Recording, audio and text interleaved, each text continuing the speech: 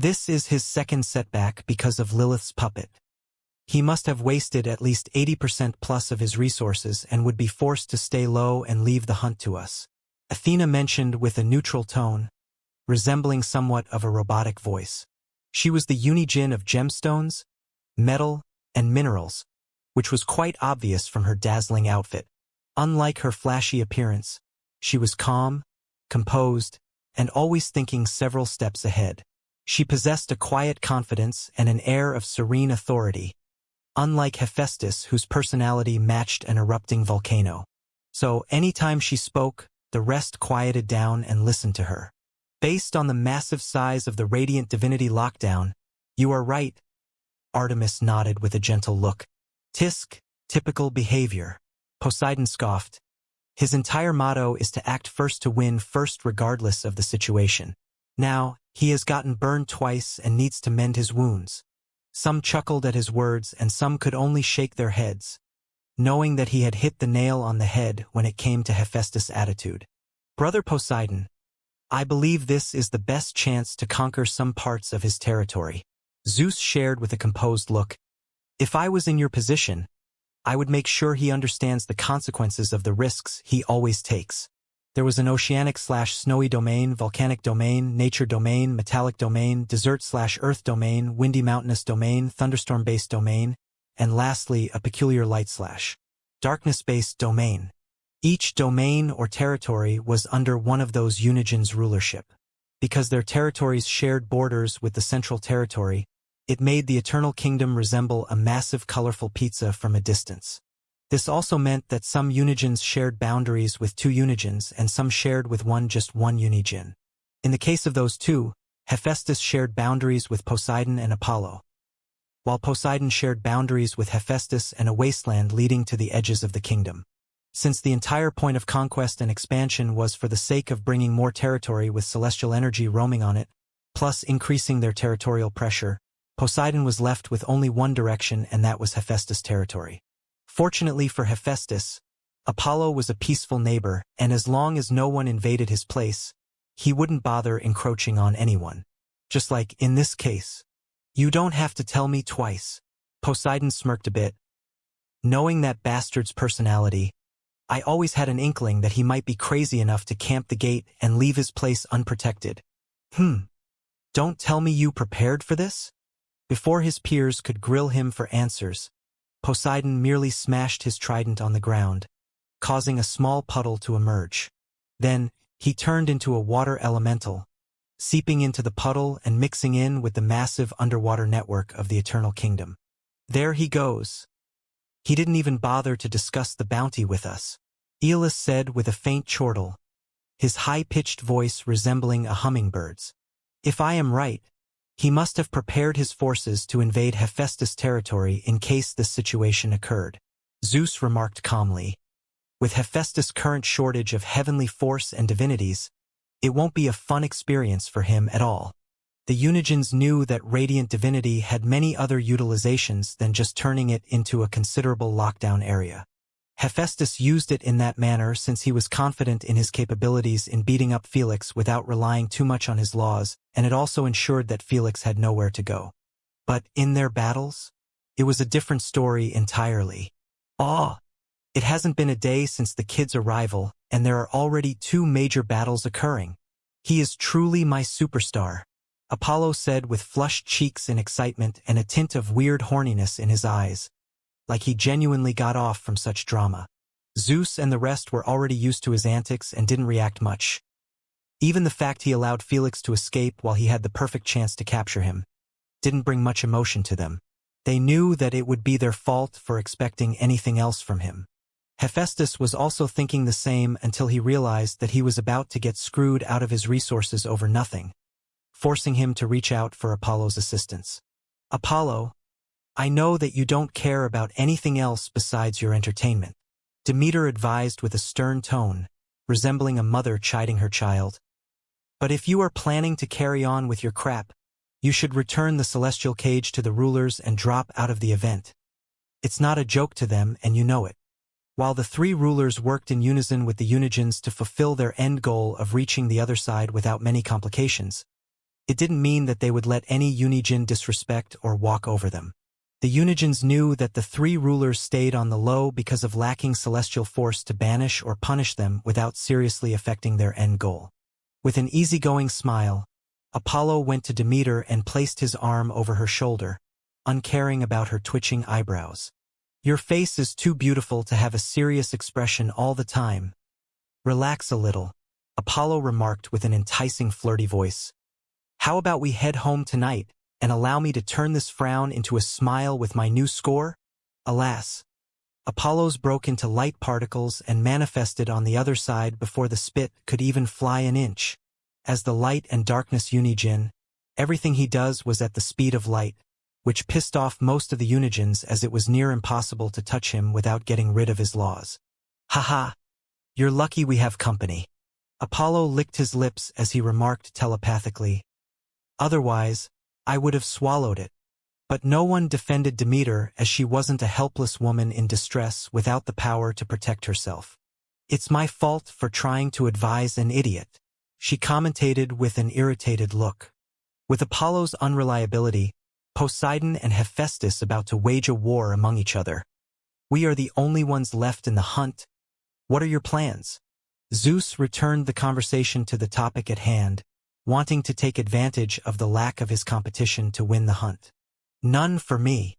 Aeolus yawned as he lay on a puffy, comfortable cloud. The boy must be somewhere near the edges of the kingdom, and if he was smart, he would be constantly on the move. He is right. It won't be easy for us to capture him in this scenario, Athena said calmly. "At least, we are fortunate that the three rulers have sealed the eternal kingdom from the void realm due to Lilith, making it impossible for him to hide in it or use his territorial pressure if he even knows how. Indeed, if the void realm wasn't locked out, it would be near impossible to touch the lad." Zeus nodded. All of them knew that any connection to the void realm was sealed away after Lilith got banished for what she tried to do to the universe's heart. The eternal kingdom wasn't completely shut off from the universe. There were two pathways to enter the universe without wasting a massive amount of celestial energy to unlock the gate. Those two were the major realms mirroring the universe and had connections to the eternal kingdom and the universe. This turned them into an indirect bridge. Unfortunately, Lord Hades had sealed his realm from the eternal kingdom, and the three rulers were forced to invest a godly amount of celestial energy to seal the eternal kingdom from the void realm after banishing Lilith. This ended up leaving only the eternal kingdom's gate as an entry point, since those two realms were owned and controlled 100% by their guardians. Not a single Unijin or even a ruler would dare step in them without serious precautions against Hades and Lilith. It was all due to something called territorial pressure, a power unique only to Unijins. But that's for another time. If it wasn't for the seal, he would be able to jump between the universe and the eternal kingdom freely. Plus, even connecting both realms, allowing him to create his void domain in the eternal kingdom. Alas, the three rulers knew of its dangers and had to seal it away after Lilith turned against them and their plans. Athena didn't bother to respond. She merely gave him a nonchalant glance and turned to Demeter and Aeolus. "You should use your laws to look for him," she requested. "It will be easier to locate him with your help." As the Unijin of earth, sand, rocks, dirt, and such, she could be said to have access to the entire Eternal Kingdom's surface.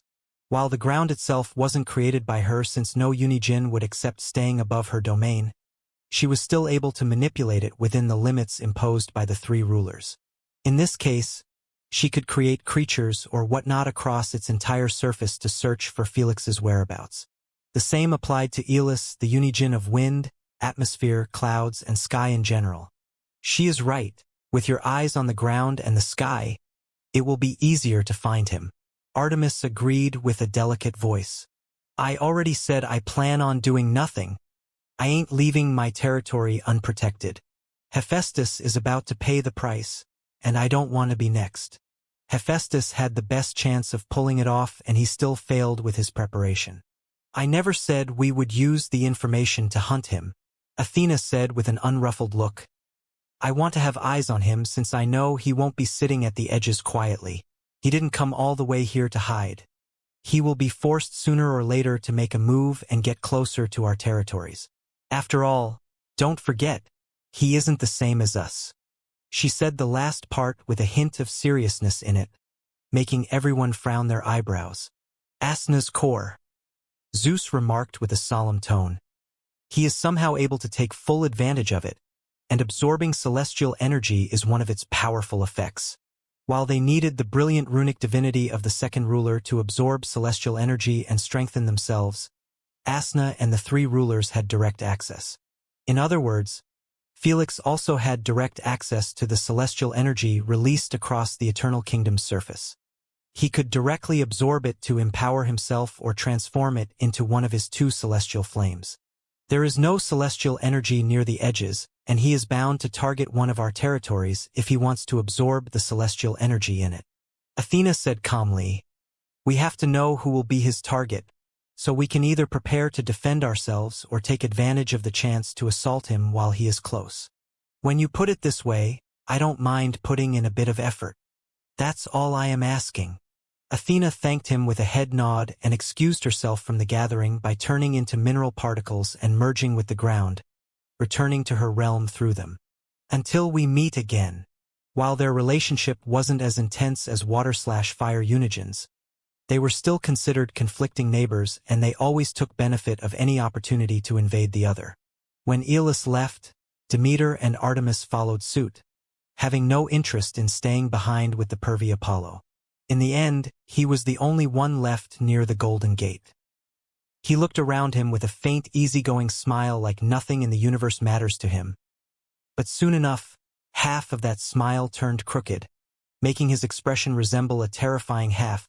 This fearsome expression lasted for less than a split second before he turned around and his face became normal again, leaving behind a tiny, small black point in the iris of his right eye. He pulled the lyre from his back and started strumming the strings, playing a comforting and peaceful melody as he flew in the direction of Hephaestus' territory. "Stop making a fuss and let's go watch the war," Apollo uttered with a pleading tone as he continued playing the soft, peaceful music, which resembled a child's lullaby. As he flew into the distance, the hint of darkness in his iris faded away at last. Meanwhile, in the aftermath of their harrowing escape from the cosmic battleground, Felix and his people found themselves in a stark and desolate landscape. They were in a mountainous wasteland, a place devoid of life, where only the ground and dried-up rocks stretched out as far as the eye could see. Amidst this barren expanse, Felix sat in a meditative position atop a flat, elevated rock. His eyes were closed in deep concentration, his features set in an expression of intense focus. Above him hovered a purplish symbol of a bear, glowing softly in the desolate environment. This symbol emanated a serene energy, forming a transparent bubble around him that seemed to separate him from the surrounding bleakness. It was called regenerative hibernation. It allowed him to enter a state of deep hibernation, during which he recovered from injuries and regained his energy rapidly, albeit at the cost of temporary immobility and vulnerability. Felix wasn't too worried as his 6 clones guarded him from all directions. "His injuries were quite fatal," Thor remarked with a pleased tone. "But with his impressive rejuvenation, plus the symbol's effect, he is already about to reach his peak after less than a couple minutes. Just like it was extremely difficult to damage a Unigen's body, it was just as hard and complex to heal it back to peak form. Fortunately, Felix possessed one of the best rejuvenations. Sometime later, after opening his eyes, Felix's gaze was strikingly cold and piercing, radiating an aura of intense, yet suppressed anger that simmered just beneath the surface, hinting at the turbulent emotions lying within. His change was immediate and intense. A powerful surge of anger and hatred radiated from him, manifesting as a swirling red aura that enveloped his form. This aura pulsated with dark energy, its intensity so overwhelming that it caused the councilmen and the void citizens to instinctively get on their knees, a primal reaction to the raw, unbridled fury emanating from their god. His eyes soon revealed irises that had turned a deep, demonic red, reflecting the inner turmoil that consumed him. "Have you ever seen the Lord like this?" Miriam whispered in a hushed, anxious tone. "No, this is different. It's like his anger consumed him. It's frightening, Candace replied, her eyes not daring to meet Felix's wrathful gaze. The rage is palpable. Can we even approach him in this state? Arthur pondered, the worry evident in their voice. Meanwhile, the memories of the near-death encounter with Hephaestus flooded Felix's mind, each one igniting a spark of rage that compounded into a roaring inferno of hatred. I won't let this stand. I won't be made a victim, Felix uttered fiercely, his mind a maelstrom of vengeful plots and strategies. Enough was enough. Felix had been getting beaten left and right by the three rulers and the Unigens every time he made contact with them. While it wasn't his fault, as the difference in strength and battle experience was like heaven and earth between them, Felix had no plans of falling behind this as an excuse anymore. I am the paragon of sins, and I am going to make them pronounce my name even if it is the last thing I do in this shithole. Felix stressed with a bone-chilling tone. Neither Hephaestus, Lilith, the rest of the Unigens, nor even Lord Hades bothered to refer to Felix as the paragon. Not even once. It was always human, mortal, boy, child, or even Lilith's puppet. This was enough to make anyone comprehend that none of them considered Felix as a true Unigen on their level, even when he possessed the same strength and spiritual pressure as them. I am done being underestimated, shamed, and looked down upon. Felix tightened his fist until veins were about to pop from his wrist. Then, he voiced with the most chilling stare directed at the center of the eternal kingdom. I will make you regret the day you crossed me. The atmosphere around him was charged with a sense of impending action, a promise that this wave of fury would not go unaddressed. The tenants and the citizens around him could feel his ironclad conviction, making them comprehend that he wasn't just lashing out. Let's see if you are just empty words or not. Lilith smirked faintly. To reclaim my title isn't an easy task, as I have terrorized the entire kingdom. Terrorized? I have no interest in terrorizing anyone. Felix's wisp in his consciousness space turned to stare at her with a look devoid of emotions. I will completely obliterate this piece of land from existence. Watch me. The warm welcome from Hephaestus made Felix comprehend that he had no place in the eternal kingdom and that no one wanted him around. Dada! When Felix heard Nemo's voice, his intense killer aura disappeared at once and his eyes returned to normal again. He showed a gentle smile to Nemo as held him in his embrace. However, the hint of madness and hatred in his eyes could be seen buried at the back of his eyes. He would never forget. Sometime later, Felix convened a meeting with his councilmen. Their figures huddled around an improvised council table made from the rugged terrain. Despite the desolation around them, the group was intensely focused and aware of the gravity of their situation in the eternal kingdom. None of them could erase the battle between Felix and Hephaestus from their minds. How they were utterly helpless, akin to feathers in a thunderstorm. We need to establish a foothold here, Felix addressed coldly. Our first step is to build a base in this region. It will serve as our operational hub, while we gather information about our surroundings. The councilmen nodded in agreement. They understood the importance of securing a stable location in this unknown and hostile environment. Due to the wish, we ended up losing most of our wrathful creators and other behemoths. I will try my best to bring the numbers up a bit to help us recover our armies. In the meantime, work on fortifying the base, Felix said. He understood that it would not be as easy as the last time. Now, he was considered as a genuine Unigen under the universe's laws, which meant he could not abuse his laws and clone wrathful creators and the rest of the void creatures' infinity without pushing the universe to intervene. If it was allowed, Lilith wouldn't have created just 700 of each unique void creature but flooded the universe with them. Felix prioritized them at the moment since he truly needed resources for his wishes. Without the void realm in his corner, he couldn't even use the infinite pool of void energy as a price anymore. Also, I have covered more than 10 million kilometers of surface area around us with my spiritual pressure, Felix added. It will help us remain invisible from the spying eyes of the Unigens. Stay in the zone to not get detected. Everyone nodded in understanding. That's it for now. I will reach out to you later. Felix excused them with a wave of a hand and left the place with Nemo on his shoulder, heading towards what remained of the wrathful creators. As he started using his perfect cloning symbol on the wrathful creators in a moderate manner to test out the universe's limits, he switched his focus to his wisp in his consciousness space. There, he found that his tenants were already pretty heated in a discussion about his next move with his wisp. Poseidon must be attacking Hephaestus if he was smart. It's his best chance to enter either territory and absorb some of the celestial energy in the atmosphere. Thor said. What if they halted their war and turned against him? Fenrir shook his head. Asna's core is much more worth it than their territories, and I am certain they would put their differences aside and gang up on him. It's much worse than that, Lady Sphinx uttered with a solemn tone. He will be situated in one of their territories, which meant they would have the power to use their territorial pressure on him. When this term was mentioned, everyone supporting Thor's plan quieted down and had their eyebrows knitted in frustration. Territorial pressure or domain pressure.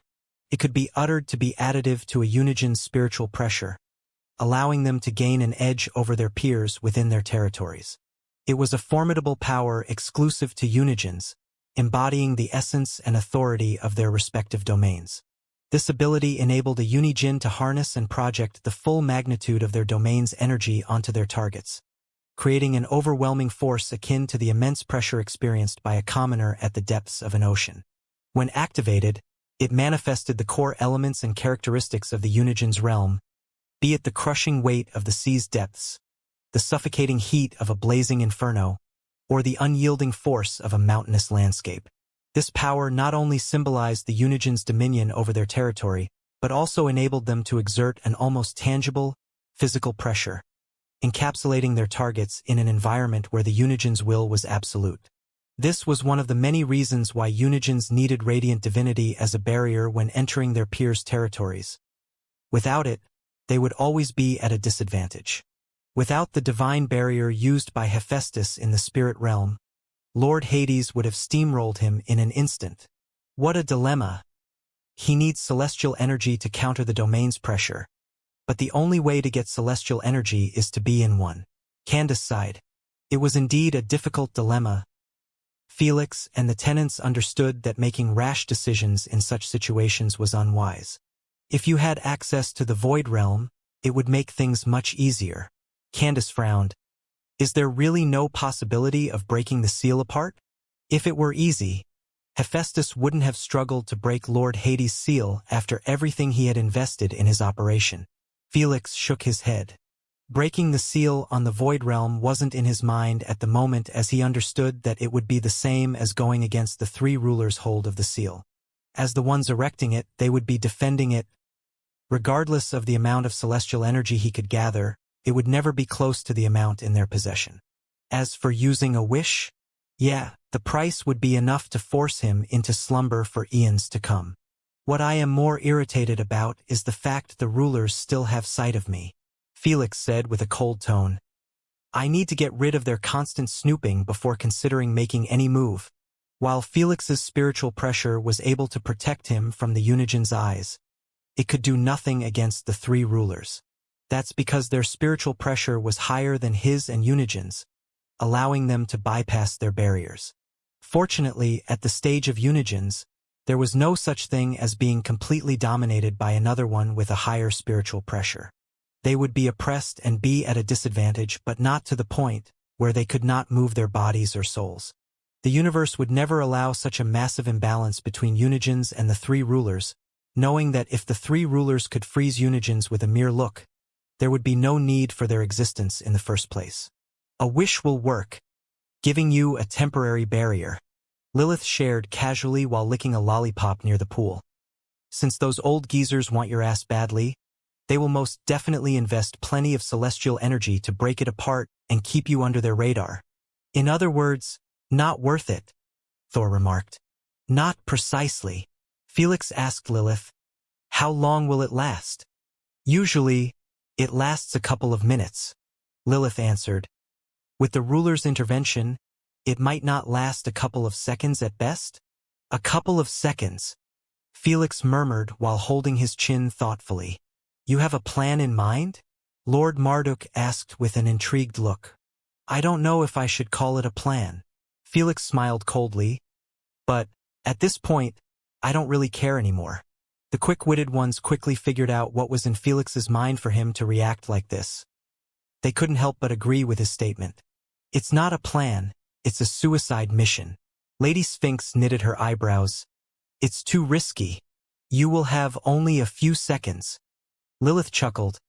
Are you sure you will be able to pull it off? With enough preparations, there is nothing I can't do, Felix asserted with a confident gaze. What are you guys on? Thor asked in irritation, still having no clue what they were talking about. Felix went on and brought everyone into the plan. As expected, not one of them warmed up to it and believed that Felix was biting more than he could chew. Still, Felix didn't listen to anyone's warnings and began his preparations to perfect it, forcing everyone to drop their misgivings and help him out. Poseidon and Hephaestus war is the K. Before Felix could finish his sentence, he swiftly switched to his main consciousness after realizing that his senses had picked off the appearance of a new area in his radar. Closing his eyes, Felix reached out with his heightened awareness, his senses stretching across vast distances. As his perception expanded, he transcended the physical barriers, his mind's eye soaring over the tumultuous borderlands where the two deities' territories converged. What he witnessed was a scene of epic proportions, a colossal confrontation between two mighty armies, each consisting of millions of creatures embodying the essence of their respective domains. The battlefield stretched along the vast expanse where Poseidon's endless ocean met Hephaestus's volcanic lands, a dramatic frontier where water clashed with fire, that attention-seeker whore. He must have lifted his spiritual pressure to allow everyone free spectatorship of his invasion. Lilith smiled in amusement, knowing Poseidon's character very well. If there was something else he loved more than dogging and embarrassing Hephaestus, it would be doing it with public eyes on him. He sure didn't waste a single second, Felix said with a faint, pleased smirk. How could he not be pleased? He had live access to the ongoing war, and this would help him immensely strategy for his future move. Aren't their armies a bit too small? Why even use armies when they could erase them with a single thought? Candace commentated with a curious tone as she eyed the formidable ranks of Poseidon's forces. Water elementals surged forward like living waves, their forms shifting and flowing with lethal grace. Among them were mighty sea creatures, their scales glistening in the aquatic light, and legions of aquatic warriors, their weapons drawn and eyes set with unwavering resolve. On the other side, Hephaestus's army stood as a living inferno. Creatures born of fire and molten rock moved with a fiery intensity, their bodies glowing with intense heat. Fire elementals danced through the air, leaving trails of flames in their wake, while volcanic beings marched forward, the ground cracking and smoldering beneath their feet. There was no sight of Poseidon or Hephaestus, just their overwhelming armies in a complete standoff in front of their borders, awaiting further commands. Those armies are not small or weak in the slightest, Felix replied with a serious tone. Each one must be blessed with various levels of incandescent divinity, which increased their strength immensely. In addition, the Unigens bring subordinates under them only if they possessed enough radiant divinity to protect them from the territorial pressure during the invasion. Lastly, this isn't the only war ongoing. There are more than 10 other battlefields, Felix added as he switched his vision to share with them many other areas with the same confrontation happening. I see. Candace raised an eyebrow in understanding. Since even Unigens struggled against the territorial pressure of their peers, it was obvious that their subordinates wouldn't be able to survive walking even a mere step on another side. As expected, from the depths of the vast ocean, a radiant, golden celestial light emerged, a luminescence so pure and powerful that it pierced through the water, reaching up toward the sky and bathing the entire battlefield in its celestial glow. The warriors of Poseidon's army, caught in this heavenly light, underwent a wondrous metamorphosis. They were enveloped in an ethereal aura, their forms taking on an almost holy aspect. Their armor and weapons shimmered with divine energy, and their eyes glowed with a newfound resolve and power. This divine intervention infused them with a sacred strength, elevating them beyond their natural abilities, and most importantly, giving them the necessary protection against Hephaestus's territorial pressure. For the Lord! For the Lord! For the Lord! Emboldened by this heavenly blessing, Poseidon's warriors let out resounding war cries, their voices echoing across the oceans and the skies as they charged toward Hephaestus's forces. The clash that followed was a spectacle of divine and elemental warfare. Warriors wielded water, ice, and fog with masterful control, shaping them into powerful weapons and shields. The ocean itself seemed to respond to their command, with waves and currents aiding their assault. But beyond these elemental attacks, the warriors now also unleashed a barrage of divine techniques, utilizing their incandescent divinity. It might be the weakest form of divinity with no more than 0.1% of celestial energy in it, but it was still powerful enough to cause great ruination among Hephaestus' forces. Boom! Boom! Divine beams of concentrated light shot forth from their hands, cutting through the ranks of Hephaestus's army with unerring precision. Divine swords materialized from pure energy and clashed against the fiery weapons of their opponents, their celestial clangor resonating across the battlefield. Warriors called upon celestial shields, impenetrable barriers that reflected the flames and heat back toward their assailants. Hephaestus's forces weren't some sitting ducks. They also possessed incandescent divinity, as it was a standardized blessing among them compared to the radiant divinity blessing. While Hephaestus was broke at the moment and couldn't afford to share his radiant divinity with them, the fight was still occurring in his territory, which gave his forces an advantage over their counterparts. Do not let them gain ground on us. Defend the Lord's territory with your lives. This turned the battlefield into an arena of both elemental and celestial combat, with both forces suffering from major casualties across the board. More so on Hephaestus's side, since Poseidon's forces were somewhat protected by his radiant divinity. Both Unigens remained hands-free from their troops' confrontation, as it was an unspoken rule between Unigens to not involve themselves in such battles. Even if they didn't care about honor or their word, they saw it as beneath them to engage with those lesser than them in status. Most importantly, if one dared to join, the other would most definitely stop him. Thus, Hephaestus was left sitting in the heart of his fiery domain, brooding on his magnificent throne made of flowing magma. His expression grew dark with irritation. His jaw was set firm, and his eyes, glowing like hot coals, burned with a mixture of rage and frustration. With a clenched fist, Hephaestus slammed the armrest of his magma throne, causing a small eruption of sparks and molten rock. Shameless bastard! Haven't you already taken enough from me? Hephaestus could only curse and vent his anger in this manner, knowing that if he dared to make a move and stop Poseidon's armies from advancing, he would go all out on him. At this moment, he wasn't sure he would be able to push him away without suffering many more losses with his current amount of stored divinities. In other words, Poseidon was making sure to ruin his day and torture him by invading his territory bit by bit.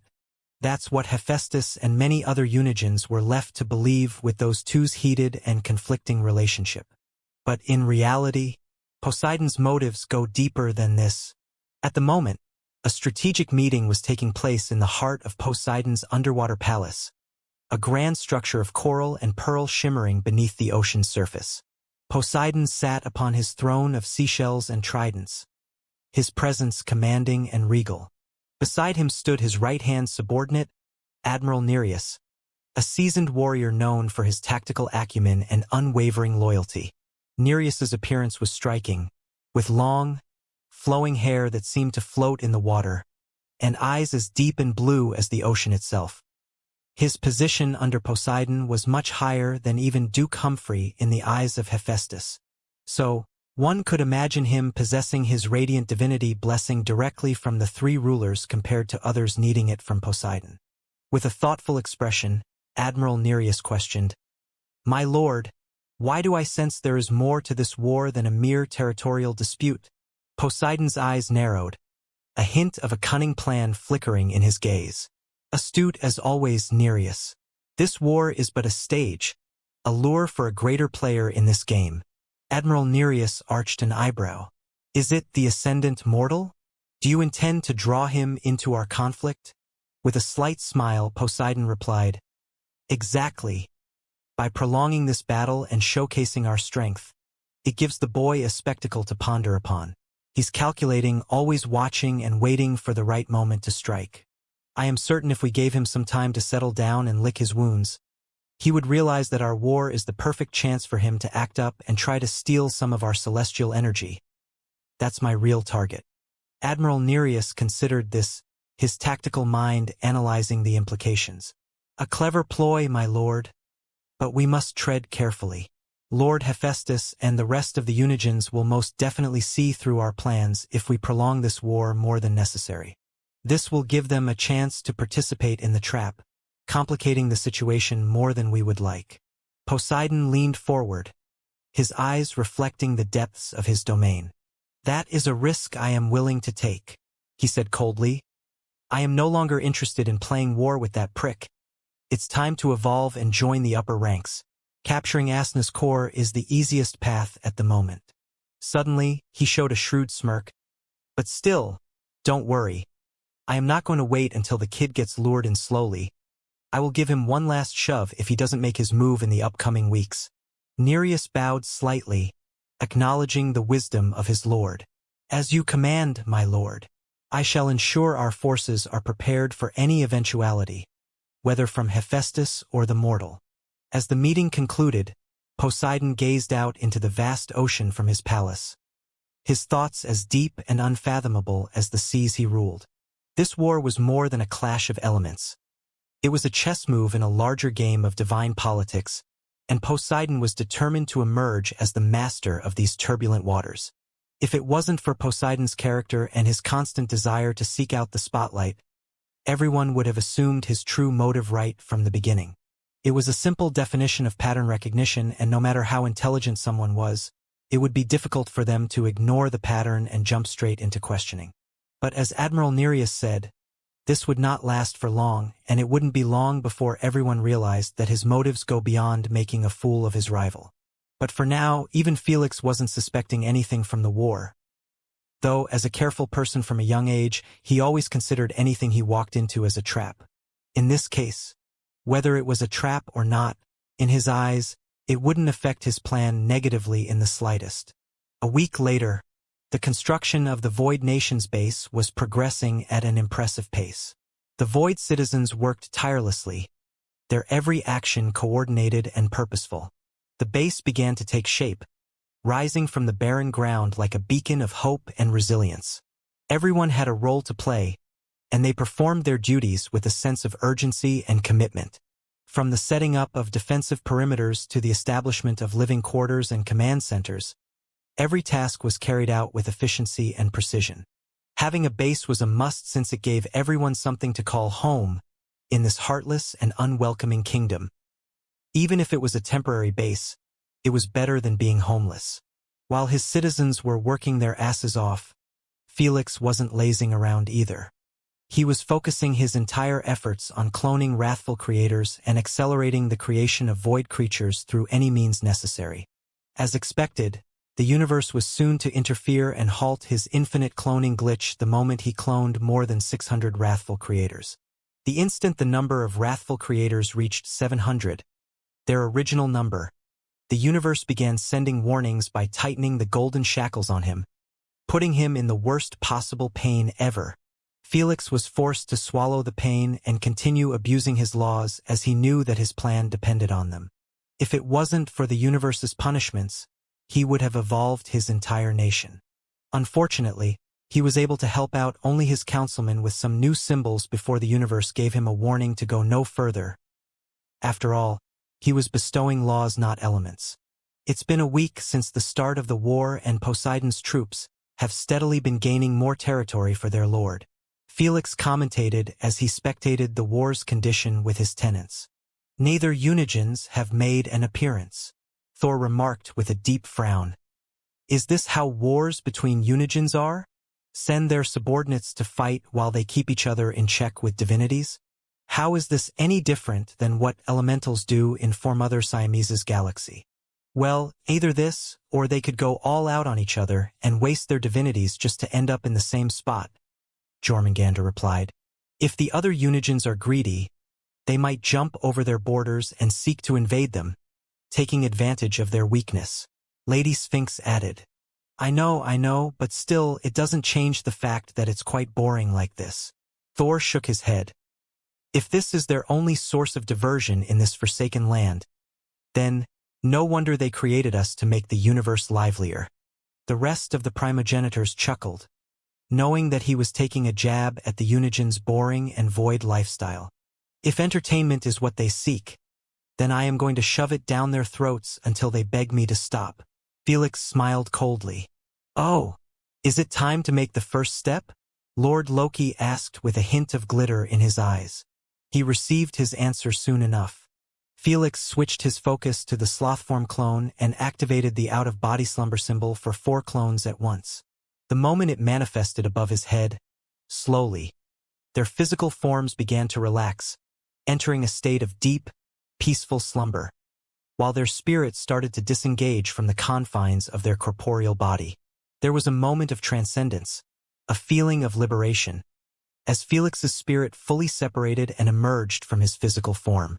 I quite missed this feeling. Felix smiled nostalgically as he scanned his spiritual body. The clones also did the same. Since he was already used to the feeling of being a spirit, it took him less than an instant to orient himself in this new form. However, as he lifted his head and gazed around him, he was met with a spectacle that rendered him speechless, a vista beyond his wildest imagination. The wasteland of the Eternal Kingdom, which had seemed desolate and lifeless in its physical form, was teeming with an unfathomable number of spirits in the spiritual realm. These spirits floated aimlessly, like a sea of misplaced souls, each one adrift in its silent world. The spirits varied in form and appearance, some ethereal and faint, others more defined and radiant. They moved with no particular purpose, their paths meandering and aimless, creating a mesmerizing spectacle. Felix stood, or rather, floated amidst this sea of spirits, his spectral form a mere whisper among countless others. The spectacle was hauntingly beautiful yet profoundly disconcerting. Each spirit seemed to carry its tale, a whisper of a life once lived, now reduced to a wandering wisp in this ghostly wasteland. This is the result of Lord Hades locking the spirit realm from the Eternal Kingdom, Lilith remarked casually. Anyone who dies has his soul pushed to wander the wasteland. There must be hundreds of trillions of spirits roaming the Eternal Kingdom. How is Lord Hades safe from this? Felix murmured as he gazed at the spirits passing by him mindlessly.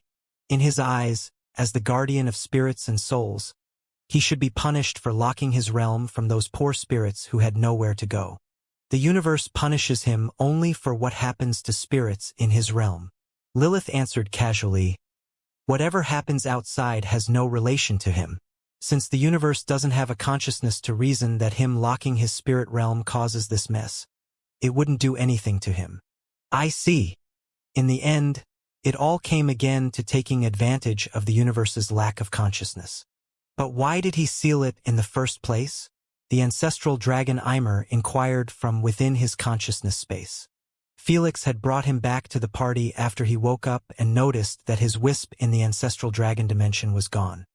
He could not leave the ancestral dragon behind, especially when he was one of the few ones harmed directly by the 3 rulers and helped Felix with everything in his power to take them down. He had to watch their downfall with his own eyes. None of us knows. Thor shook his head. Lord Hades refused to bring us on the whole story. When he uttered this, everyone turned to glance at Lilith in silence, wanting her to interject and feed them some new intel without directly asking her. Alas, she merely gave her usual chuckle. I don't want to upset Hades. Hearing this, everyone clicked their tongues in vexation and dropped any thought of learning the truth from her. For Lord Hades to break his rules and lock out the spirits of the Eternal Kingdom, it must have been something extremely serious, Felix said with a solemn tone. If only Lord Hades bothered to visit him once in a while, he would ask him again. But, ever since his entry, he never spoke with him and merely kept watching him from a distance. He didn't even bother to place a wisp inside Felix's consciousness. Still, he was able to link up with him any time he desired since he was the controller of the seal. Just like the three rulers could speak with Lilith while she was in her void realm, while she couldn't interact with the Eternal Kingdom unless they removed the seal. After the subject was dropped, Felix kicked off the start of his master plan. He ignored the sea of spirits in front of him and flew through them at the speed of light with his clones. As a spirit, he had nothing to stop his momentum, and Felix took full advantage of it to aim towards none other than the Poseidon's and Hephaestus territories. The only ones who saw him do this were the three rulers within the council. Right now, high above the celestial realm, in front of the universe's heart, the three rulers converged on their ethereal platforms. They watched intently as Felix ventured towards the war zone. "He's turned into a spirit," noted one of the rulers, his voice echoing softly. "In this form, he will be able to absorb celestial energy." "He will, but the amount will be tragically low, as Hephaestus and Poseidon won't stand by and watch him," the second ruler uttered with a feminine tone. "It won't be enough to change anything." The time frame marks the exact dates on the prophecy table. The first ruler uttered as he gazed into nothingness. While others saw nothingness, the three rulers beheld a magnificent illuminating tablet adorned with pictures and hieroglyphs. It was a wondrous enigma, and even the three rulers appeared perplexed as they gazed upon it, as if they had yet to determine its true nature. Everything the three rulers had done was because of the prophecy, and they respected the events described in it and their time frame to the point they would not take the easiest option if it was proven to affect the prophecy negatively.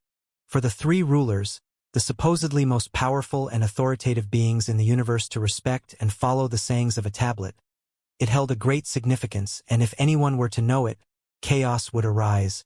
While the three rulers had yet to analyze the entire tablet, the result was enough to make them blindly trust in its path.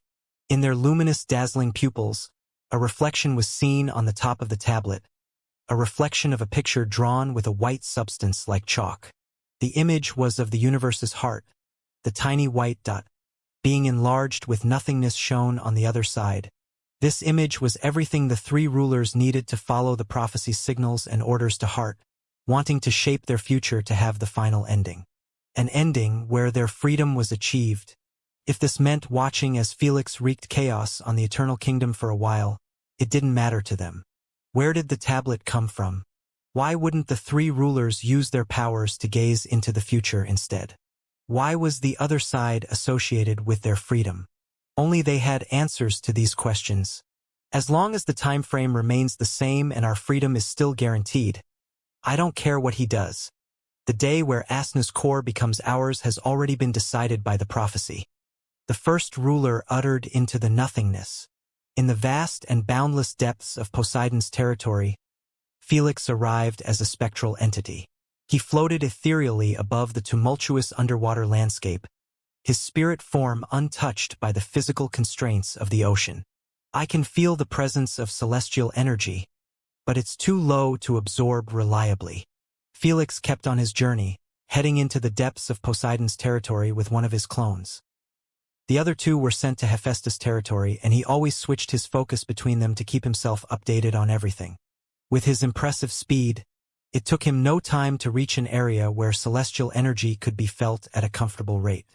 Without further ado, Felix sent the other spirit away from him, and he swiftly established a spiritual connection with Asna's core, creating a spiritual link between them.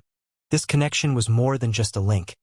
It was a symbiotic bond that allowed the core to extend its reach beyond the physical limitations of Felix's body and into the vast territories of the two deities.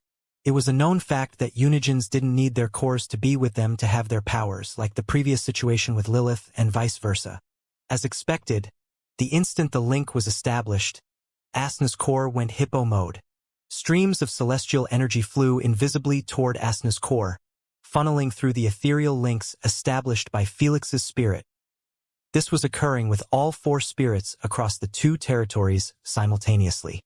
Unfortunately, the Unigens' senses were simply on a different level, and the moment they noticed a sudden abnormal shift in their territories, they immediately placed their focus on those areas.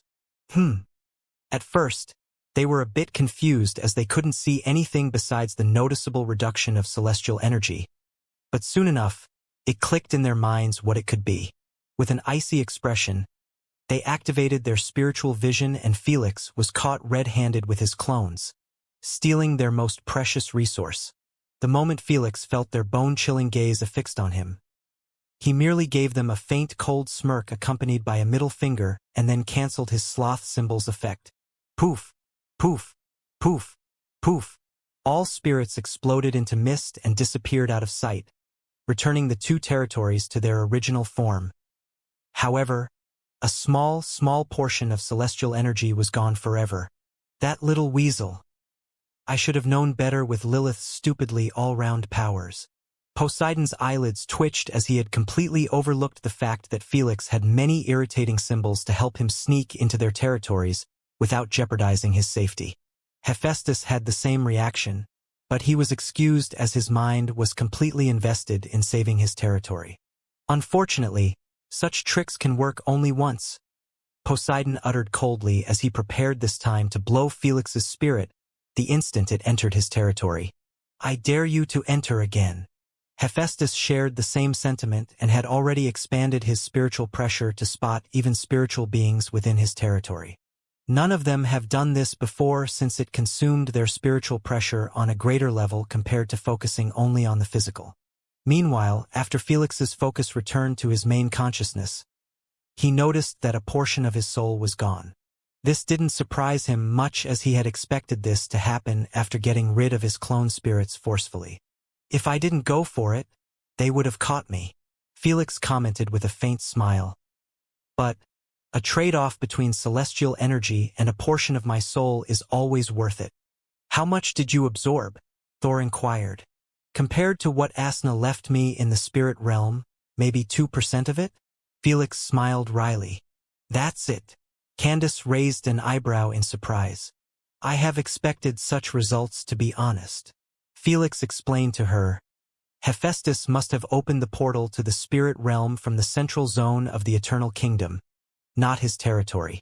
After all, since he had gotten tools and even some angelic armies under the three rulers, it was normal to let him open the gate near the capital city. Especially when he was the one investing his portion of celestial energy for the entire mission. I see, so when Asna was absorbing celestial energy, she was absorbing closer to the source, Candace remarked. Exactly, Felix nodded. What can you do with this amount? Nothing of a very high value, Felix replied. I will need more if I want to use celestial energy to strengthen me, turn it into celestial flames, or for wishes. I guess you will be returning again. Candace chuckled. What method will you use now? You will find out soon enough. Felix sat down on the ground and created more than 1,000 wisps of consciousness in the blink of an eye. Even though he had lost Elder Kraken's ability, he obtained it again after the ascension as it was one of a Unigen's innate abilities. Almost anything a primogenitor managed to learn and a master related to bodies and souls, Unigens were given to them at birth. After he was done, Felix utilized another symbol related to the sloth's sin, Dream Invasion. With the Dream's Invasion symbol at his command, he prepared to infiltrate the subconscious minds of Poseidon's slumbering citizens. His goal was clear and precise: to establish a network of connections for Asna's core to siphon celestial energy once more, but this time through the dreams and nightmares of Poseidon's territory. As his spiritual pressure extended outwards, a silent wave sought the minds of those in deep sleep. Identifying his targets, Felix's spirit delved into the dreamscape of a sleeping citizen. The dream world unfolded around him, a realm of surreal landscapes and abstract perceptions. With careful precision, he navigated the dream, his presence unnoticed by the dreamer's subconscious. Once settled within the dream, Felix performed his crucial task. He placed one of the wisps and gently embedded it within the dream's fabric. This wisp was more than enough to create a subtle but potent connection to Asna's core, a link through which celestial energy could be absorbed.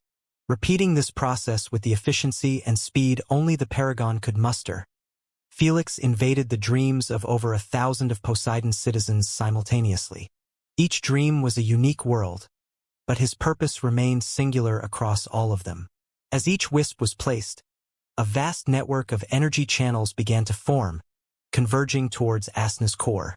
How sneaky! If only Hephaestus also removed his spiritual pressure, it would allow you to target his people. Candace laughed. While spiritual pressure could do nothing against Felix's dream invasion symbol, he had to see the target first. He could not do this unless the spiritual pressure was removed. In this case, only Poseidon was the lucky recipient. The moment the connection was established with the core, it began to draw in celestial energy once more. The core pulsed with renewed vitality, its glow intensifying with every passing moment. Felix kept grinning from ear to ear as he watched Asna's core fill up with a great quantity of celestial energy. "What's your next move?" His grin suddenly turned sinister as he gazed at Poseidon's palace. His senses couldn't navigate deeper as Poseidon would never allow anyone to gaze through it. Still, he knew that he must be sitting on his throne with a livid expression, sensing the loss of his celestial energy at a rapid rate from within the heart of his city. While the citizens of Poseidon's realm continued to sleep undisturbed, unaware of the silent heist occurring within their dreams, he could feel the 1,000 affected areas. When he cast his senses on these areas and noticed that the one thing they had in common was sleeping citizens, he realized immediately what was going on.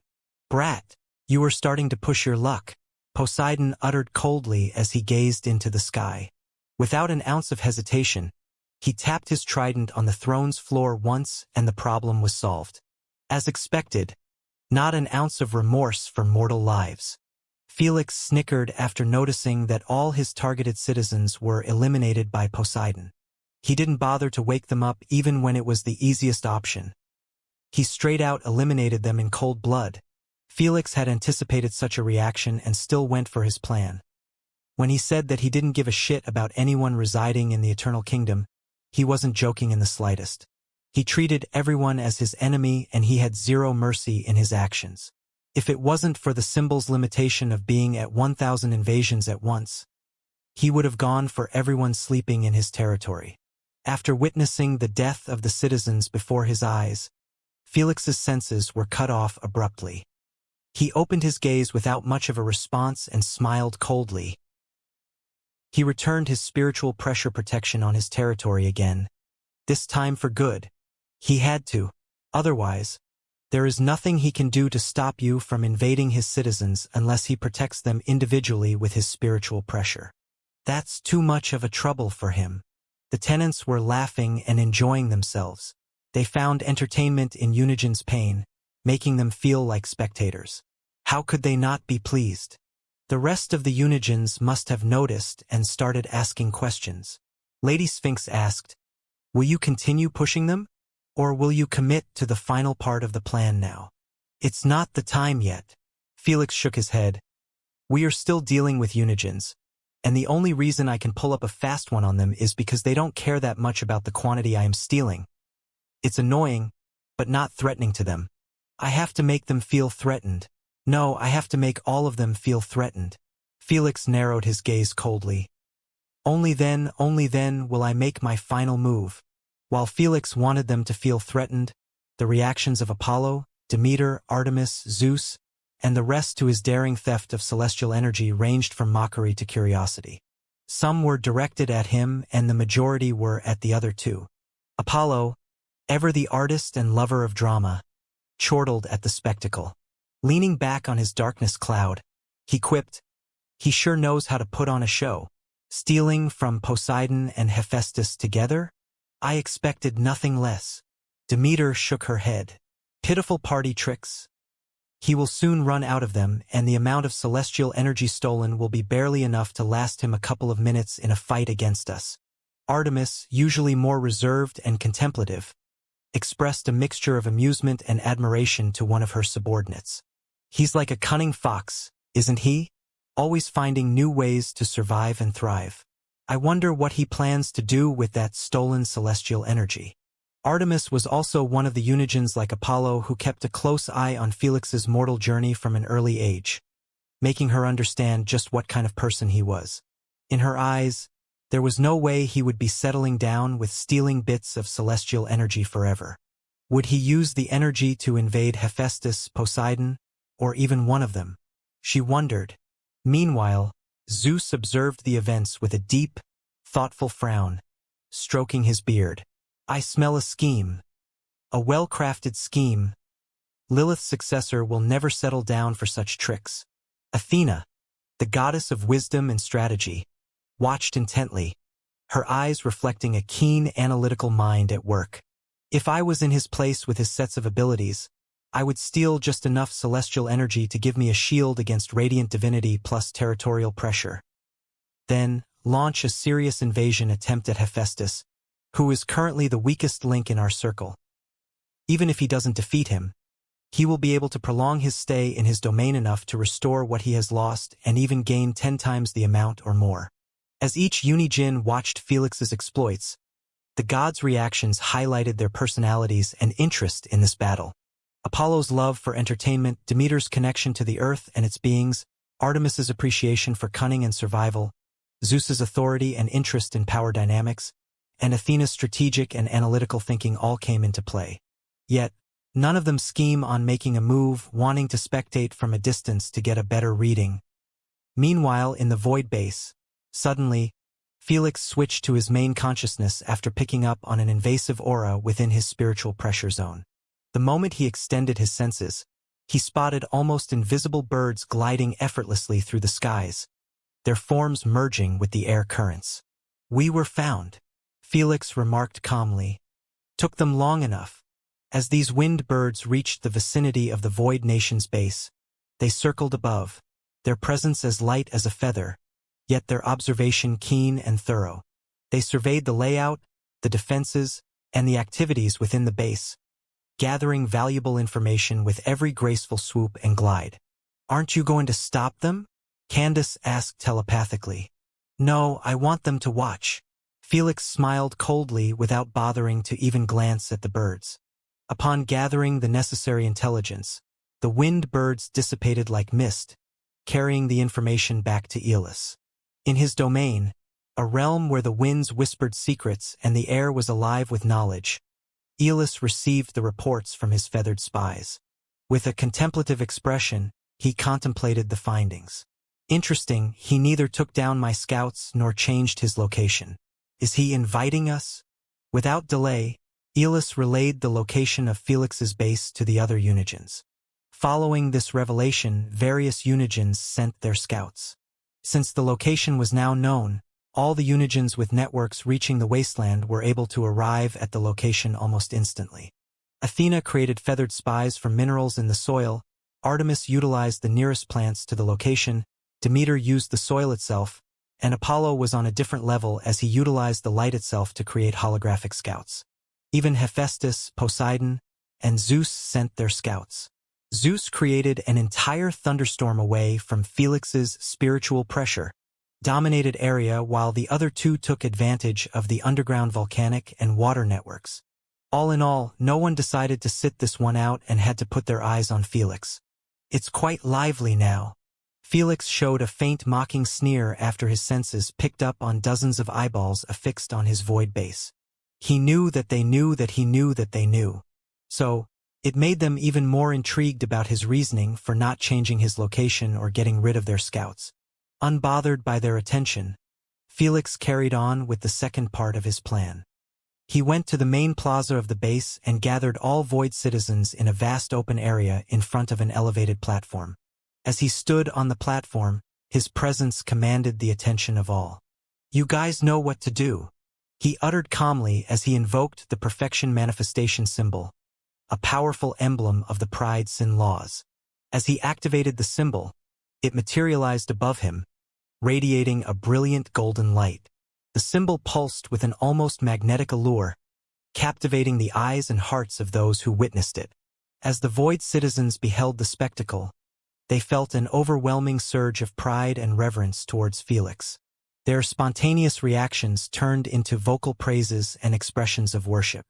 They hailed Felix's strength, wisdom, and leadership, their words sincere and heartfelt. "Our paragon, our eternal guardian, in you we trust, under your wing we soar.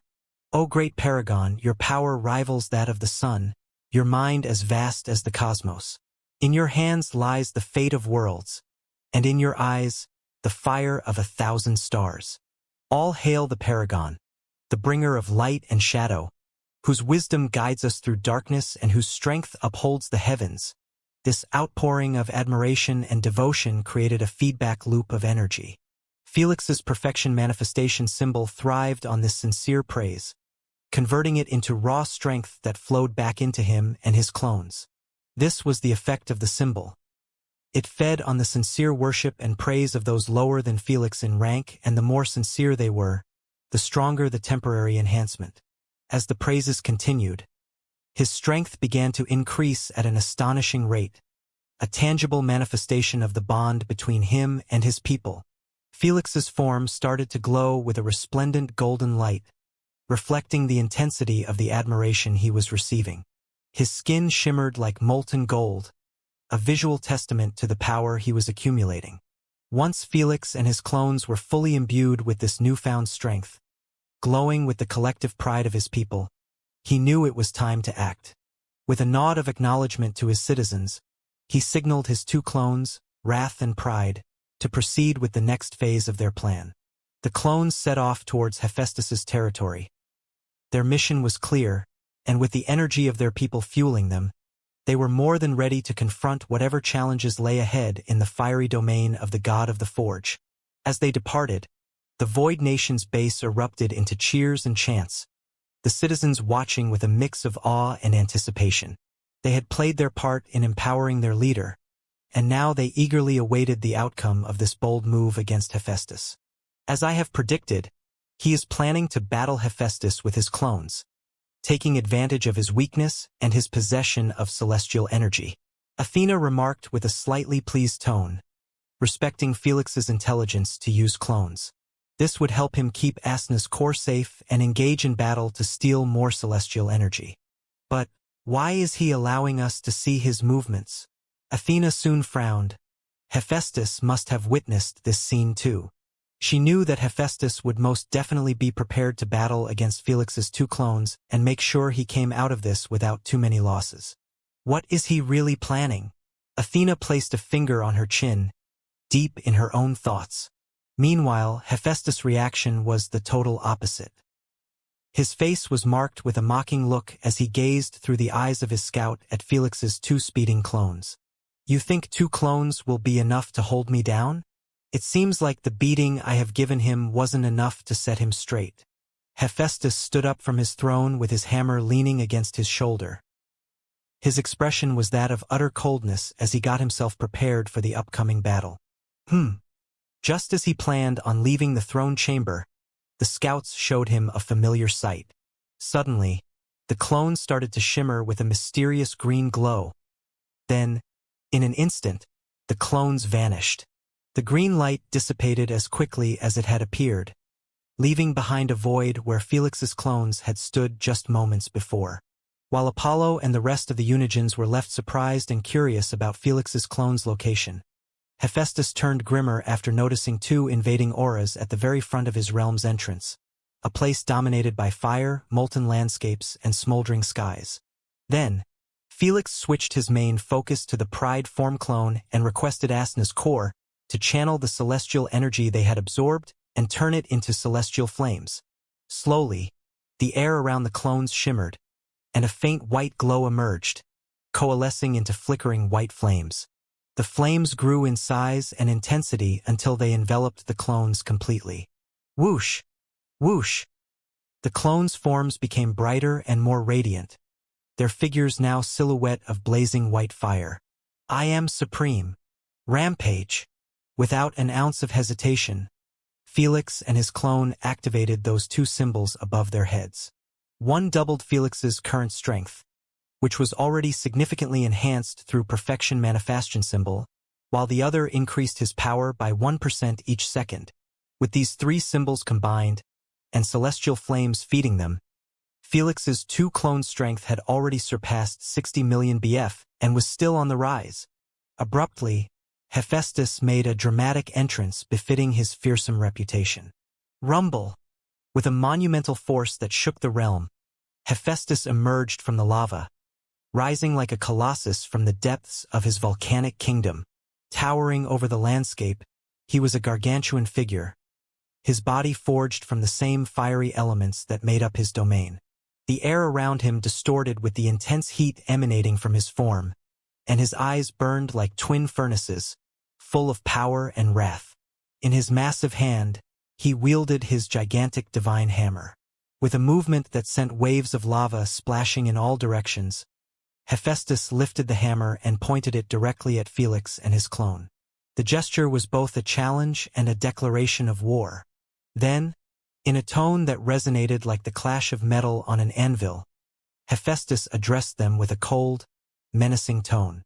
You and your pale imitation think you can challenge the master of the forge in his realm? You barely survived against me in the open. Bold words coming from a camper. Felix sneered. The only reason you have beaten me was due to your extensive preparation, and I still managed to escape. You should feel ashamed of your failure instead of boasting about it. I am not taking sides, but he is right, you know? Before Hephaestus could respond, Apollo's soft-spoken voice fell in his ears. Hephaestus' expression turned colder as he glanced to the side and observed the emergence of Apollo outside of his territory. He was chilling on his darkness cloud while carrying the lyre on his lap. Apollo, if you aren't going to join the battle, I suggest you fuck off this instant. Hephaestus wasn't in the mood to entertain Apollo's shenanigans. Don't mind me. I am just here as a bystander. You can carry on your squabble. Apollo waved his hands in denial while making sure to remain away from the battlefield. Felix remained silent as he looked into Apollo's innocent and slightly excited eyes, making him feel like he was here genuinely to watch them duke it out again. Soon, Felix lowered his gaze and cracked his knuckles, resulting in many explosions resounding thunderously. Then, without an ounce of hesitation, he charged into Hephaestus with his clone, knowing that his celestial flames wouldn't last that long. Let's see how your flames fare against the true might of my domain, Hephaestus boomed, his tone echoing like thunder across the molten landscape. With a sweeping gesture, he invoked his territorial pressure. The atmosphere around Felix's clones twisted violently. The air itself seemed to ignite, heat surging to an unimaginable degree, as if the very essence of a star had been unleashed. Felix and his clone, undeterred, stood their ground. Your flames may rule this realm, Hephaestus, but they cannot consume what creates them. Felix retorted coldly, the celestial flames around them intensifying, transforming into a protective inferno that defied the gods' scorching assault. You, the exiled celestial flames, are really on a different level than divinities. Apollo commentated with a faint smile as he began preparing his lyre, ready to add a second part to his previous score. How long can you hold on? Hephaestus sneered. He knew that Asna's celestial flames consumed close to 100% of celestial energy, which was considered an overkill to stop his territorial pressure. In other words, as long as he maintained it on Felix and his clones, the consumption rate would explode and the few minutes that Felix had might turn into a few seconds. Felix had expected as much. Instead of responding in words, he displayed him how he planned to survive. He gave him a slight smirk as he linked up two wisps within the clone's consciousness space to Asna's core. This produced another link with her, which was used primarily to absorb the celestial energy within Hephaestus' domain and feed it to the core to transform it. In this manner, as long as Felix remained in a rich area of celestial energy, he would be unstoppable. Little shit, I have to keep him in this area at all cost. Hephaestus swore under his breath as he sensed the rapid loss of celestial energy around them. This made him understand that he could not let Felix roam free in his territory, as he would exhaust the whole place of celestial energy. Star Forge. With a grand, sweeping motion, he began to reshape a massive part of his realm.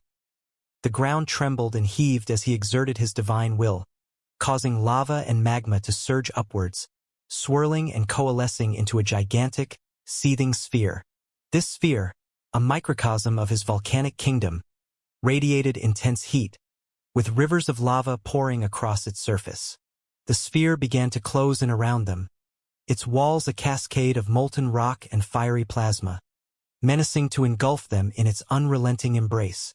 Simultaneously, Hephaestus unleashed another aspect of his immense power. Arise! With a commanding shout, he conjured thousands of fiery clones, each a wisp of his consciousness, and sent them hurtling towards Felix's clones. These ethereal doppelgangers moved with incredible speed, firing relentless barrages of lava beams and plasma blasts. While they weren't as strong as the real deal, they were able to manipulate the laws in their domain. The air crackled and sizzled with the intensity of their assault, as the clones focused their attacks on the supreme symbol floating above Felix's clones. Each beam and projectile they launched was infused with the destructive essence of Hephaestus' domain, a relentless onslaught designed to shatter the symbol and cause Felix to suffer the penalty. Amidst the swirling vortex of fire and heat, Felix and his clone concentrated their power, summoning a massive battle axe formed from the purest form of void energy. The axe materialized in a vortex of swirling purplish darkness, its presence seeming to absorb the light around it. Whoosh! Whoosh! With a forceful swing, they launched the weapons through the superheated air. The battle axe tore through the fabric of reality itself, a dark streak against the blinding heat, aimed straight at Hephaestus, his clones, and the enclosing sphere. Hephaestus, his expression turning from confidence to dread, watched as the void axe cut through his domain's intense heat, space, time, clones, reality, and whatever stopped in its path. Even his territorial pressure was able to merely weaken the strike but not completely block it. It was expected, as those axes possessed much stronger capabilities than even void domain, allowing them to disintegrate anything in their path. Slice! Slice! Hephaestus was forced to block the void blades as the battle axes sliced through layers of heated air and molten rock. Damn it! With a furious roar, he turned on what was left of the radiant codex divinity in his weapon and swung his hammer with all his might, meeting the void blades head-on. Boom! The impact resonated like the birth of a new sun, a cataclysmic explosion of fire and void that shook the very foundations of his realm. Unlike the lockdown utilized before that interfered with newly created laws, Hephaestus concentrated the divinity on his weapon alone, making it possible for the divinity to erase the blades during contact. Hephaestus can't afford to prolong this fight either. He has nothing to gain and everything to lose from this, Apollo thought to himself as he strummed the strings without a care in the world, filling the battlefield with his transcending music. Apollo, I know you are spectating the battle. Share the view with us. Suddenly, Apollo received a unified telepathic message from his peers.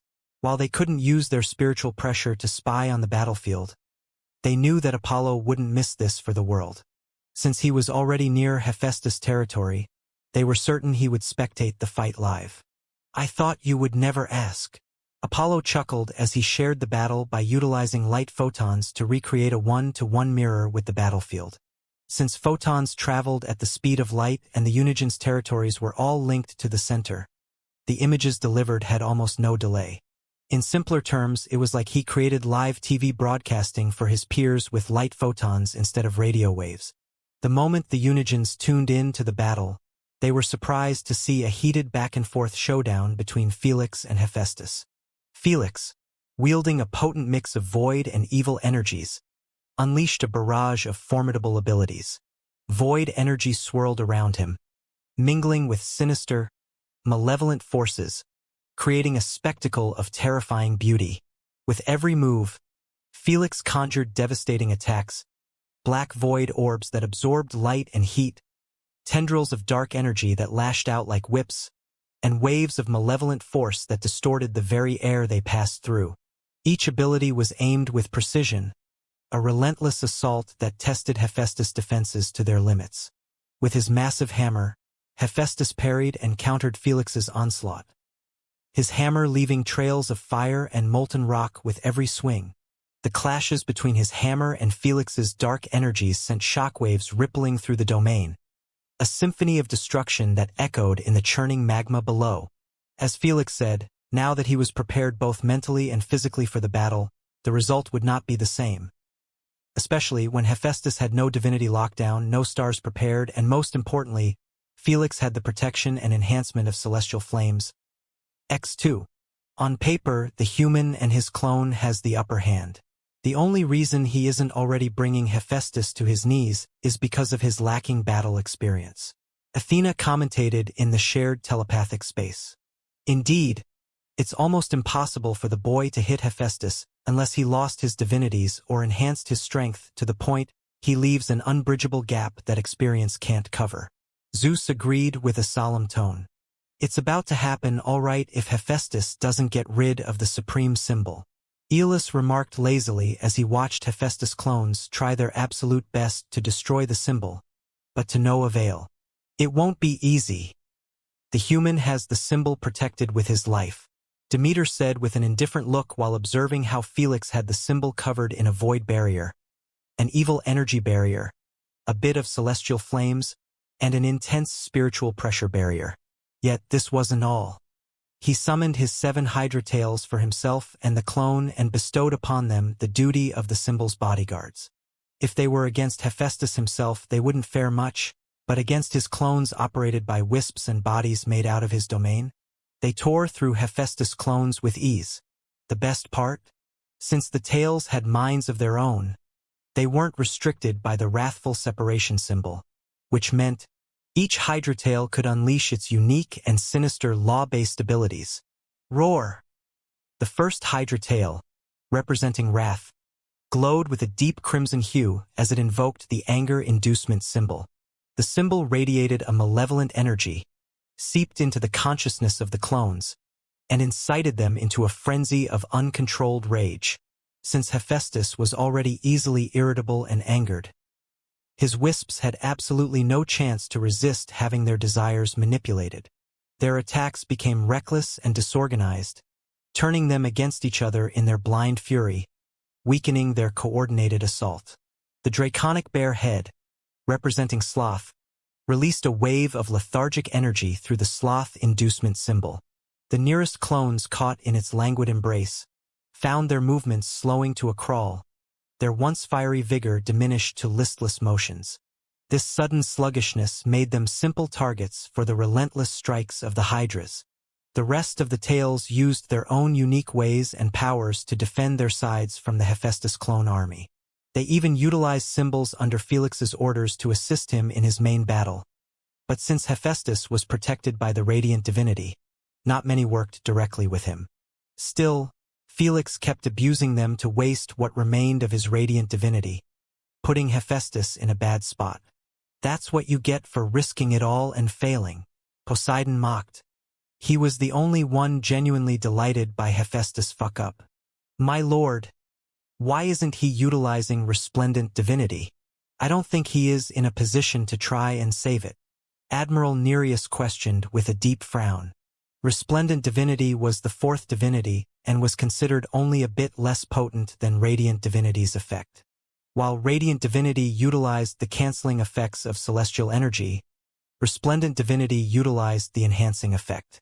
It had the potential to significantly enhance abilities or equipment to the point where the resulting outcome may be mistaken for another ability. Have you forgotten about me? Poseidon smirked coldly.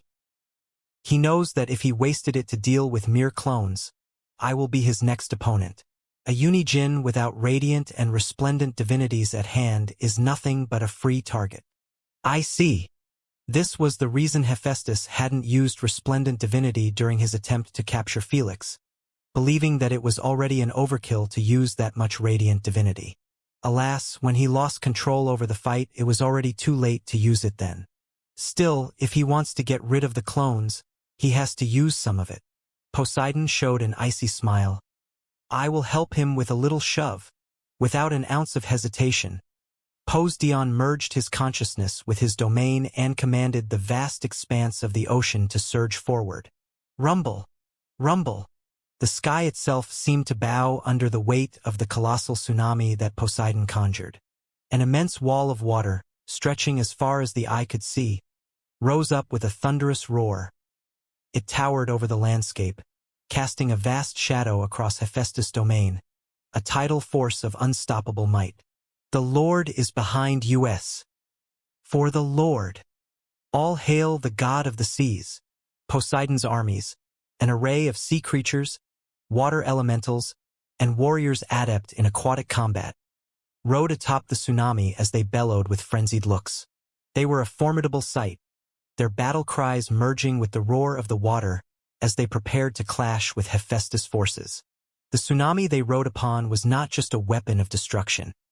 It was a moving battlefield, bringing Poseidon's wrath directly to the heart of the fire god's realm. Motherfucker, give me a break. Hephaestus, sensing the impending threat, left behind several of his fiery wisps to contend with the oceanic onslaught. While he knew that these were mere fragments of his power, and against the might of Poseidon in the flesh, they stood little chance, he still commanded them to conjure their own volcanic lava tsunami, attempting to evaporate or disrupt its advance. Since wisps had as much of a control over the domain as the main consciousness, the lava tsunami conjured wasn't to be thrilled with. This transformed the battlefields into an apocalyptic canvas with Poseidon's massive oceanic tsunami surging forward with primal fury towards that fiery river of incandescent destruction that reflected the flames god's wrath. Riding the crest of this inferno were Hephaestus' legions ready to meet their watery foes in battle, uncaring if the impact could kill them. As the oceanic and lava tsunamis collided, the world seemed to hold its breath.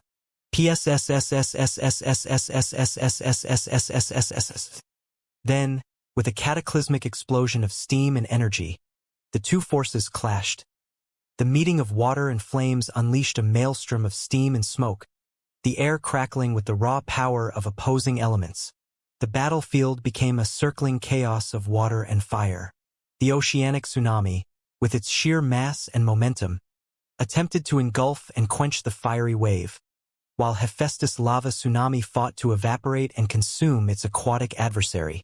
The resulting turmoil was a dance of destruction, where water turned to steam only to be cooled back into droplets, and molten rock solidified upon contact with the cool embrace of the sea. Amidst this merged environment, the two armies collided with a ferocity befitting their master's enmity. The sounds of battle were a symphony of hisses, roars, and the clash of arms. The air was thick with the scent of brine and sulfur, a testament to the violent union of sea and fire. Just as it seemed like the impact ended in draw, Poseidon tapped his trident on the throne's floor once, and he emerged as a water titan behind his troops. "You opportunist vermin!" The instant Hephaestus saw this, his expression turned ugly. He realized that he could either go all out and end his current fight or watch as Poseidon actively devouring his territory at unstoppable rate. It could be said that he was caught between a rock and a hard place. Oof! I wouldn't want to be in his position. Aeolus showed a sympathetic look. He knew that Hephaestus wasn't having the best day of his life, as he would be losing no matter what he did in this situation. Whether he got rid of Felix's clones or not, Poseidon would have already conquered at least 20% of his territory. Since Felix was using mere clones, he had nothing to lose from this confrontation. "You think of me as a joke? Do you think I will sit by and watch as you make a show out of me? I will show you." Hephaestus huffed in and out heated smoke with a hint of suppressed anger in his eyes. "I will show you both. Oh shit, they have done it. Well, even Poseidon will get a piece now." The moment the Unigens saw that crazed look in his eyes, they couldn't help but suck a deep breath in dread. They knew that he had snapped at last, and as a Unigin with the fastest fuse, this wasn't the first time they saw him reach this stage. He has fallen at last. I just need to survive now and consume his divinities. Meanwhile, the thick, murderous, crazed aura released by Hephaestus didn't faze Felix in the slightest. Instead, it made his heart skip a beat at the notion that his plan was developing in the right direction. He already studied Hephaestus' personality plenty and knew that when he got put in a losing or a humiliating position, he was prone to snapping easily. "Brat, you asked for this." With a bellow that echoed like thunder through the fiery realm, Hephaestus invoked the resplendent divinity on his weapon at last. His massive hammer began to glow with a blinding light, radiating pure celestial power. The weapon transformed, becoming a beacon of divine wrath, its every swing capable of unleashing devastating power equal to 100 times its usual force. It was like the weapon had a bottleneck and resplendent divinity brute forced it. Yet he wasn't done. Simultaneously, he channeled the brilliant runic divinity, causing ancient runes to appear and swirl around his body. These runes enhanced his physical strength and prowess, imbuing him with a temporary but overwhelming surge of power. His muscles bulged, and his eyes glowed with an inner fire as he felt the raw, untapped power coursing through him. He really snapped. He even dared to waste brilliant runic divinity on a temporary enhancement. Zeus frowned deeply as he adjusted his seating on his thunder throne. All Unigens understood that brilliant runic divinity was the only possible method to get stronger permanently, which made it even more precious than other divinities in their eyes. So, for him to consume it in a manner that boosted his strength temporarily made them understand that he wasn't fucking around anymore. With all three divinities activated at once, Hephaestus could be said to be at his peak at the moment. He had a perfect shield, a perfect weapon, and a perfect strength surpassing even Felix's. Yet still, he shrank his body to a more humanoid stature, making every inch of him radiate with the intensity and power of a god. With a bloodthirsty glare, Hephaestus launched himself at Felix and his clone, disappearing out of sight in an instant. When he reappeared, he was already swinging his divine hammer at Felix's clone wrist, leaving behind a long trail of heated plasma, fire, and magma cascading across the battlefield. SH. Before Felix could even manage to release a single word, he watched as his clone got smashed and hurled into the massive wall of the magmasphere. Boom! Upon impact, the thick wall shattered into pieces as Felix's clone pierced akin to an arrow. Just as Felix's clone wanted to reorient himself and take advantage of the attack to absorb more celestial energy outside of the sphere, Hephaestus appeared behind him akin to a ghost and held him by his leg upside down. Then, he tightened his grasp until the bone cracked and breathed the most concentrated and intense level of plasma into his being. PSSSSSSSSSSS. The celestial flame's shield around the clone interfered with the heated plasma, which saved Felix's clone from turning into charcoal.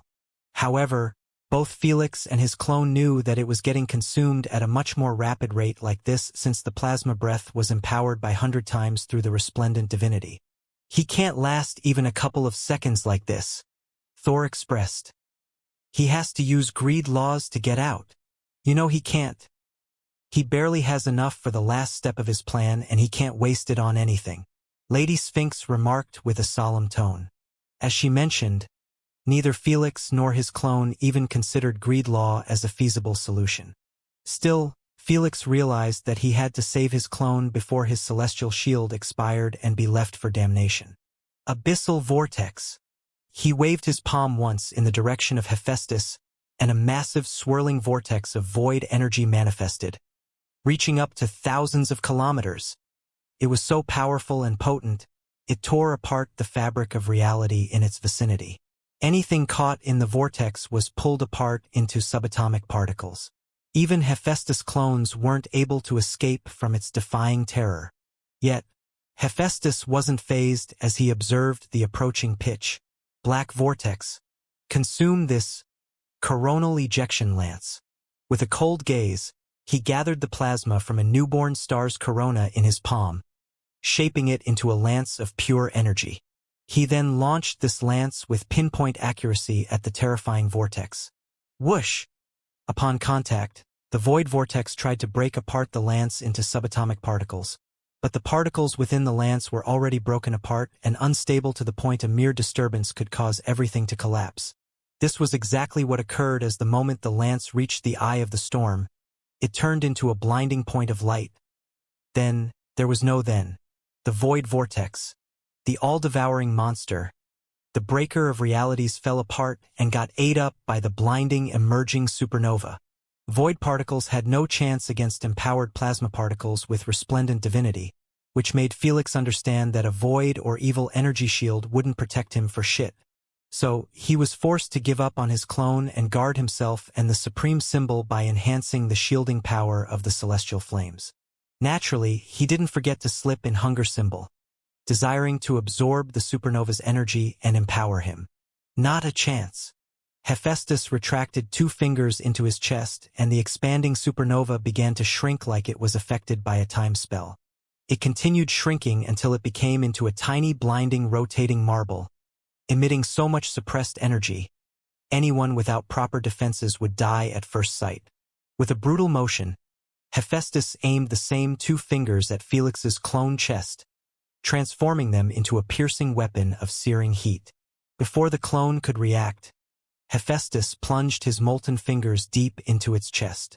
The almost non-existent celestial flame's shield was broken apart as it could no longer deal with Hephaestus' overwhelming strength.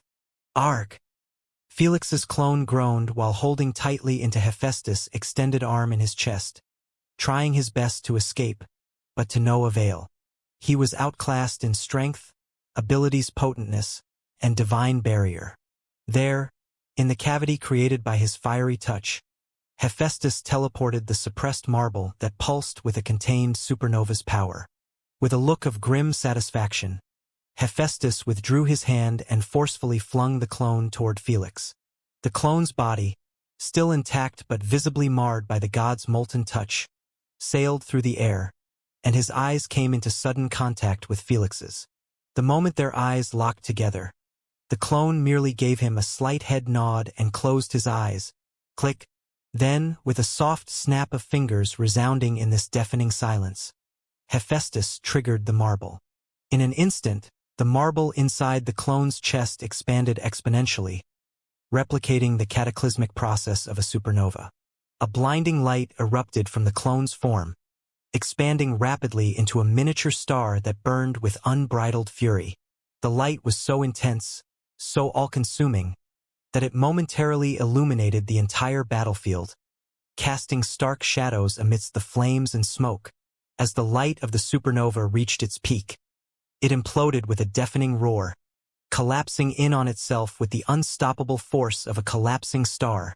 The explosion was both beautiful and terrifying, a spectacle of raw celestial power unleashed in the heart of battle. When Hephaestus canceled the explosion midway, nothing remained of Felix's clone. The spot where the clone had stood up moments ago was now eerily empty. The tenants continued staring at Hephaestus in utter silence, causing the consciousness space to be filled with the sound of their drumming hearts beating loudly. An inexplicable level of dread covered their faces, an emotion every one of them rarely felt. Their emotions were valid, as even though Felix's clone didn't use many of its powers due to certain conditions, the fact still stood. Hephaestus had obliterated a Unigen-level being, and if that was the real Felix, only Asna's and the Paragon's core would have been left behind. "You're next."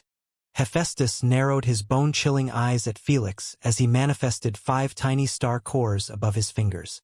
Meanwhile, Poseidon, observing the battlefield from a vantage point within his vast oceanic domain, watched with a mix of awe and concern as Hephaestus unleashed his devastating supernova attack on Felix's clone. He understood that Hephaestus, in his current state of fury and unbridled power, was a force of nature, acting beyond the bounds of reason and strategy. Hephaestus has truly lost himself to rage, Poseidon mused inwardly, the waters around him reflecting his troubled thoughts. If he finishes with the last clone, he will undoubtedly turn his wrath towards me. He's no longer thinking strategically. He's acting on sheer destructive impulse. Still, I ain't retreating. With a cold smirk, he summoned the full might of his oceanic domain, urging the colossal tsunami to push forward with even greater force. The massive wave, already a terrifying spectacle, grew in intensity and speed, driven by Poseidon's will to engulf and subdue Hephaestus's fiery territory. Hephaestus's wisps attempted to stem the tide, using whatever was within their power to stop the tidal wave. But Poseidon's resolve was unyielding, and his command over the sea was absolute. A mere cold look from him was enough to blow those wisps into fragments, leaving the fiery domain unprotected against his ambitious conquest.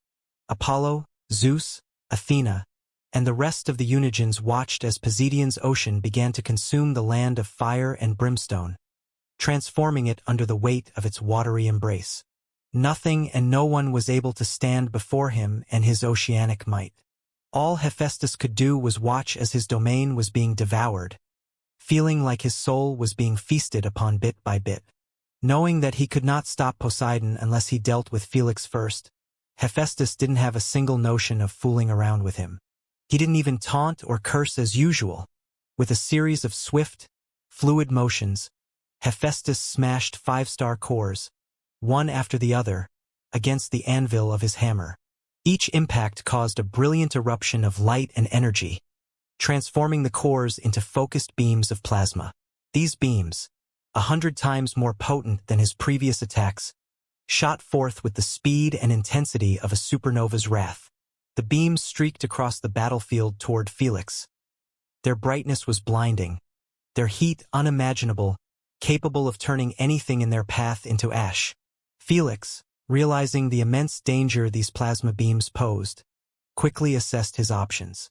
He understood that even a single beam could consume all the celestial energy protecting him, leaving him vulnerable to Hephaestus's wrath. The stakes were higher than ever. A direct hit from any of these beams would spell certain doom. Phew! Phew! Phew! With agility born of necessity, Felix maneuvered swiftly, dodging the relentless onslaught of plasma. He moved like a shadow, each leap and dive calculated to evade the searing paths of destruction. The beams scorched the ground where he had been moments before, leaving trails of melted rock and vaporized metal in their wake. As he evaded the beams, he sought an opening, a moment of vulnerability in Hephaestus's assault, to turn the tide, or at least to counterattack. Alas, that was nothing but a mere fantasy.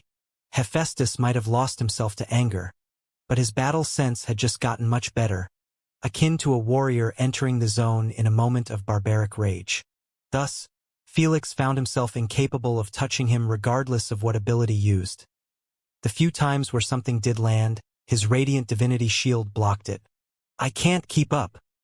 He is bound to hit me sooner or later. Felix's expression kept turning for the worse the more intense Hephaestus got in his attacks. The worst part? Hephaestus was getting nearer and nearer to destroying his supreme symbol, as there was no way Felix could defend both himself and the symbol against this onslaughter. I have to either commit to the finale now or give up. Felix wanted before to move on with the final stage of his plan only after exhausting Hephaestus' divinities. But at this pace, he understood that he might end up losing his clone before it happened. As for getting out of the massive magma sphere, Hephaestus was way faster than him at the moment and would never let that happen unless Felix used his greed laws to teleport him.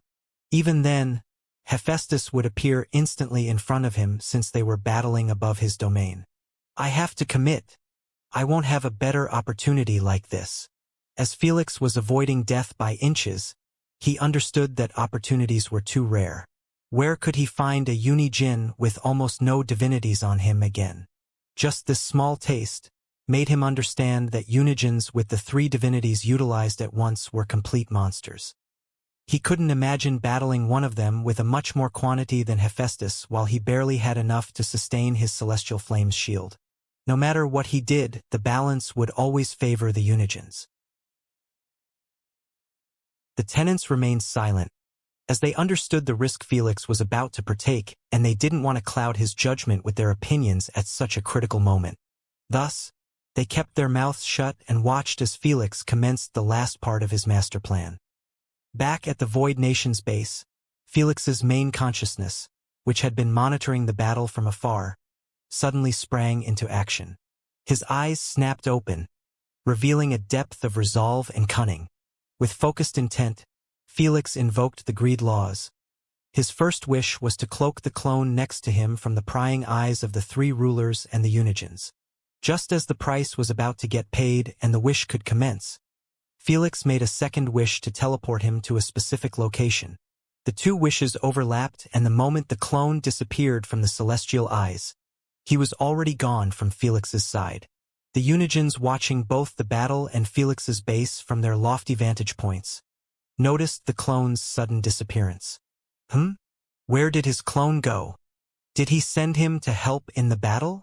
Instead of giving up on his clone, he sends another? Is he dumb? Doesn't he realize that his soul was receiving a beating like this?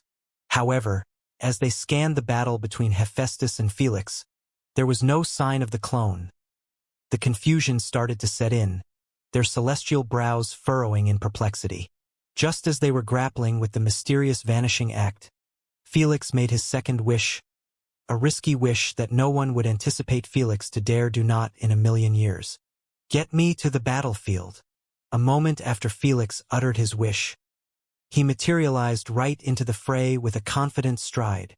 His sudden appearance, especially with Asna's core within him, sent shockwaves of stupefaction and disbelief among the celestial onlookers.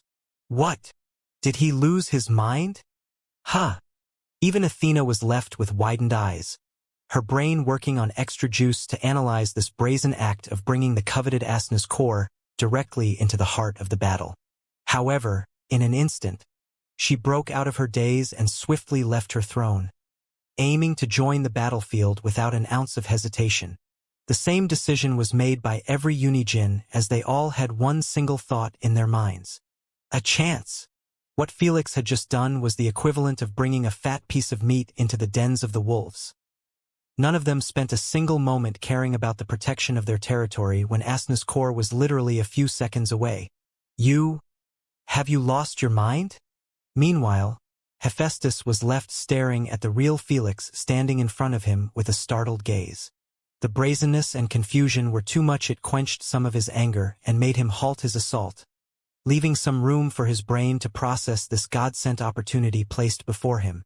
"We are about to find out," Felix uttered with an emotionless predatory tone as black flames started to ignite on his body. "Since you are seeking death so much, I feel obligated to help."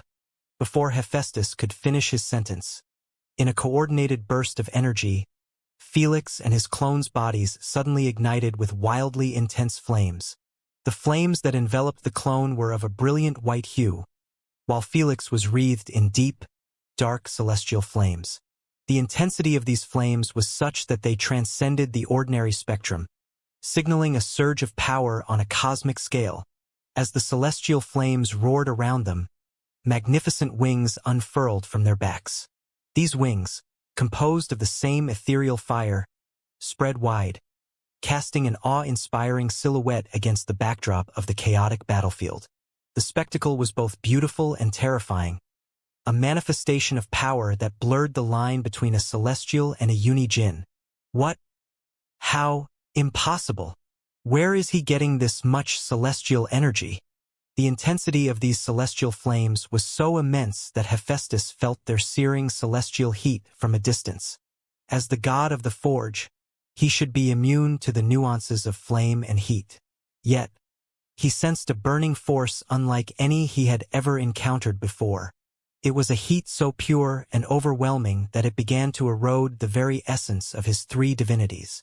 In that critical nanosecond of vulnerability, Felix and his clones seized their opportunity. They seemed before Hephaestus in an instant, moving with a speed and precision that defied perception. With a synchronized motion born of a shared will, Felix and his clones struck. Their fists, empowered by the combined might of white and black celestial flames, connected with Hephaestus's stunned face. A nanosecond of silence after the blow landed. A massive torrent of the merged celestial flames erupted from Hephaestus's back. Erherg! The god of the forge released a pained groan, a sound that echoed with the agony of the flames consuming him. The brilliance of the celestial fire illuminated the battlefield, casting everything in a stark, ethereal light. The radiant divinity barrier couldn't handle the intensity and potentness of the two combined celestial flames. It could do nothing but fade away. It left Hephaestus unprotected at last, causing him to feel the full brunt of the celestial flames. Even him, a god, a Unijin, could do nothing but cry involuntarily in pain. Ha! Ha! Ha ha ha ha! This is it! This is it! Apollo was left so marveled and awed by the scene before him that he released a rough, terrifying laugh that was nothing like his noble spoken voice. His fair fingers turned pitch black all of a sudden as they switched the entire strumming tone and melody of his score. It turned from an epic melody that uttered of a hero to an ear-piercing, horrifying melody resembling a horror movie score. Yet it was still weirdly pleasing to listen to. As the lyre's high-pitched tones filled the background of the battle, Felix made a crucial order to Asna's core, which pulsed with an otherworldly power within him. Devour Hephaestus' core. He commanded in a tone that brooked no opposition. The core responded to Felix's command, awakening with a predatory hunger. It began to exert an invisible, yet irresistible force, targeting the very essence of Hephaestus being his core. You! As Hephaestus felt the pull, a primal fear gripped him. The sensation of his core being drawn out was both alien and violating, stirring an instinctual dread within the depths of his soul. Hephaestus, his eyes wide with the realization of his peril, locked gazes with Felix. In Felix's eyes, he saw the cold, calculated intent of a predator who had planned this moment from the start. The revelation hit Hephaestus with the force of a physical blow. He had been lured into a trap that now threatened to strip him of his life. In your dreams, he watched what happened between Felix and Lilith's clone. Since he found out later on that everything was part of Lilith's scheme, he was under the assumption that there was no way Asna's clone would be able to devour Unigen's cores unless they allowed it to happen without a proper fight. Thus, his first thought wasn't to panic and escape, but to fight back against the devouring process. Alas, he had overestimated his control over his core and underestimated Asna's social ranking. Before her core, whether she was in control or not a single Unigen could stop the merging process once it began. Impossible! Impossible! Thus, he fought and resisted, but to no avail. The cores were glued together and this realization finally dawned on him. I have to retreat. Only now did panic set in as he tried to flee the battlefield and retreat through his domain. He might have snapped, but he wasn't a retard to engage with Felix when he was at risk of losing his core. But before he could act on this desperate impulse, Felix and his clone moved to thwart his escape. You ain't going anywhere. With a majestic and coordinated sweep of their celestial wings, they enveloped Hephaestus in a cocoon of intense celestial flames. The wings formed a cage of ethereal fire, trapping Hephaestus within a small, confined space. The flames, a mixture of white and black colors, created a barrier that was both beautiful and impenetrable. Hephaestus found himself facing the grim reality of his situation. He was at the mercy of Felix, his core slowly being consumed by Asna's core, and any hope of escape rapidly diminishing. It wasn't like he didn't try to use his laws, but the celestial flames were too potent. They provided an intense canceling effect, even stronger than radiant divinity.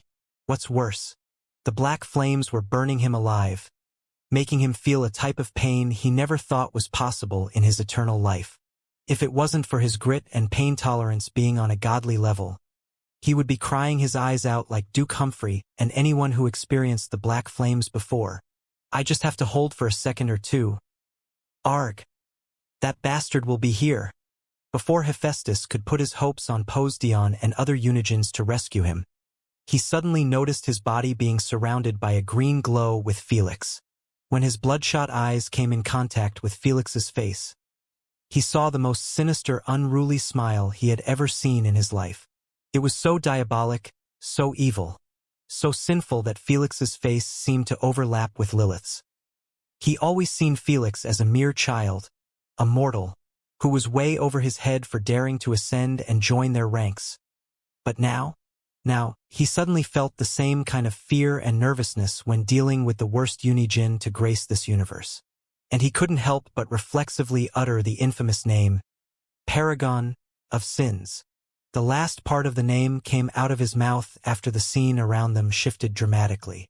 The chaotic battlefield, with its clash of elemental forces and the roar of combat, was replaced by the desolate expanse of the Eternal Kingdom's wasteland. It wasn't any random place. Hephaestus couldn't help but feel chills course down his spine after he spotted the magnificent Eternal Kingdom's golden gate at the backdrop, shimmering through the celestial flames. You have encased me in a radiant lockdown and beat me to plump, Felix uttered emotionlessly as he cracked his knuckles. It's only fair we have a second round in the same spot. Am I right? Moments after Felix's audacious teleportation maneuver, the battlefield that had been a stage for titanic clashes took a brief, eerie pause. Whoosh! Whoosh! Whoosh! In that fleeting calm, the Unigens appeared on the scene.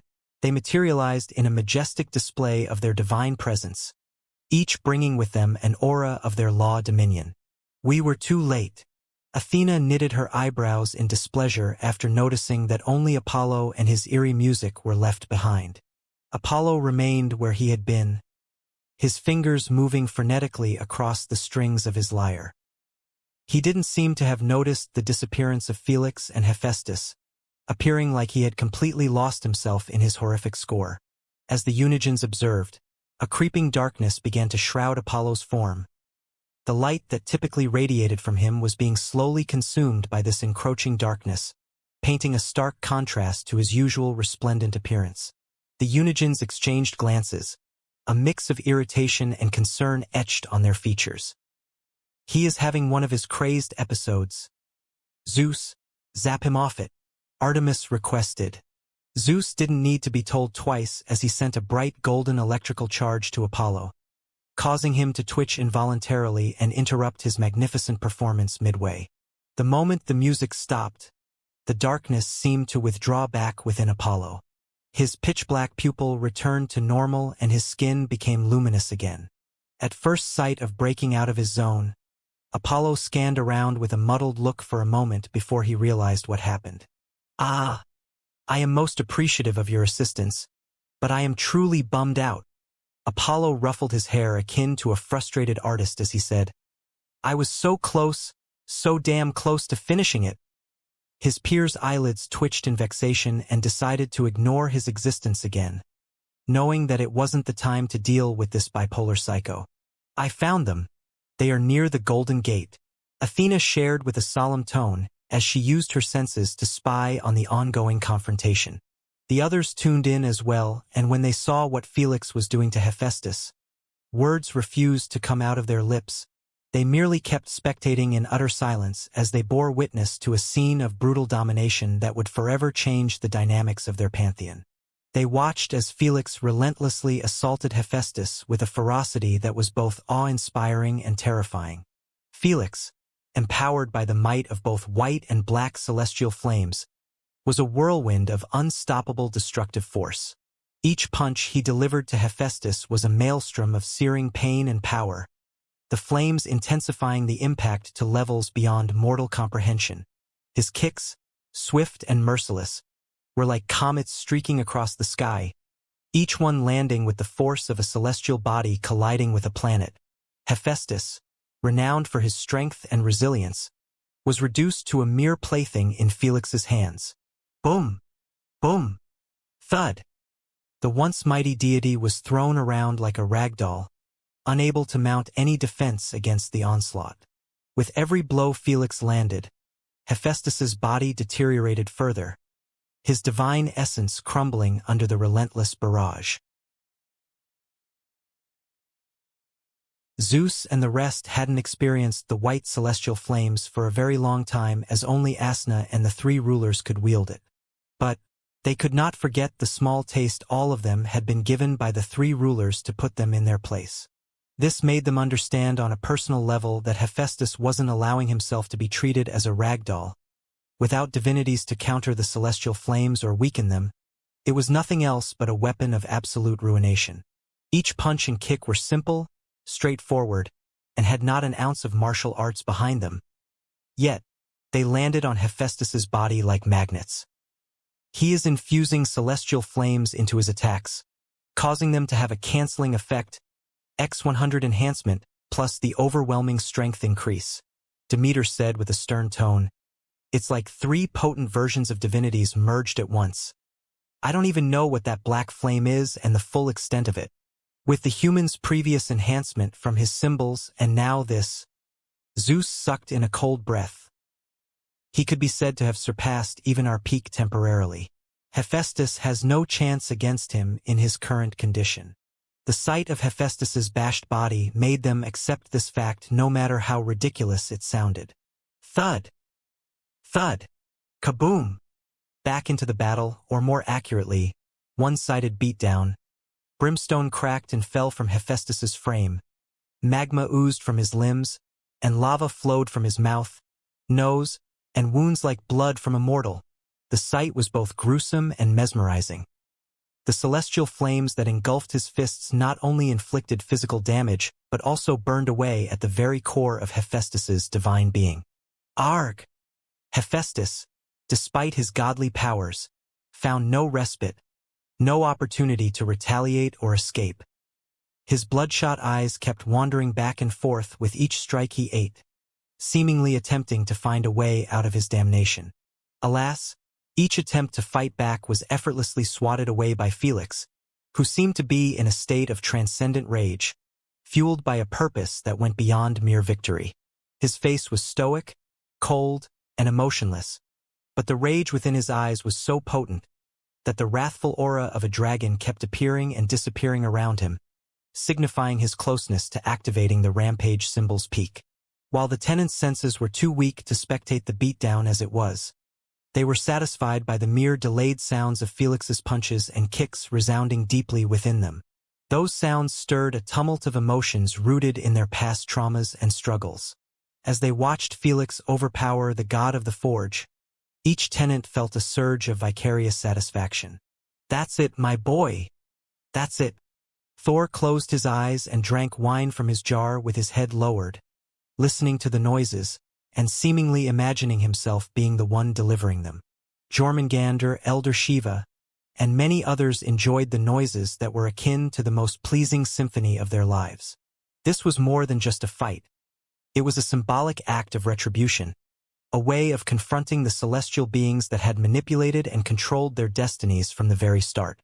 Among them, the reaction of the ancestral dragon was particularly poignant. "Are you watching this?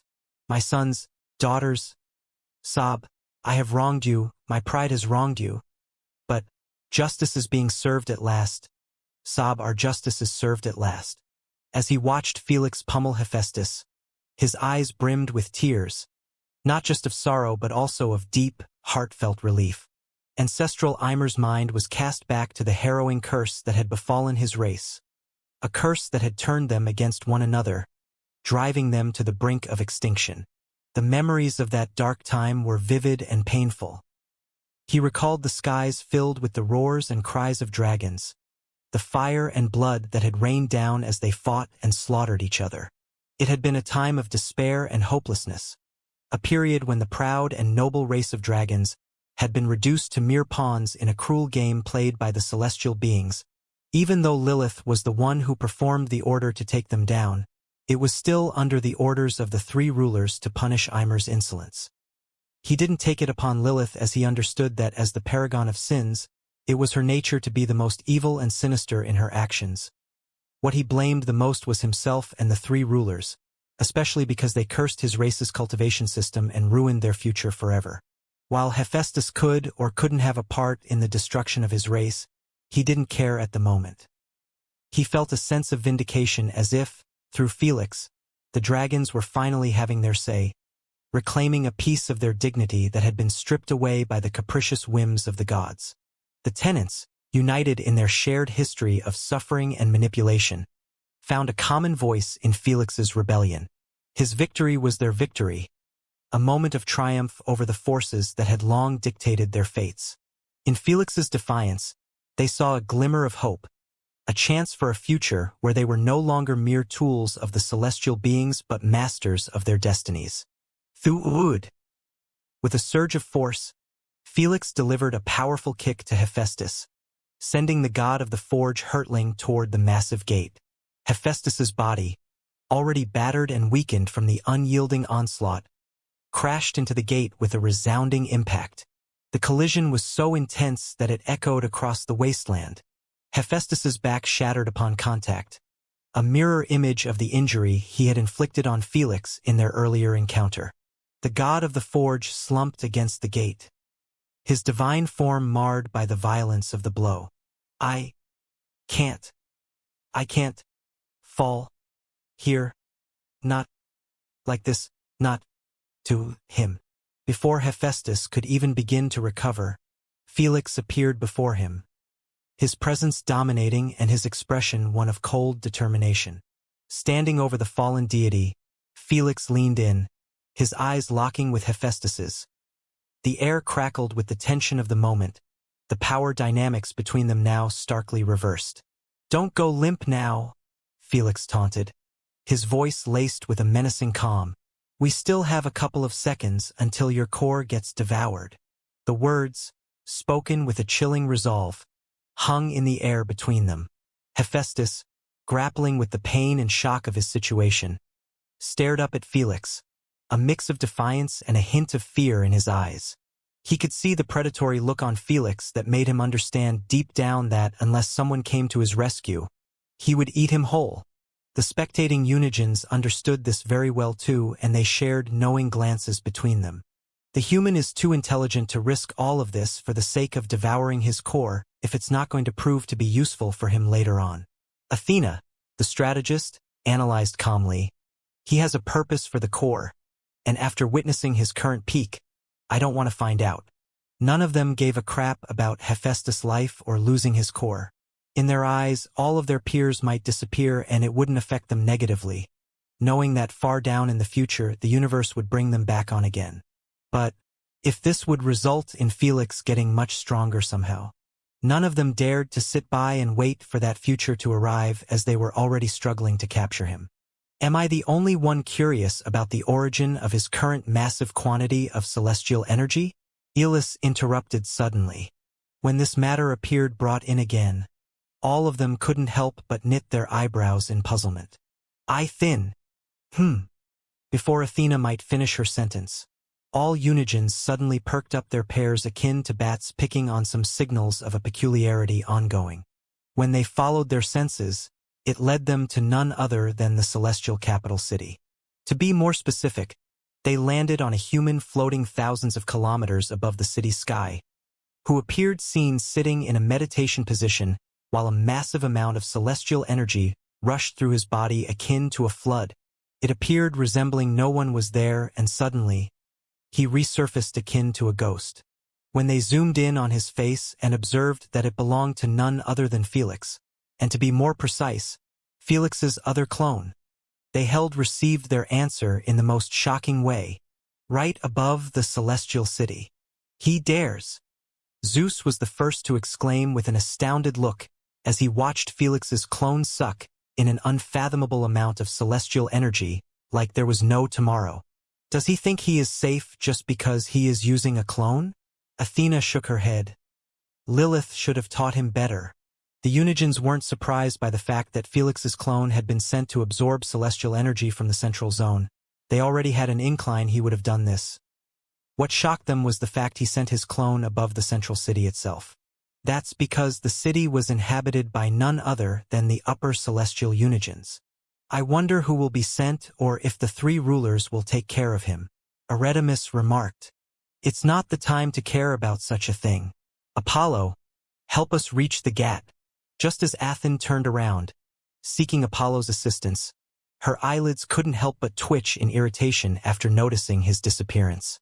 "Ungrateful prick, he has already taken off," Poseidon cursed.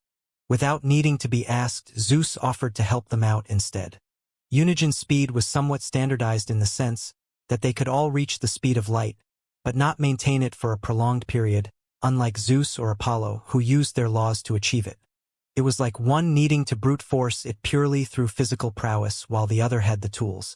After Zeus took them into his thundercloud above the battleground to facilitate the process, only Poseidon was left behind. The Unigens didn't bother to ask him for his reason, as they knew what was going on in his mind. "Why do I need to save my rival and fight off against that abnormality with so much competition when I had an entire free domain to conquer?" He sneered while gazing at his fellow peers speeding away. If it was only Felix and Hephaestus, he would have given it a thought, since he might have a chance to capture Asna's core after Felix exhausted his celestial flames. But when all of his peers were heading there, his chances were much slimmer.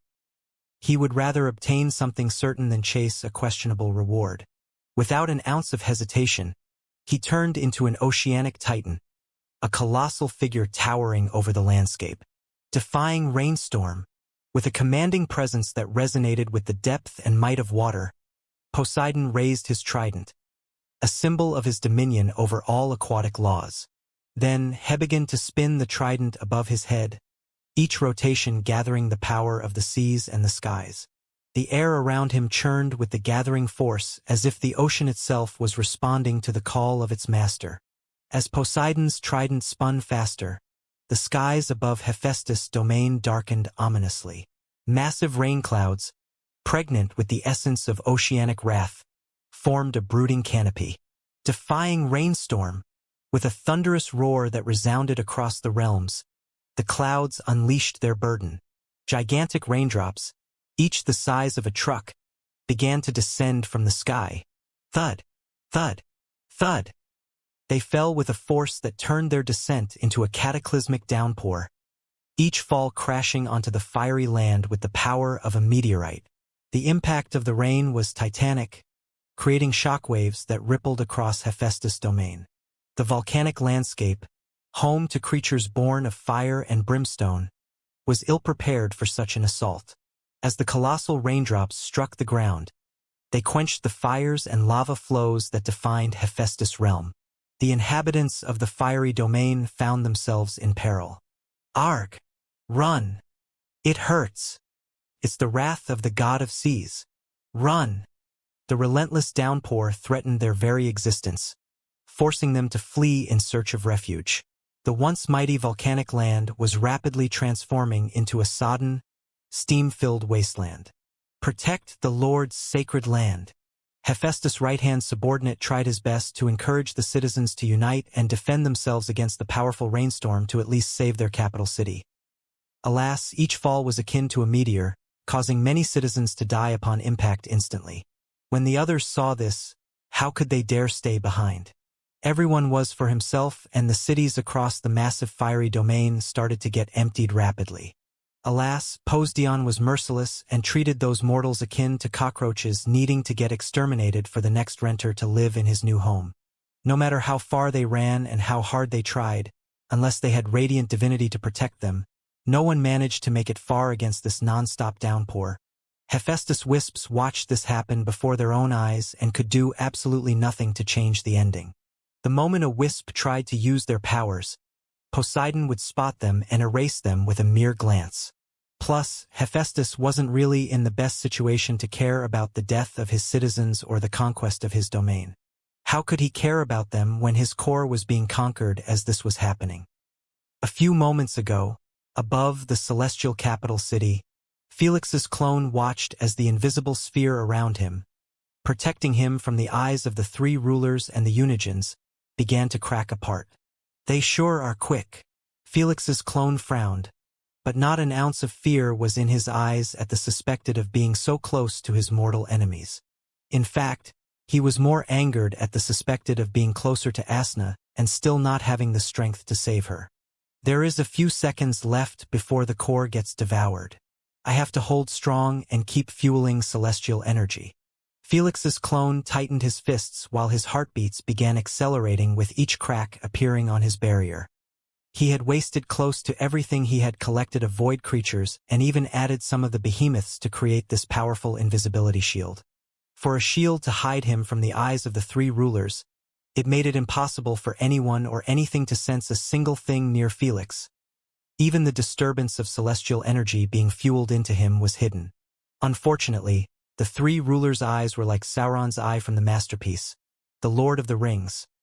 The instant the barrier fell apart, Felix's clone felt 3 pairs of eyes affixed to his being, sending a shiver course down his spine involuntarily. He couldn't aid but recall what happened to him during the heavenly plane at his first contact with the first ruler. But this time, Felix didn't allow his emotions and past trauma to get the best of him. He lifted his head and gazed defiantly into the sky, knowing that the three rulers were situated in the dimensional pocket near the universe's heart. The more I see of him, the more I trust the prophecy, no matter how ridiculous it sounded, the second ruler uttered with a tint of interest in her tone. If the prophecy was false, he wouldn't have reached this far. The third ruler remarked calmly. He has always been a part of the grand scheme of the universe. The first ruler added emotionlessly, "Too bad. His part in the prophecy doesn't align with our desired outcome. With how much you worship that tablet, I won't be surprised if you die out of shock if it fails to deliver what's promised. A serious feminine voice suddenly resounded from one of the lower 5 platforms situated in front of the white plaza below. The 3 rulers weren't offended by the voice at all. The first ruler glanced below him and said with the same monotonous tone, "Whether it fails or succeeds, it doesn't matter, for we lack any other option." "That's where I disagree with you a lot." Eris emerged from the chaotic light pulsing out of her platform and replied with an indifferent tone. "For a universe created out of order and disorder, balance and imbalance, there can't be a cage without a key, and a key without a cage. You simply hate the key given to you and try to brute force the cage." The 3 rulers remained silent, knowing that she was right, but it still wouldn't change anything. Iris knew this and had no ulterior motives behind her lecture like wanting to change their minds or such. "Anyways, I will do you a small favor of dealing with that boy's clone." Eris waved her hand gently and a chaotic portal manifested in front of her. When she walked through it, she emerged in front of Felix's clone. The moment she appeared, Felix's clone was captivated by her air of enigmatic poise, her appearance a striking embodiment of the dual forces she commanded. She had a sharp, intelligent face, framed by cascading gray hair that seemed to shift subtly in hue, now reflecting the crisp, structured shades of order, then undulating into the chaotic, vibrant colors of disorder. Resting on the bridge of her nose was a pair of elegant glasses, which lent her an air of scholarly authority, their lenses catching the light in a way that occasionally flickered between clarity and obscurity. She was clad in a robe that was a tapestry of symmetry and asymmetry, expertly tailored to embody the essence of her dominion.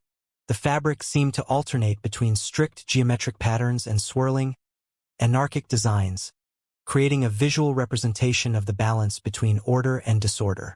Yet, Felix's clone was most fascinated by the open tone in her hands.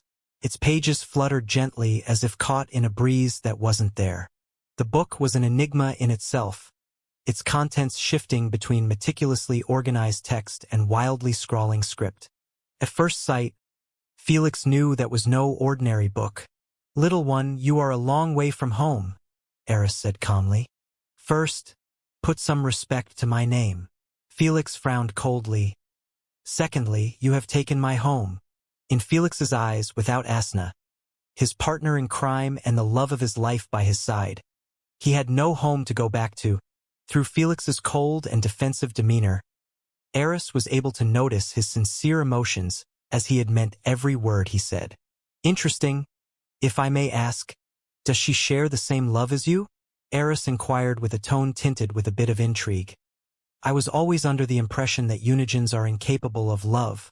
We are above such a mere chemical reaction as we can control it as we please. If love can be manipulated, doesn't that take its value? So, are you little ones truly in love with each other?" She pressed. Her eyes had the same glitter as Lady Sphinx's whenever she was interested in a subject. While Felix was a bit taken aback by her desire for a conversation instead of getting rid of him, he had no intentions of shushing her. He had to buy time until his mane finished with the devouring process, and she was doing him a favor by giving him such a chance. Alas, before he could open his lips and engage with her, she seemed to have seen through his motives easily. She shook her head and said, "I don't think I will get a genuine and truthful response if your mind is focused on something else. Let's fix that, shall we?" With a subtle, deliberate motion, she flipped a single page of the mysterious tome. As the page turned, the letters inscribed upon it shimmered with an otherworldly light, a visual symphony of order and chaos intertwined.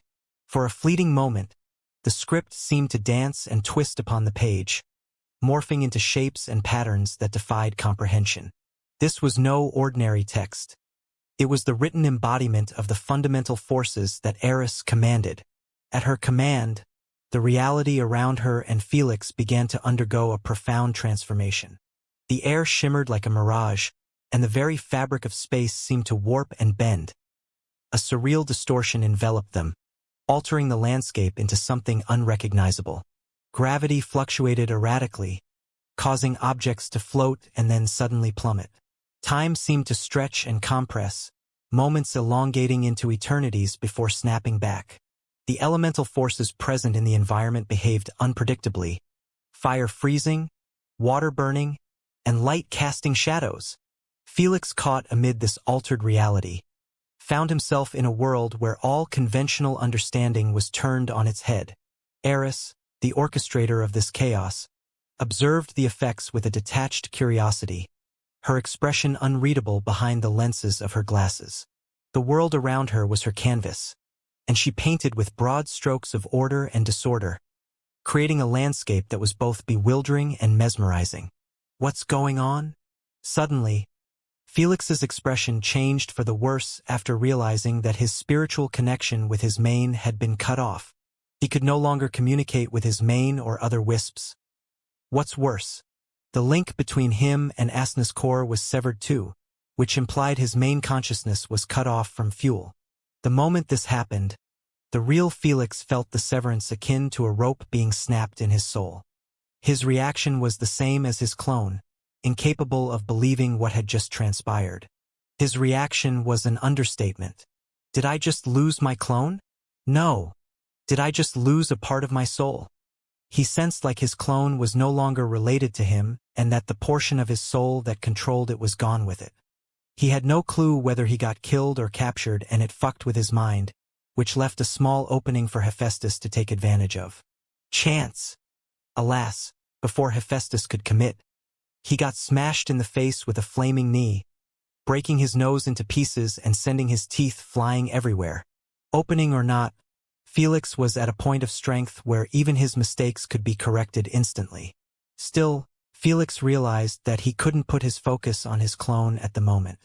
The other Unigens must be rushing here at their top speed. Felix frowned coldly. I have to end this fight with whatever is left of my celestial energy and retain some for my escape. Aware that his reserves were dwindling, Felix knew he required to adapt his strategy and conclude the battle with Hephaestus swiftly. With a grim determination, Felix adjusted the intensity of his celestial flames. He reduced their brilliance, conserving the precious energy that remained. This decision, while necessary, meant relinquishing some of his overwhelming advantage. The flames, though less intense, still flickered around him. To compensate for this reduction, Felix unleashed a newfound ferocity in his physical attacks. Bam! Bam! Thud! Each punch and kick was delivered with even greater violence, a raw display of brute strength.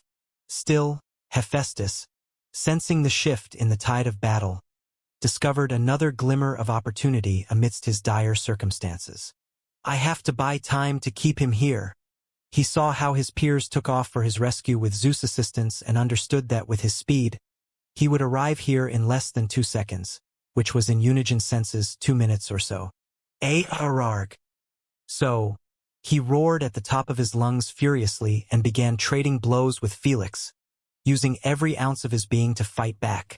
Alas, even with the celestial flames' intensity lowered and the gap in their power bridged by a bit, it was nowhere enough to rival Felix in his current form.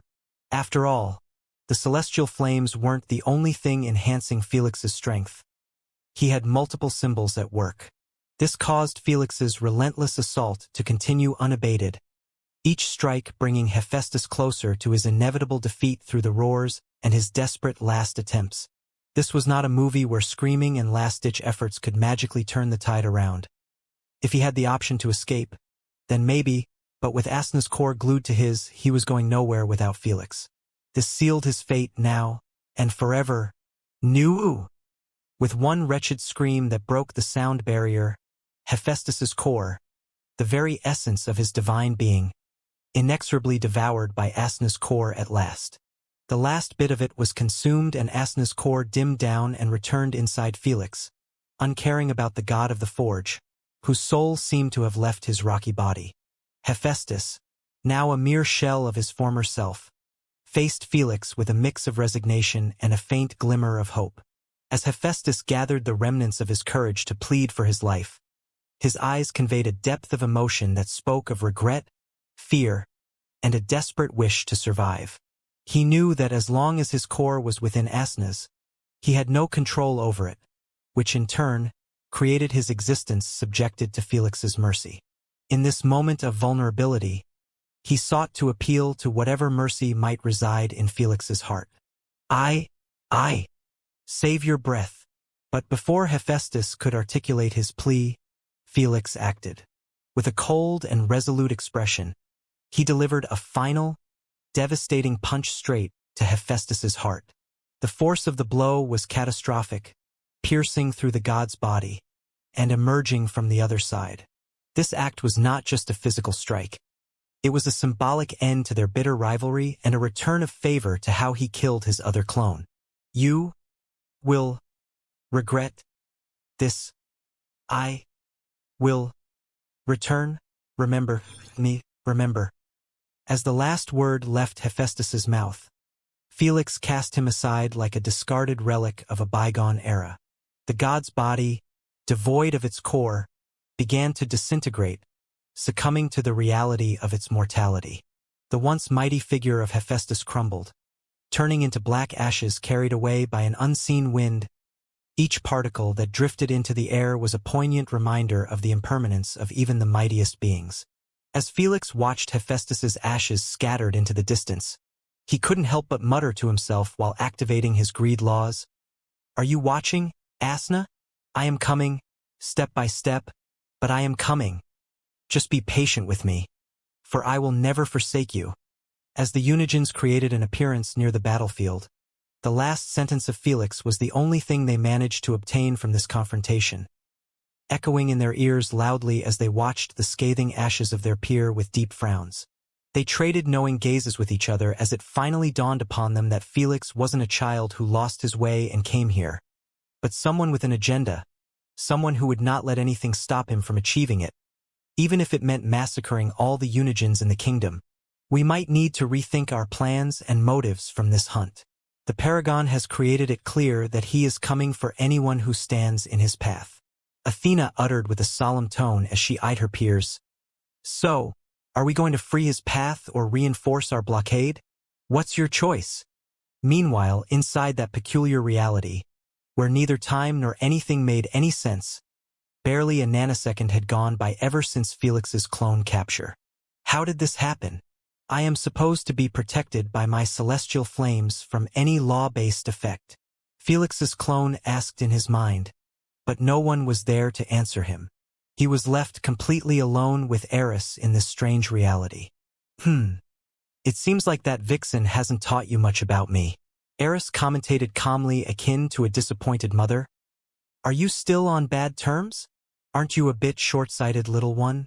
Whether you hate her for manipulating you or not, that shouldn't discourage you from using her knowledge to the fullest. After all, isn't your goal to defeat the three rulers and save your princess?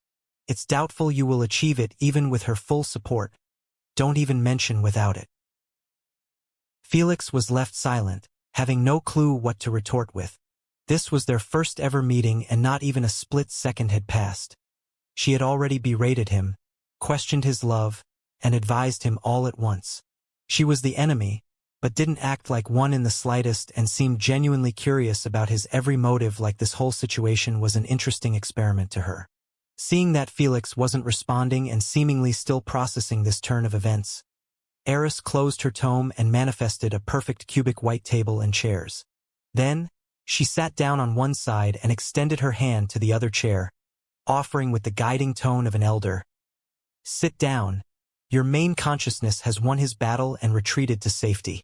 So, let's have a decent conversation. You seem somewhat lost in your quest. Felix glanced at her expressionless face and the chair for a moment, having no idea what to think. I can't trust her even if it seems like she means no harm. She is part of the upper celestials directly under the three rulers. All of this can be a facade. After what happened with Lilith, Felix had no interest in putting his trust in another Unigen regardless of how sincere they sounded. So, the first thought that came into his mind was to use his greed laws to get himself out by sacrificing what remained of celestial energy within him. However, he soon realized that his connection with the Seven Sins laws was also severed. Huh? It doesn't work? Why doesn't it work? How couldn't it work? I am the paragon of sins. Those laws are mine and mine alone.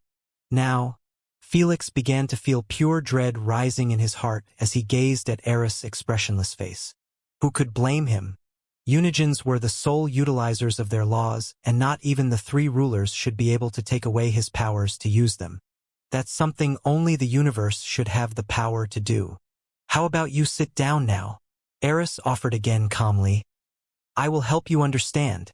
It's not like you left me any choice. Felix finally decided to accept her offer.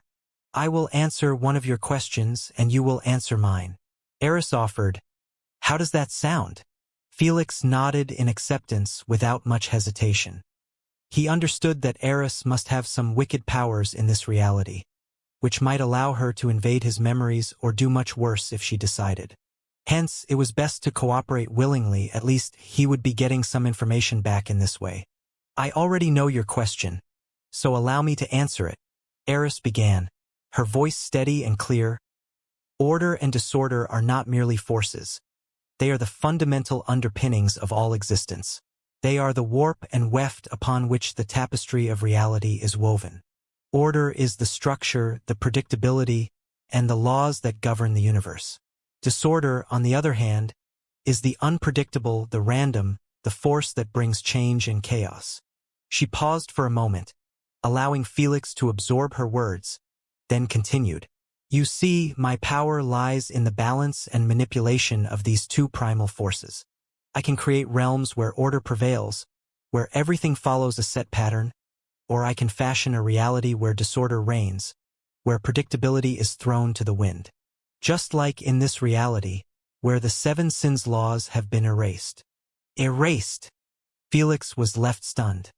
He didn't think that even when he became a Unijin, there would come a day when his powers would be stripped off him by another.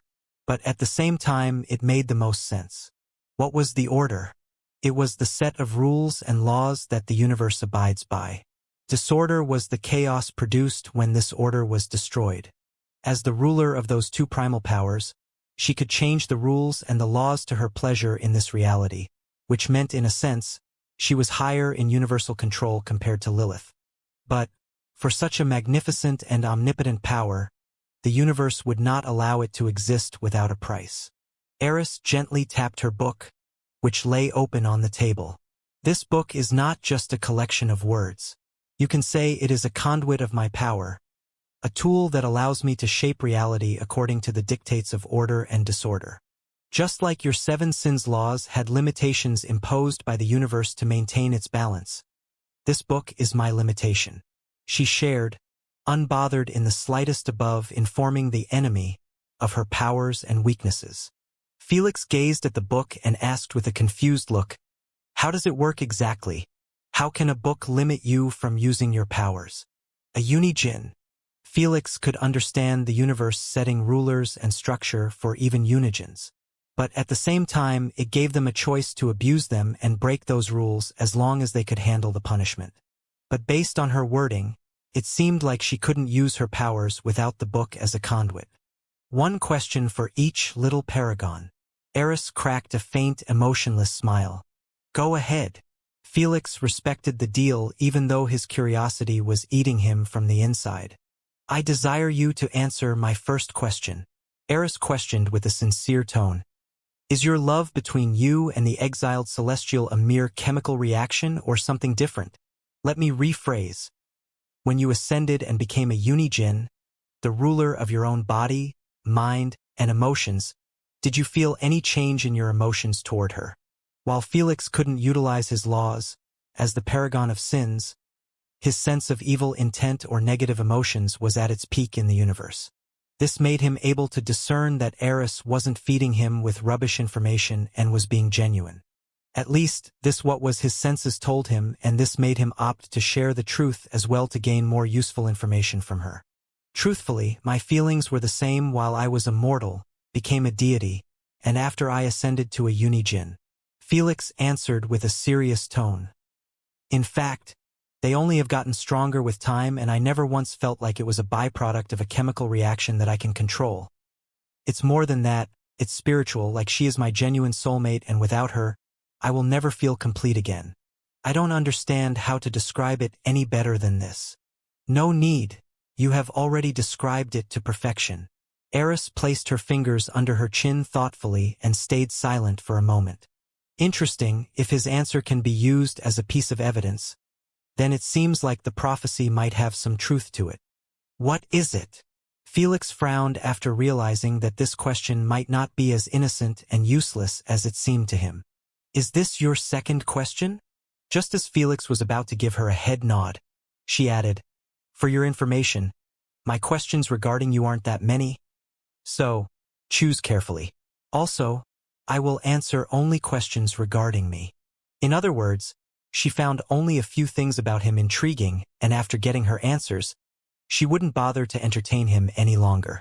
This changed everything for Felix, as he knew that such an opportunity to learn more about the inner parts of the upper celestial realm. He tried to utilize his greed laws before to find out about the three rulers and Asna's situation, but the universe refused to give him answers because he hadn't ascended yet. After ascending, those questions related to the three rulers seemed akin to a taboo, as the universe made it clear that the only way for him to find out was through abusing his laws. Felix refused to put himself in a slumber either now or never, knowing that if it happened, the three rulers would not sit by and watch.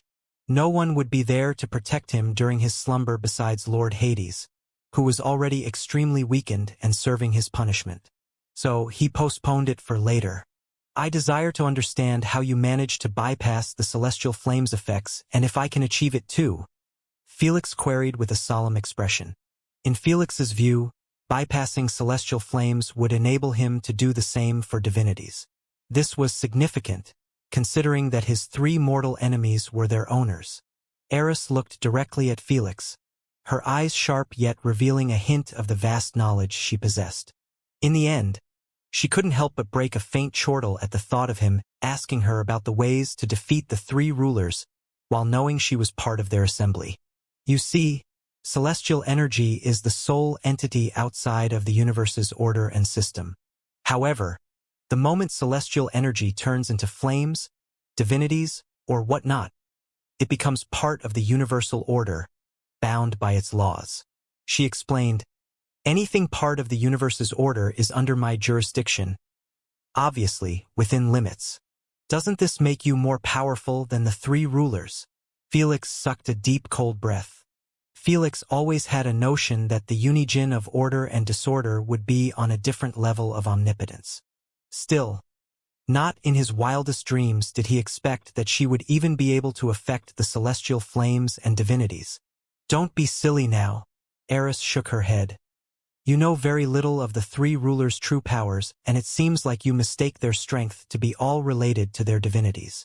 Then, Eris waved her finger, making him understand that she would not discuss anything related to the three rulers as per the rules.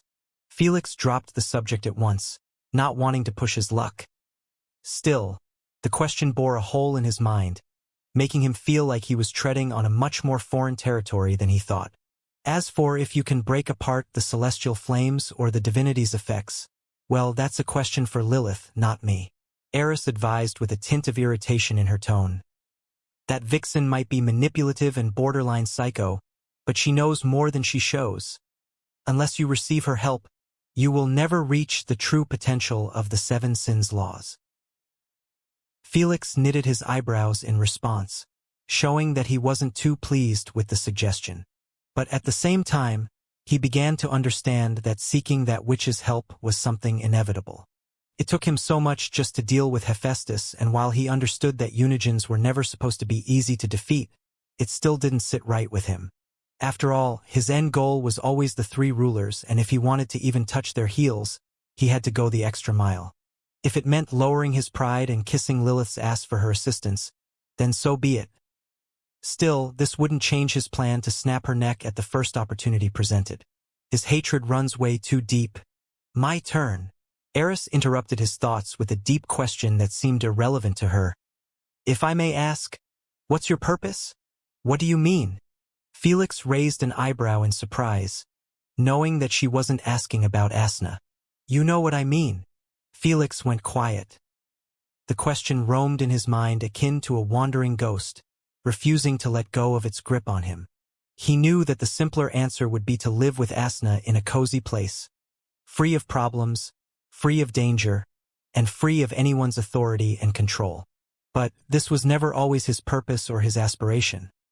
He had lived a previous life before he met Asna, and in that life, he should have possessed a purpose unrelated to anyone. But no matter how he tried to remember it, no matter how he tried to think of it, nothing came to his mind. It was like he was a robot just experiencing life instead of living it. Even the purpose of becoming strong to avoid what happened to him in the ruins occurred at the end of his life and the beginning of his new one. Or becoming the supreme leader of the Alliance. That was a universal dream for every bloodliner or fighter in the universe, and it wasn't unique to him. Even reaching the peak to help his race evolve was nothing but a purpose decided out of his childlike pride of being a human. He thought, and in the end, Felix realized that throughout his life he had many purposes, but not a single one could be said to have spoken to his inner self. A purpose that could be his identity and make him feel like he was a unique entity regardless of his universal status or strength. None. Was I always like this? Being moved by the wind of destiny, just floating by, and accepting whatever happens in my path as normal? Who am I? Felix tightened his eyebrows in confusion, feeling a bit lost and weirded out. Just one question was enough to make him question his entire identity if he had any, yet again. He understood that even if he succeeded in saving Asna, killing the three rulers, and freeing himself and her from anyone's authority, nothing would change in him. He would be happier to live with her and maybe even start a family. But this wouldn't change the fact that he was living his entire life without a single purpose from the start to the end. He fell into the same identity crisis as the primogenitors when they had already done and achieved everything they desired, leaving them seeking their true purpose in this life. While their true purpose didn't please a single one of them after finding out, they had at least moved on from their eternal search, and all they needed to do was either accept it or not. When Eris saw how lost Felix was and how he was incapable of answering such a simple question, she couldn't help but sigh to herself, "How sorrowful. If this is the price of loneliness, the price is a bit too steep." No one knew if she was feeling sorry for Felix, herself, or something else. Whatever it was, she had the same reaction as Lord Zervin during Felix's battle against Nemo's alter ego. She soon came to Felix's rescue and pulled him out of those extensional crisis thoughts. "You can drop it and ask me one last thing," Eris said as she tapped on her wrist, gesturing that time was running thin. "This reality is separated from the outside and the three leaders can't hear or see anything, but it's best not to push our luck. I have no interest in being questioned by them." "Ah, okay." Felix shook his head and regained control over his thoughts and emotions, burying this faint extensional crisis at the depth of his heart. Nothing changed at the moment, and his goal was still to save his woman and get rid of the three rulers. He could wonder about the rest after fulfilling them. After all, if he failed, nothing would matter anyway. Felix thought deeply and hard about his next inquiry, but at the same time, he didn't take long to decide on it. He looked into Eris' eyes and asked with a solemn tone, "Do you know what's on the other side?" This was an inquiry that neither Lord Hades nor Lilith answered. Not even the universe answered him after he used his greed laws. This made him believe that maybe no one knew about it either, not even the three rulers. But at the same time, he refused to believe in this theory. Why? He couldn't accept the thought that the three rulers would go this far for something they had no clue about. He couldn't accept the notion that Asna was treated like shit by them ever since her birth and even in her adulthood for an ending that could be anything. What if it was just nothingness? What if it was just another part of the universe? What if it was a mere small dimension? Alas, Eris looked at him dead in the eye, knowing exactly what was going through his mind, and uttered indifferently, "Boy, for the three rulers, their freedom is worth more than the universe." "Asna?" she scoffed. "If the prophecy uttered the only way to reach the other side is through destroying the universe, they would have done it by now even if there was nothing there." "Prophecy? What are you talking about?" Felix was taken aback by hearing this term. Too bad. Eris had no intention to continue this conversation. She waved her hand and the pocket actualness seemed to fall apart on itself. It was a pleasant conversation. Eris closed her book and stood up from the table, uncaring about Felix, who seemed to be stretching apart like he was made out of rubber. "What's happening to me?" Felix asked with a startled tone as he gazed at his stretching arms, feeling not an ounce of pain. "Until we meet again, little paragon." Eris merely waved her hand as she walked through a chaotic portal. Just as she went out, she popped her head back in and answered calmly. "To answer your question, I have no idea what is on the other side either." The moment she uttered this, the chaotic portal closed, and the actualness pocket collapsed on itself, taking Felix with it painlessly. Even after everything that happened, Eris not at all had any intentions of letting Felix's clone stay alive. "Well, this isn't so bad either." Felix closed his eyes one last time, and when he opened them again, the environment before him changed into a massive leafless dead forest with a dried-up lake in front. "What an interesting character," Felix murmured to himself after reviewing the memories of his clone. "Did something happen?" Elder Kraken asked what was in everyone's minds, understanding that Felix's comment was out of place, especially when not even a second had gone by after his teleportation concluded. "It's my clone." Felix went on and narrated what happened between him and the Unijin of Order and Disorder. When he was done, everyone had a different reaction to Eris' mannerisms and lack of aggression. "It seems like she isn't really on the three rulers' side," Jormungandr commentated. "That four-eyed dull woman is on no one's side," Lilith remarked lazily. "You should feel glad she didn't keep you trapped in her reality and run some experiments on you. That's all she cares about." The moment she said this, everyone turned to glance at Lady Sphinx in silence. Lady Sphinx's eyelids twitched, knowing that they were comparing her similar personality with hers. After witnessing her omnipotent powers in action, I have indeed made out through her mercy. Felix couldn't agree more. He realized that if even his celestial flames were useless against her powers, there was really nothing much he could have done the instant he entered her reality. She could enslave his clone and do whatever it wanted with it, and the worst part? He wouldn't be able to recover him even if he cancelled his wrath symbol. How could it work when she had the power to erase his laws on her reality and cut off their spiritual connection? She is extremely dangerous. No, she is a different monster compared to Hephaestus, and it's best to keep my distance from her in the future, Felix decided with a solemn tone. Even though his experience with her was pleasant and peaceful, and she seemed to harbor no evil intent at him, he had no intentions of putting his trust in her. His trust was too difficult to earn at the moment, and unless someone literally did the unspeakable for him, he would never be able to trust him even by 10%. Knowing that time wasn't in his favor at the moment, Felix pushed the subject to the back of his mind for later and focused on relocating himself and his base to a new safe location. He released his spiritual pressure until it covered millions of kilometers and stopped only after finding a massive active volcano, surrounded by nothing but its smog, ashes, and darkened, desolate surface. In his eyes, with Hephaestus being removed from existence, anything related to fire was his next perfect location, whether he succeeded in the next ascension and obtained Hephaestus's laws or not. He took a single step forward and then he appeared at the base of the volcano. With a snap of a finger, he used the equal trade symbol to sacrifice some of the Dreamers and World Eaters to move his people here. In almost an instant, Nimmo, Candace, Arthur, the rest of the councilmen, the Void citizens, and what remained of the non-intelligent Void creatures all appeared behind him. "Daddy!" Nimmo instantly jumped into Felix's embrace, and after a few excited rubs on his cheek, he sat on his shoulders, dangling his small legs on Felix's chest. Felix caught and played with his tiny feet with a gentle smile planted on his face. Without a change of expression, he addressed everyone in front of him. "The mission has been concluded successfully and the god of fire has been disposed of."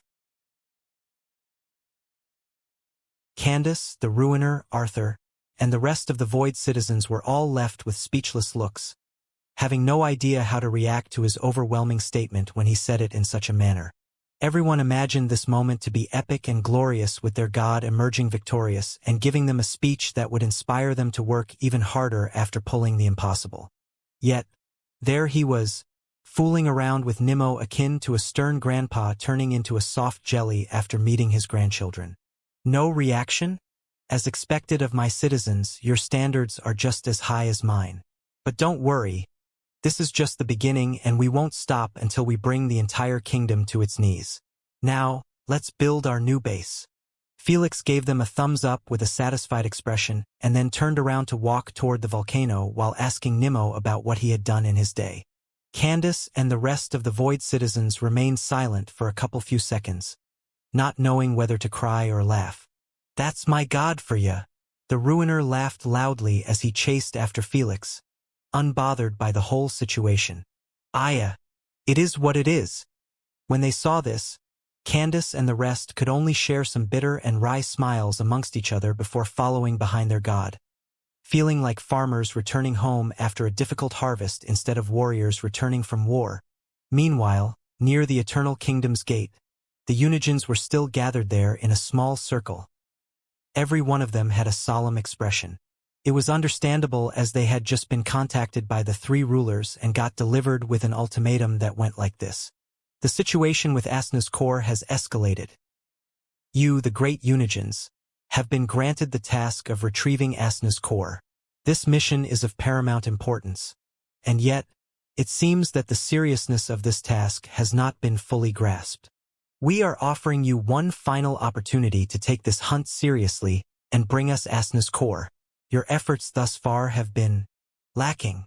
Either grasp the opportunity or return the celestial cages. The ruler's words hung heavy in the air, a clear ultimatum to the Unigens. There was an underlying threat in their message.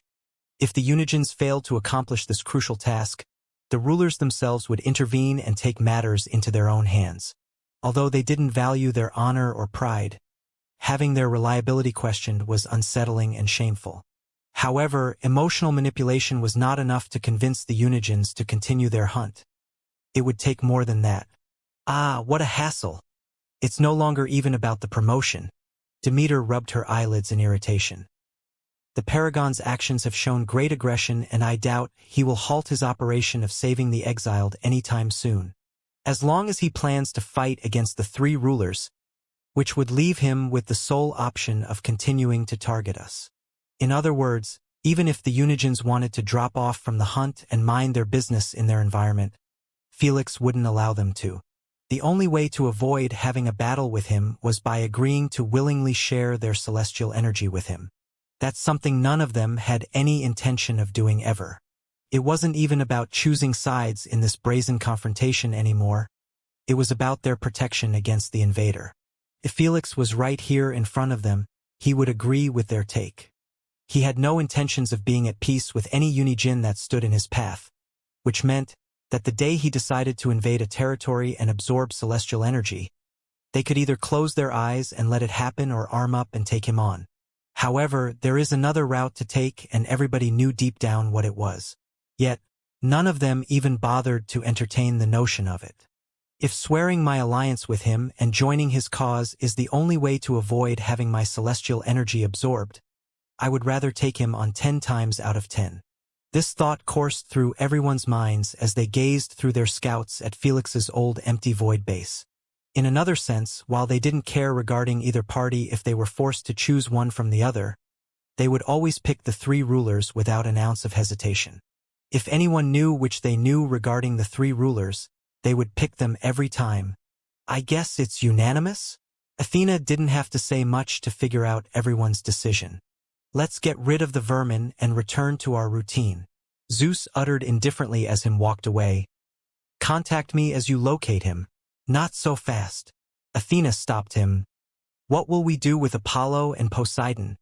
Zeus turned around with the same expression and shared his opinion. Let them be.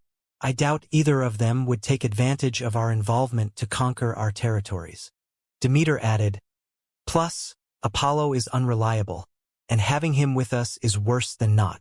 Poseidon has just conquered an entire domain and will use everything in his power to reinforce and defend it from us before the arrival of the next celestial ceremony. If everyone feels like this, then so be it. Athena left one last remark with a stern tone. Spread out your scouts and be ready to make a move at first notice. We have to catch him before he builds enough resources for more wishes. Everyone gave head nods in approval and took off, returning to their territories at last. The only difference between their current search and before was the seriousness of it. Now, even when they didn't trust each other, this time, none of them had plans to stay in their territories after discovering Felix's location. It wasn't needed to be said, but after the decision was made, anyone who broke the unspoken truce would get ganged up upon. Meanwhile, in the dual city of darkness and light, Apollo was seen reclined leisurely on a grand, fluffy circular bed. The bed, an opulent centerpiece in his lavishly decorated chamber, was like a cloud of luxury, its softness and comfort befitting a deity of his stature. Surrounding Apollo were several gorgeous women, each embodying an ethereal beauty that seemed to blur the lines between reality and divine fantasy. They were semi-naked, their attire a delicate array of silks and gossamer that accentuated their celestial forms. These gorgeous attendants were engrossed in their tasks, dedicated to ensuring Apollo's comfort and pleasure. Some of the women gently massaged Apollo's shoulders and arms, their skilled hands working to soothe any tension in his muscles. Others among the attendants fed Apollo with an assortment of fruits, each piece a heavenly delight bursting with flavor. Apollo accepted these offerings with a relaxed demeanor, savoring the taste of each fruit as if it were a rare delicacy. All the while, Apollo was engaged in playing his lyre. The score he played was the same one he had performed during the recent battle, a composition that had resonated with the tumult and majesty of the celestial conflict. The music flowed from his fingers with a natural ease, the melodies weaving through the air, filling the chamber with a hauntingly beautiful sound. As he played, his eyes occasionally closed in contemplation, lost in the memories of the battle and the emotions it had evoked. When he reached the harrowing part of the score where he lost control, his fingers seemed incapable of playing the same notes. He struggled and struggled, but to no avail. "Ah, you had to ruin it too." Apollo sighed in frustration as he placed the lyre to the side. "Why did you even come out? What did you see?" His left eye suddenly turned pitch black, and an eerie low voice resounded in his ears, resembling a whisper of the Grim Reaper. "He can help us. He can achieve our dream. You still refuse to let that go? What do you mean by our dream?" Apollo scoffed in irritation. "It's your dream. I am pleasantly happy with my current life." The eerie voice released a harrowing crackle that could freeze anyone's soul in fear. Then he said, "I am the beginning and you are the end. You can keep me trapped down there for all you want. A day will come when nothing but darkness remains, whether you want to be part of it or not. It will come. Just leave me alone. You are insanity itself." Apollo waved his hand in irritation, shaking off the voice from his mind. His attempt seemed to have worked as his eye reverted to normal again. "Is everything all right, my lord?" one of the beautiful maidens massaging his shoulders asked with a soft voice. "Hearing your voice made everything all right again," Apollo said with a faint charming smirk as he pulled the girl into his arms, causing her to let out an embarrassed yelp. Then, he started doing some naughty things to her with his graceful, well-trained fingers, making her release some not-too-PG voices. Soon, multiple giggles and moans began to echo in the chamber, while Apollo was having his fun. His mind was still weirdly on Felix, his image refusing to leave his mind. How can he be the solution to that lunatic's goal? He murmured in his mind, having a strong feeling that his relationship with Felix was about to get a bit more complicated than he anticipated. A couple of minutes later, deep within the bowels of a colossal volcano, Felix and his people transformed the rugged and fiery underground into a sprawling base. The massive cave that they sculpted out was awe-inspiring in its scale. Towering walls of solid rock, hardened by centuries of volcanic activity, enclosed a vast expanse that buzzed with the activity of Felix's followers. The air was warm and thick, filled with the earthy scent of minerals and the faint, sulfuric aroma of the volcano. Lava rivers snaked through the cave, their molten paths casting an eerie, reddish glow that illuminated the cavernous space. The remaining behemoths were left to feed above the surface of the wasteland. With the Eternal Kingdom's miraculous recovery rate, the World Eaters were having a feast. Right now, Felix was sitting in a mediation position on a standardized void throne, while he had only one clone be responsible for the acceleration of the void creature's creation. He couldn't afford to have any more clones as his soul was pretty damaged after losing multiple of them, and it was best to wait until it recovered. Lord Hades, I hope you watched.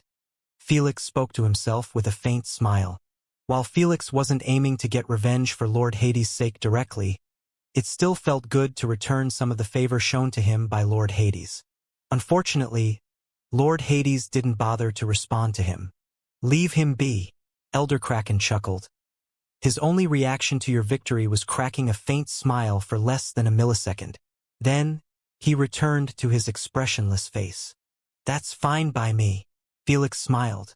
Knowing Lord Hades' personality wasn't the type to show emotions on almost anything, Felix wasn't too bothered by the lack of communication.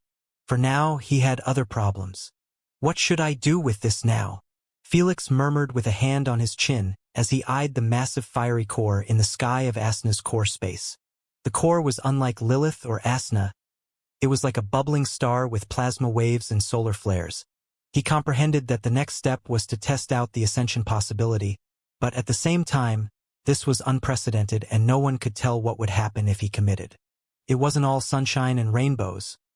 Just because the first ascension went smoothly, it didn't mean the second one would be the same. It all depends on the universe, really, Lady Sphinx remarked. If there is a loophole as we theorized, then nothing bad will happen. If not, I doubt it will even respond to you. Seems like it. Felix nodded. He comprehended that unlike the origin realm or other breakthroughs, he had no control over the ascension process.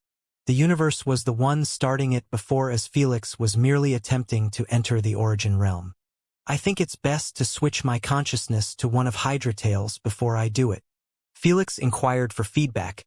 It might help make the universe choose me as the next candidate easier. Try it, you have nothing to lose. Felix bestowed a head nod and started the process straight away, understanding that if the Unigens were truly intelligent, they would not give him any more space or freedom to grow. Thus, he had to be quick and start the process before they intensified their hunting attempts. Soon, Felix summoned the 7 Hydra Tails and then switched his focus to the wrathful dragon tail, allowing him to start seeing and feeling reality from its perspective. Then, without an ounce of hesitation, he commenced the ascension by requesting the core to be moved into the dragon's heart, which was connected with the wrathful Hydra tail. The moment Hephaestus' core settled in nicely within the dragon's heart, the universe seemed to take notice almost immediately. Felix immediately felt a surge of intense power coursing through him.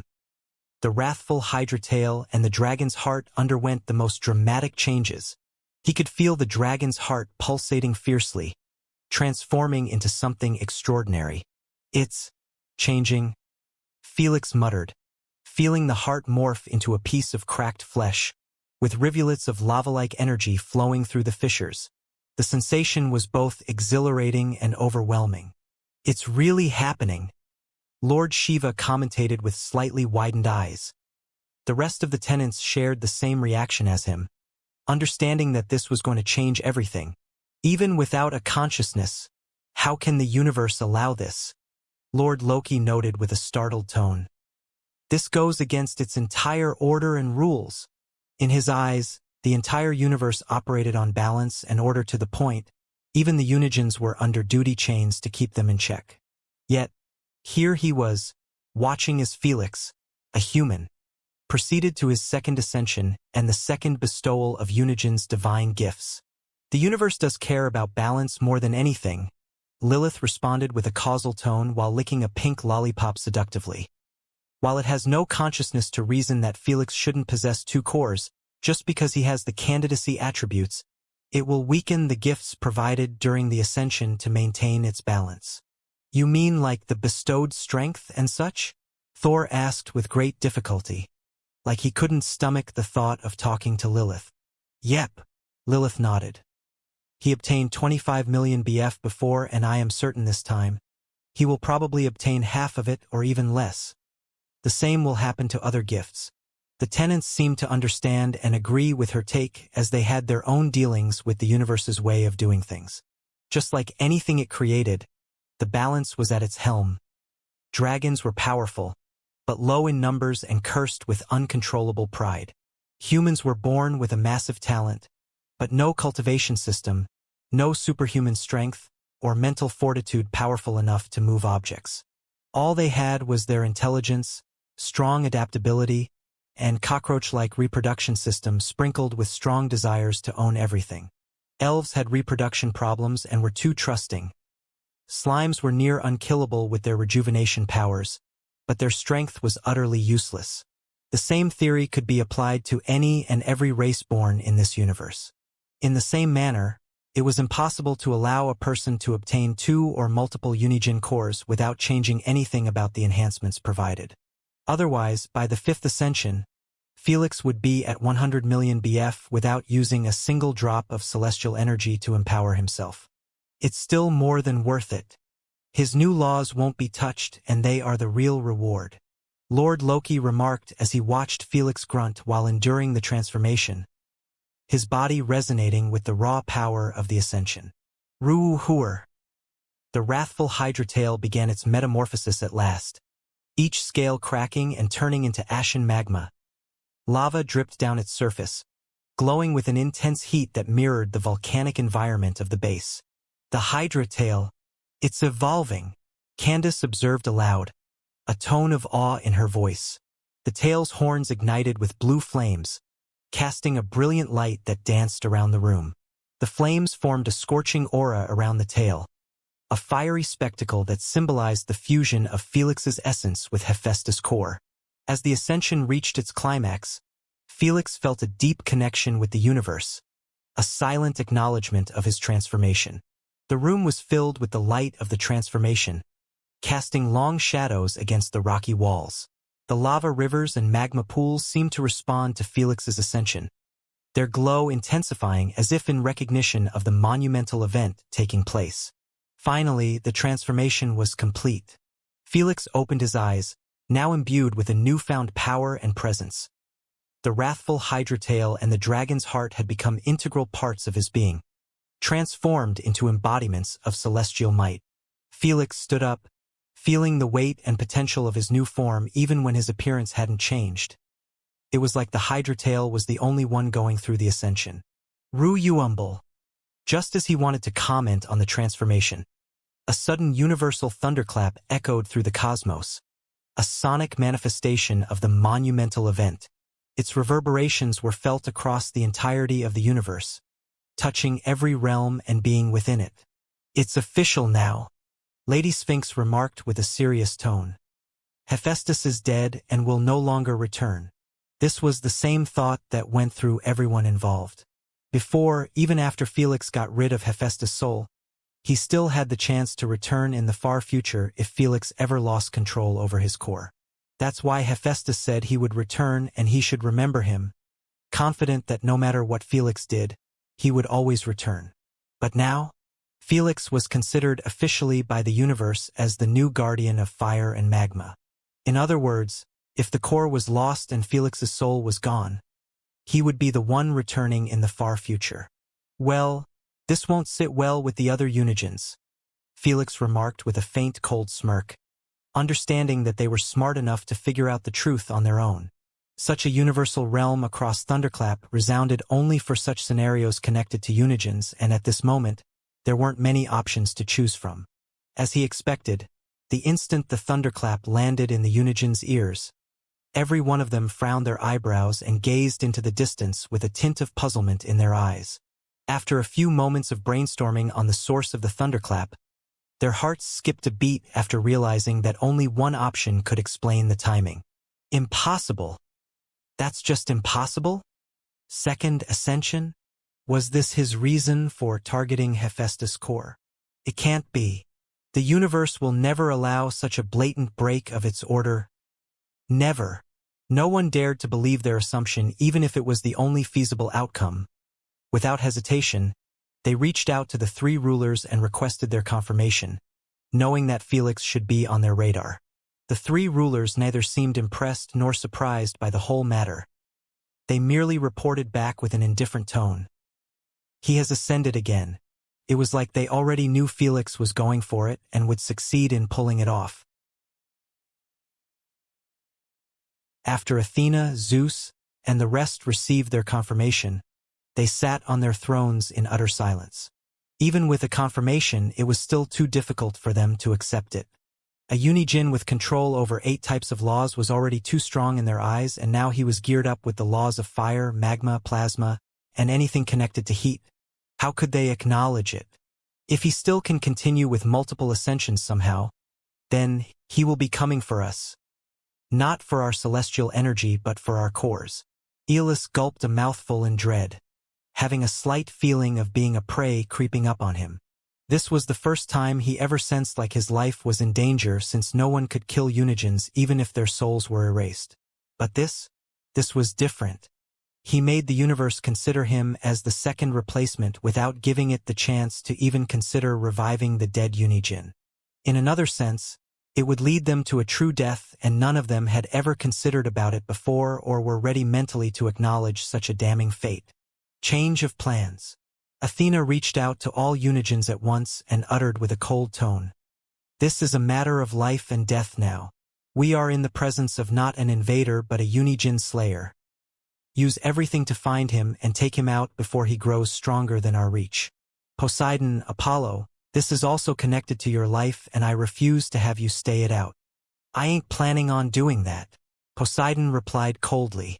After finding out that Hephaestus was dead for real and his laws stolen, Poseidon realized that Felix might prioritize returning his territory from him. He had no intention of waiting until he showed up before his front step. I will search for him too, Apollo interjected with a serious tone. While he really wanted to find Felix, he didn't mention that it was for the other reason. His peers were satisfied with his involvement, knowing that the search would be much easier with him. One day, we have to locate him in less than a day. Athena finished the discussion with a cold statement. He needs to be caught before he can get used to Hephaestus' laws. Meanwhile, in distant areas of the universe, Felix's friends, including Selphie, Olivia, Noah, and Carbuncle, paused in their activities as the thunderclap reached them. Their expressions shifted to one of awe and realization. He must be kicking ass up there, Noah commentated with a little smirk before he continued on his eternal search, still nowhere close to reaching his little sister's spirit. Felix, I hope you are okay. Selphie and Olivia shared a bit of concern as they knew that the thunderclap could represent an achievement or an announcement. If Felix had fallen, they were certain the universe would announce it. It sure announced something, and that was the death of Hephaestus. The rest of the people continued with their daily lives after a few minutes of wonderment. Already used to such thunderclaps by now, it became part of their lives. Back in the cave under the active volcano, Felix could be seen addressing his people. Due to certain circumstances, we are obliged to pack up again and leave this area, Felix announced with a solemn tone. This time, we will need to be constantly on the move. Thus, we will ride on the World Eaters and start journeying across the outer space of the wasteland non-stop. Felix thought he could stay here for a day or two before they changed locations, but after he succeeded in the ascension, he knew that was no longer an option. He was certain that the Unijins would find their base in less than a couple of hours if they put their entire mind into it. At least, if they were on the move, it would be much easier to react and escape than being stuck under a volcano. Candace and the others had nothing to complain about and started packing up again. After they finished, everyone moved up to the top of a symbiote and Felix commanded it to head up, away from the surface of the Eternal Kingdom. This would minimize all chances for Unijins to locate them, as most of their reach was limited in the Eternal Kingdom. After all, Artemis, Demeter, Aeolus, Zeus, and even Athena didn't have their related laws in outer space to send scouts and such.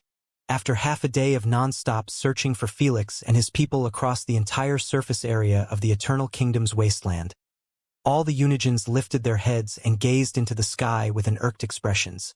He is planning to slow down the game and stay on the low, Zeus expressed coldly, not too pleased with this result. I would have done the same in his position, Athena sighed. He has taken advantage of us underestimating him to take down Hephaestus and steal his powers. Now, He knows we are in this for real and wouldn't come down unless he was confident in his preparation to take down at least 2 of us at once. She was correct. Felix's next plan was to lay low in outer space and get stronger by mastering his old and new laws before daring to target another Unijin. His fight with Hephaestus and talk with Eris made him understand that he needed to evolve his game at all costs if he wanted to keep going forward. Otherwise, even if he had multiple laws, he would still fail to defeat another Unijin who had control over a single law. Mastery and battle experience mattered way too much in those fights, especially when the same strategy to farm up celestial energy in the celestial city wasn't going to work again. "Don't give up on the search," Athena said with stern tone. Although she understood it was a long shot they would be able to locate Felix ever again, it was better to keep trying than not. Meanwhile, in the serene expanse of an ethereal realm, where time seemed to stand still, Asna lay in a state of deep slumber, her form enveloped in a gentle, luminescent glow. She was the epitome of divine grace, her appearance exceeding the mere concept of beauty. Asna's hair flowed around her like a cascade of liquid flames, shimmering with each subtle movement, reflecting the soft light that bathed her resting place. Her skin glowed with an inner radiance, hinting at the immense power that lay dormant within her. The universal thunderclap, its reverberations were powerful enough. They managed to awaken Asna from her slumber. The moment the sound touched her, the serene glow that surrounded her intensified, as if responding to the call of the cosmos. Asna's eyelids fluttered open, revealing eyes that held the depth of the universe within them. They sparkled with a myriad of colors, each shift of her gaze akin to witnessing the birth and death of stars. As she rose from her resting state, the ethereal realm around her seemed to brighten, the very air charged with the anticipation of her awakening. He is here. Awareness flooded into Asna's consciousness, her thoughts immediately turning to Felix. A complex array of emotions played across her divine features: surprise, concern, but above all, an undying affection for the lover who dared to traverse the path of the Celestials for her sake. The reason of her emergence from slumber was twofold: the thunderous announcement of Felix's second ascension and the presence of her core now within the Eternal Kingdom. She was forced into slumber in the first place because the Eternal Kingdom wasn't linked with the rest of the universe. But now, she could feel her core a little. Asna stood, her form radiant and majestic, a goddess in every sense of the word. "Felix," she whispered, her voice carrying a melody that could soothe the fiercest storms. "Where are you?" She tried her best to access out to Felix, but to no avail.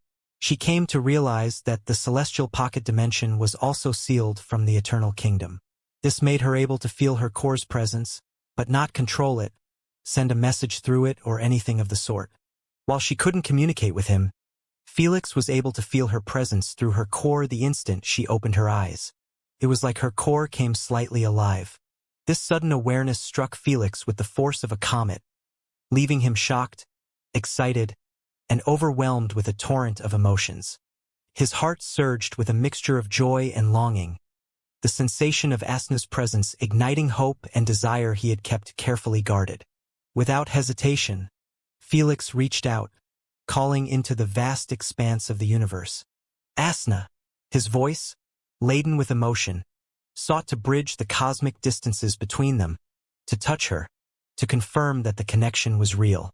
But his call met only the silence of the celestial realm, his words dissipating into the void without reaching Asna. In that moment of poignant longing, Lilith remarked with a nonchalant tone, "Stop squandering your breath. She can't hear you, not as long as she persists in the celestial pocket dimension. It must be sealed too." Felix sighed, the initial shock of Asna's faint presence giving way to a mix of frustration and resignation. The reality of Lilith's words settled over him like a cold shroud. Despite the incredible journey he had undertaken, the barriers between him and Asna remained formidable. "At least you can feel her presence now," Thor comforted. "You know that she is awake and well." Felix nodded with a faint bitter smile and a hand placed on his heart, feeling like Asna was with him again, watching over him like always. For now, that was enough to keep him at peace. Felix didn't even consider seeking a way to help Asna leave the celestial realm, as he knew that was a near impossibility. The three rulers were always inside the realm, guarding the universe's heart, and Felix had no plans to put himself in their hands so soon. Still, he tried to find other ways at least to communicate with her and see how was she doing. Just drop it, as long as the celestial realm is sealed, nothing will work, Lilith advised. Felix remained silent.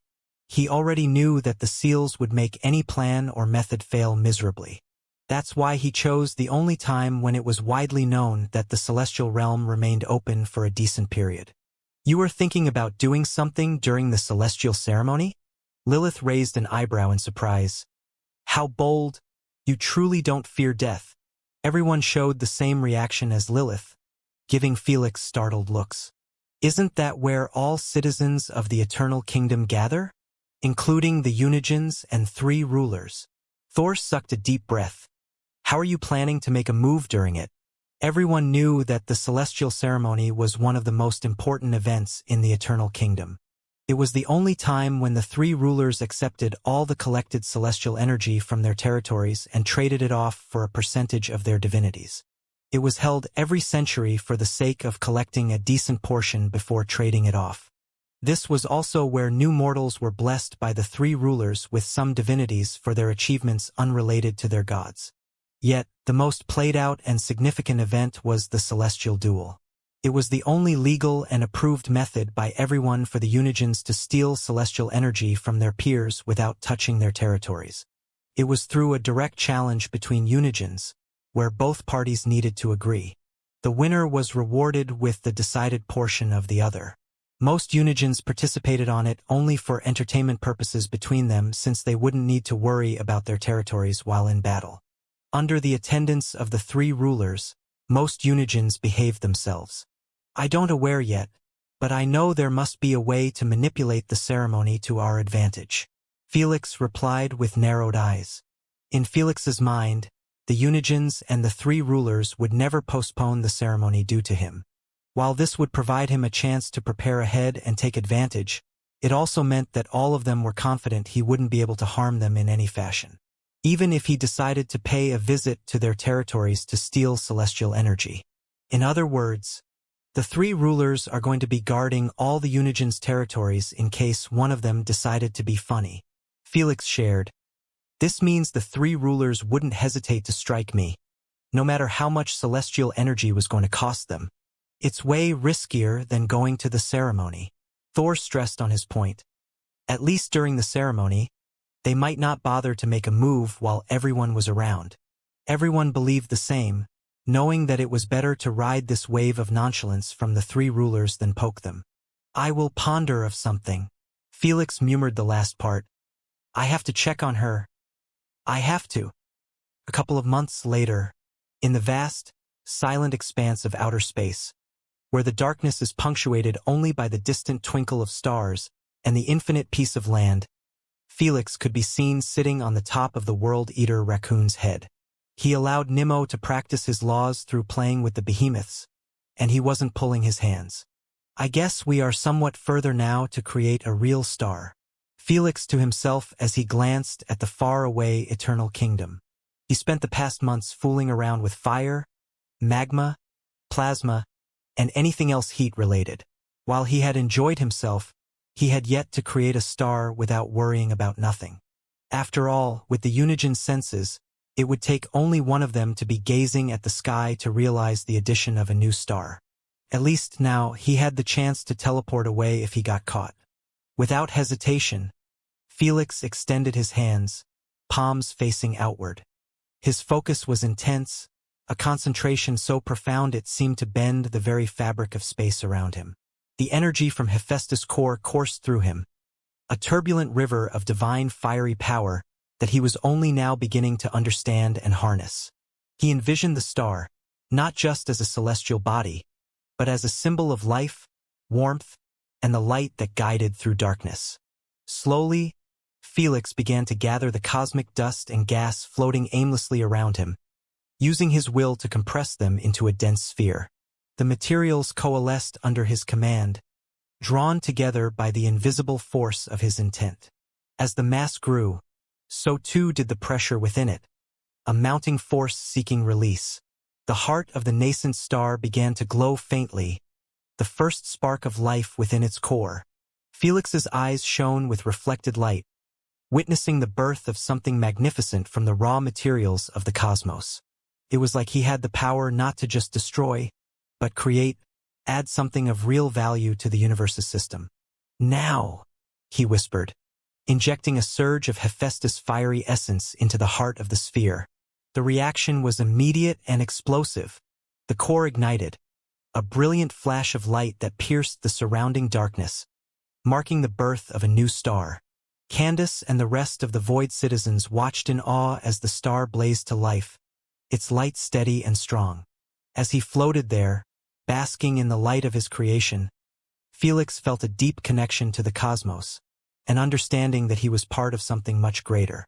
The experience was transformative, reshaping his perception of his place in the universe and the path that lay before him.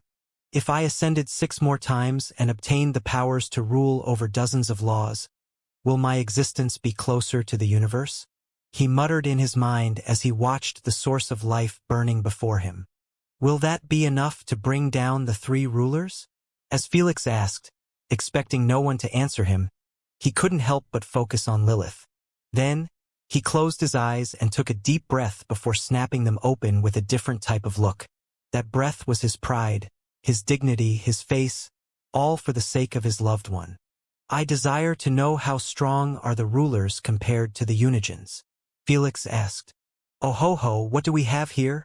Lilith lowered her sunglasses, showing an amusing look. This was the first time Felix went out of his way to query her something directly after what she did to him and his masters. She always answered some of his questions, but only through interjections. Can you just answer? Felix got irritated swiftly. You can't expect me not to enjoy this. Lilith chuckled. The great Felix seeking my help and wisdom. I understood this was a dumb idea. Relax. Can't I tease you for a bit? Seeing that Felix's expression was still not amused, Lilith could only sigh and say out loud, Fine, you desire to know? I will inform you.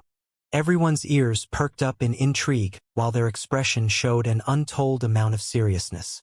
The 3 rulers' strength and powers were always up to debate compared to the Unigens. It was finally the time where they would put a number on it. Long story short, Lilith shared casually. They can be as strong as their celestial reservoir, growing infinitely more powerful than anything imaginable. Infinitely? Yes, infinitely.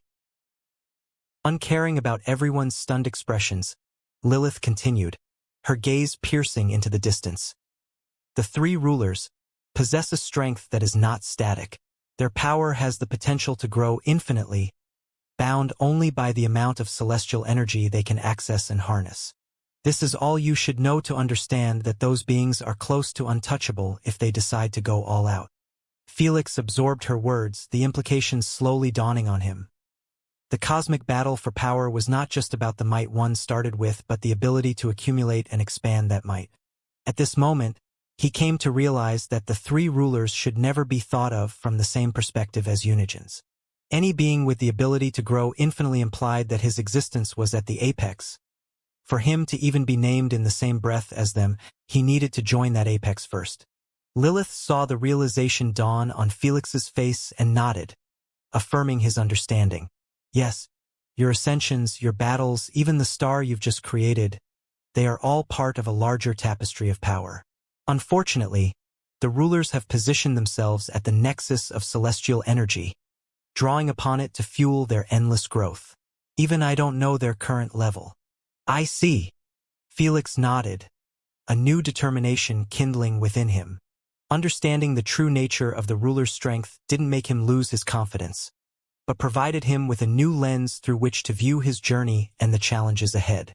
When it came to Asna, he would never get discouraged by anything as he was going to save her no matter what it took.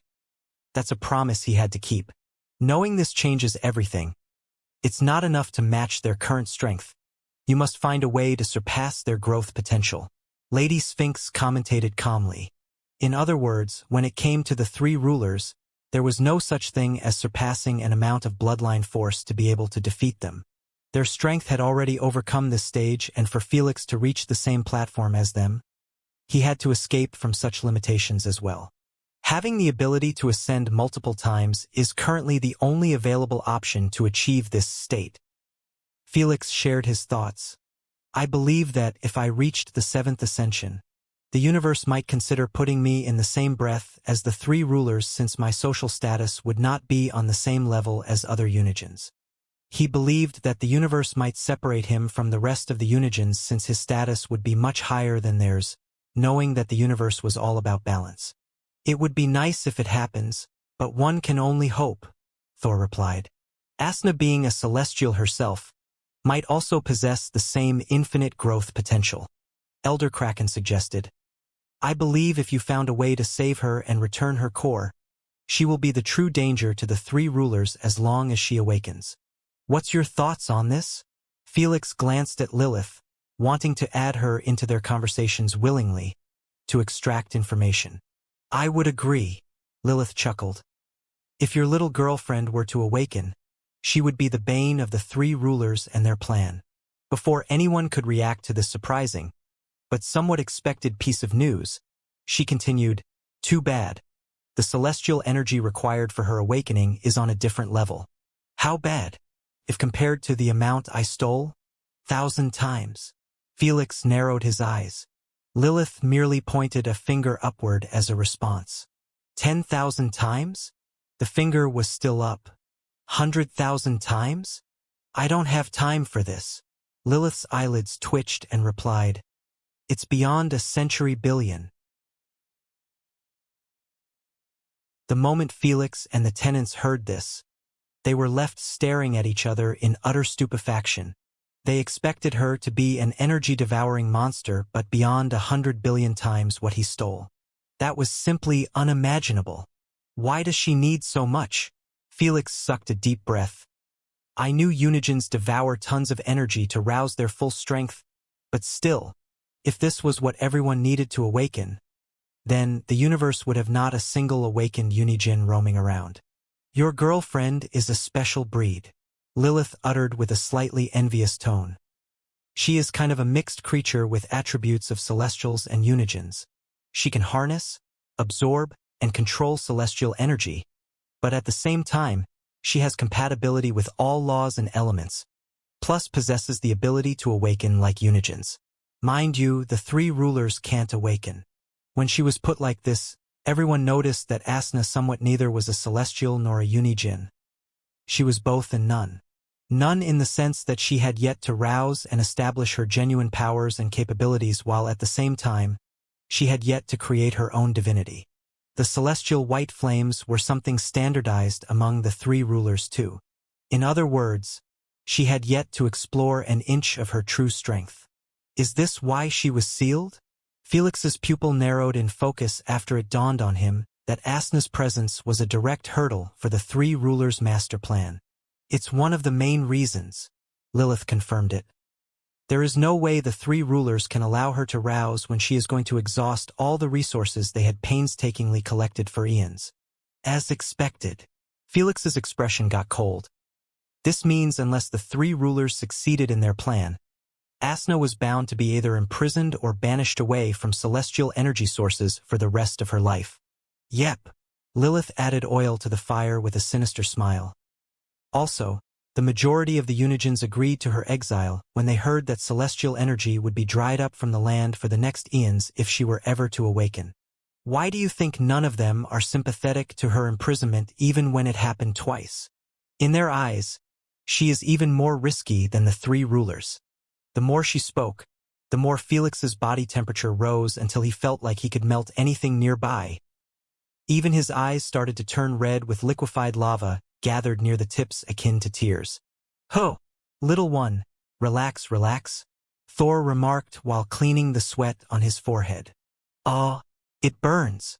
Candace yelped in pain and swiftly teleported away. Easy there, Felix. Fenrir used his ice manipulation to cool down the temperature a bit. Oh, my bad. When Felix heard everyone and saw the sudden change in atmosphere, he swiftly regained control over his body temperature. As he lowered it back to normal, his anger was still there, but this time he didn't let it meddle with his temperature. This was one of the many subtle changes that occurred after his second ascension. "I guess they weren't so innocent after all," Felix remarked with a cold tone as he envisioned the shitty treatment Asna had to go through in her childhood. As a Unijin born 20 million years ago, she was considered the youngest of them all, and instead of guiding her and treating her as their little princess, they banished and locked her up all alone. While Felix knew better not to believe anything Lilith had said, he wasn't dumb enough to believe that the Unijins had their hands off this. Even if they didn't actively participate, the fact that none of them stood up for Asna was enough of an excuse to not feel an ounce of remorse in hunting them down. "Give me their names. It will make my decision for my next targets much easier," Felix inquired with a cold tone. After Felix received the names of the Unijins, he ignored the ones unreachable by him at his current level and aimed his guns at the familiar ones. Poseidon, Zeus, Athena, Aeolus, Hephaestus, and Demeter. He repeated with a tint of coldness in his voice. "Interesting, only Apollo and Artemis have rejected the proposition," Thor remarked. "It's not that interesting," Lilith replied lazily. "Apollo has slept through the decision while Artemis is a known softie and couldn't put the little one through that. It doesn't matter. Let's start with those 5, and if they dared to stop in my path, I wouldn't mind adding them to the list," Felix remarked. "You make it sound like you already have the other 5 in the bag." Lord Shiva humbled him with an indifferent tone.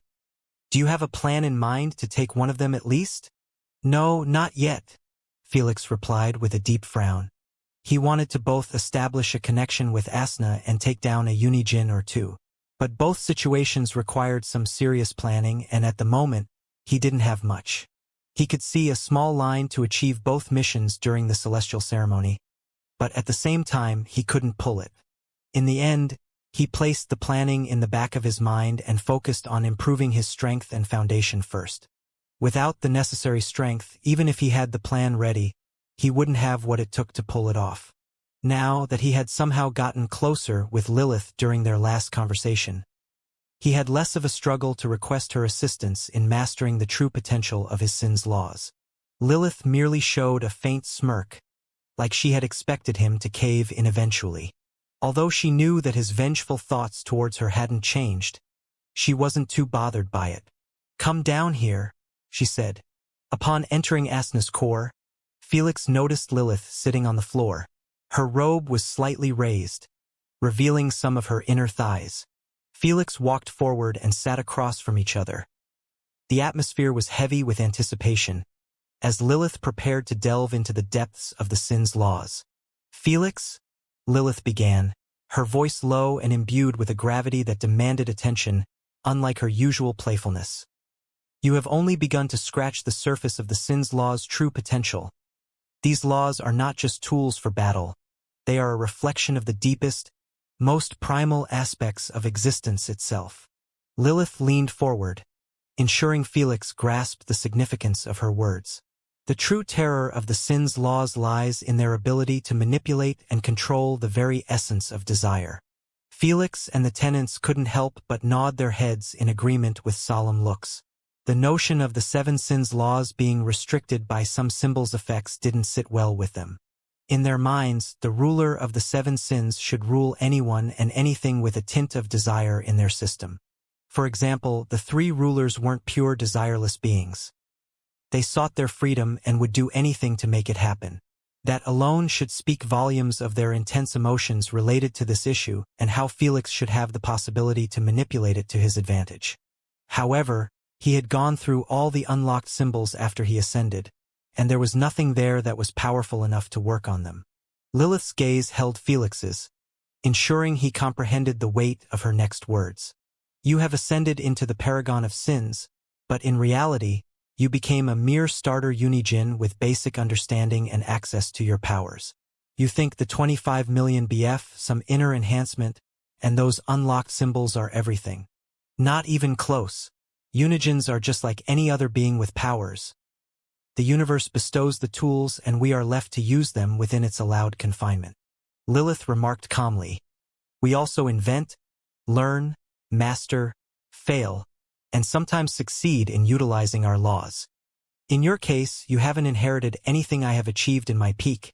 You merely inherited the standardized basics of my laws, and the same must have happened during your second ascension. She chuckled. You might have created a star, but try to condense 1,000 of them at once and see what happens. In other words, even if he had defeated Hephaestus and obtained his powers, there was no way he was going to show the same level of prowess as Hephaestus in terms of utilizing the fire laws. He would battle to even condense a couple of stars without having them explode in his face on the first attempt. I have always assumed this. Being a Unijin means having the freedom to control the laws as you please, and I have yet to experience this with my laws. Felix nodded in understanding. It's good I have a confirmation at last. If you are implying the freedom to manipulate sins just like void energy, fire, or such, then you will be gravely disappointed. Lilith shook her head. 7 sins are bound by symbols, and that's their limitation imposed on them by the universe. You cannot manipulate the desires of beings in your realm or above directly without symbols. Just like Eris' limitation is the order and chaos tome. Before Felix could feel disappointed to hear this, Lilith continued, however, you have the potential to create new sin symbols, each embodying an aspect effect of sin not yet explored. New symbols? How? Felix leaned forward, intrigued. The concept of crafting a new sin symbol was both daunting and electrifying. It's a feat that requires a profound understanding of desire and its manifestations. To create a new symbol, you must first conceptualize a sin that embodies a unique aspect of desire. It's not about replicating what already exists but discovering new depths to the sins that govern our actions. You can even capitalize on your desires to create symbols. She paused, making sure that Felix comprehended the seriousness of her words before continuing. Let's consider an example, a symbol I have long since created called the reflective mirror symbol. This symbol draws upon my desire to turn one's enemy's strengths against them, a reflection of my envy, yet distinct in its application. Felix absorbed her explanation, the gears turning in his mind as he envisioned the symbol's potential. The reflective mirror symbol, Lilith elaborated, creates a mirror that does more than merely reflect. It captures any ability directed towards it and reflects a copy. It can even create a copy for the user's utilization. For real? That's too good. Any ability? Can he copy abilities related to Eris and other upper celestial Unijins? This symbol alone was enough to blow everyone's minds off. All of them comprehended the significance of being able to copy other Unijins' abilities. While they knew some conditions must be fulfilled for the symbol to work, having a possibility was better than none. So, the process of creation involves not just the power, but the intent, the desire behind the symbol? Exactly, Lilith affirmed. It's about embodying a concept so deeply that it materializes into a symbol. You must ponder on the essence of the new sin, focusing your desires and energies until they coalesce into a symbol. She leaned back, giving Felix a moment to digest the information. This can be simple and difficult depending on your intelligence since it requires introspection and a deep dive into the nature of sin and desire. But with your unique journey and experiences, you are in a prime position to explore this path. Felix sat in contemplation. The idea of creating new symbols sparked a myriad of possibilities. However, he comprehended that this couldn't be all. Creating new symbols was great and all, but Lilith couldn't have antagonized the entire kingdom with just some new symbols. There must be something else, something more terrifying. You must be wondering if there is anything else. Lilith chuckled after reading him like a book. Felix gave a head nod with a solemn expression. Well, is there? How about this? If you manage to create a new symbol in the next year, I will tell you what's next. Lilith smiled as she offered him a challenge. Fine by me. Felix agreed to it without much complaint. He stood up and turned around, planning to take a hike. He already had plans to focus wholeheartedly on finding out more about those new symbols, plus exploring his new heat-related laws. A year was enough time to work on them. Alas, if only Lilith wasn't too much of a playful succubus. By the way, you aren't allowed to create symbols I have already invented. She giggled as she eyed Felix's shoulders tense from the back after he heard her ludicrous statement. Slowly and deliberately, Felix turned his head until his twitching face was in front of Lilith's. Then, he asked with a forced smile, "You joking, right?" "Nope." A couple of days later, inside a castle made out of the World Eater's symbiotic skin, Felix could be seen sitting on the floor of his throne chamber.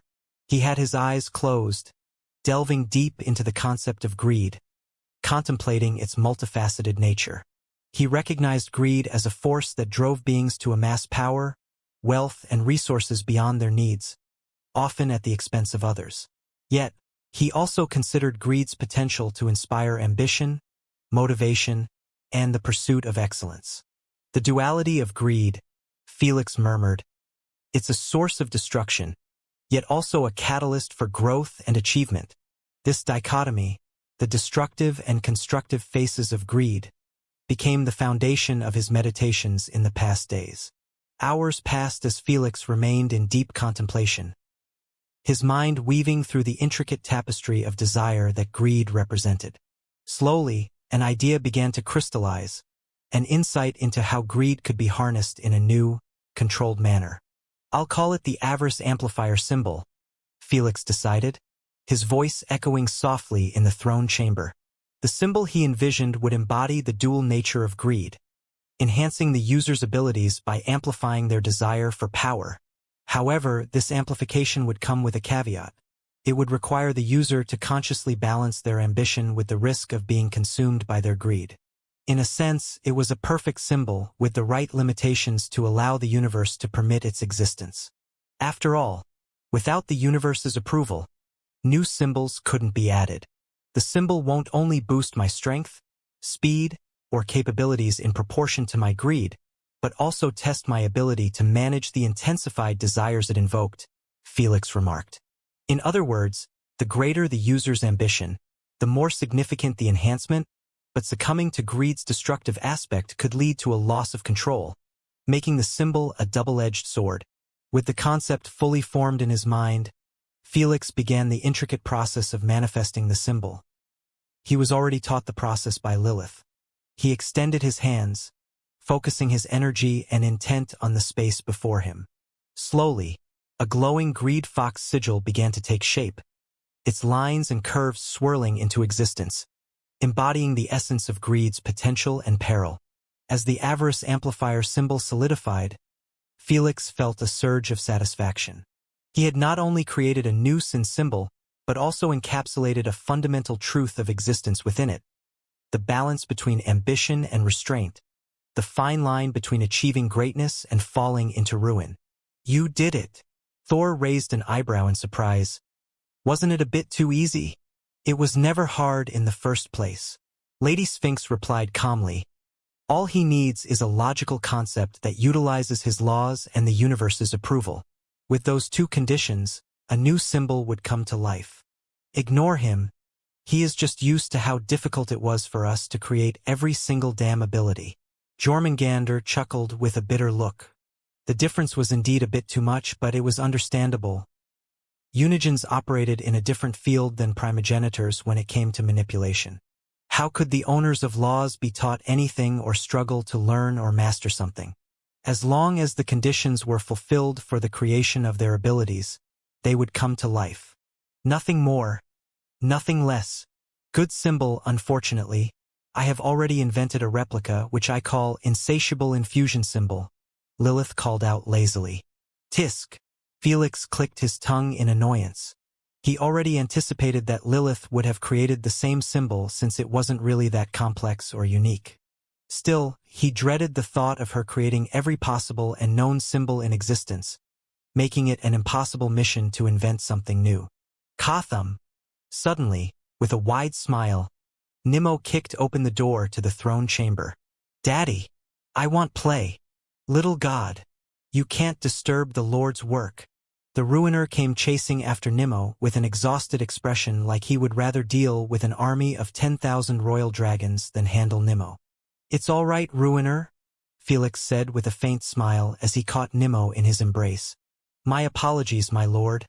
I have tried my best to teach him combat, but he refuses to stay still in one place." The Ruiner sighed. "You already know we can't force him or resist his commands. Why were you making trouble?" Felix gave Nimmo a scolding look.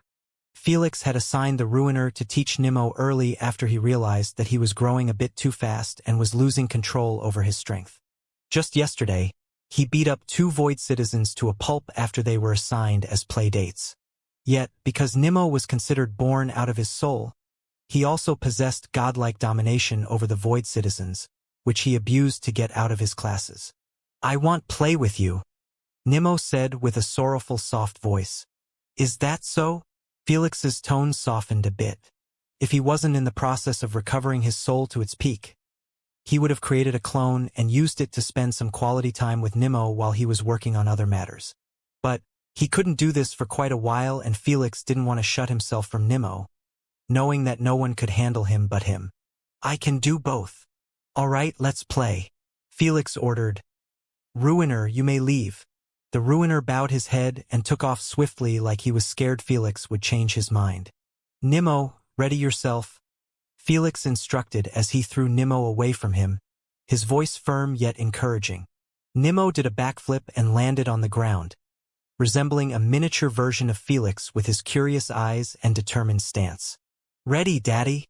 He nodded vigorously, his tiny fists raised in readiness. Whoosh! Whoosh! As they began to move, Felix's movements were deliberate, each strike and maneuver designed to test Nimmo's reflexes and adaptability.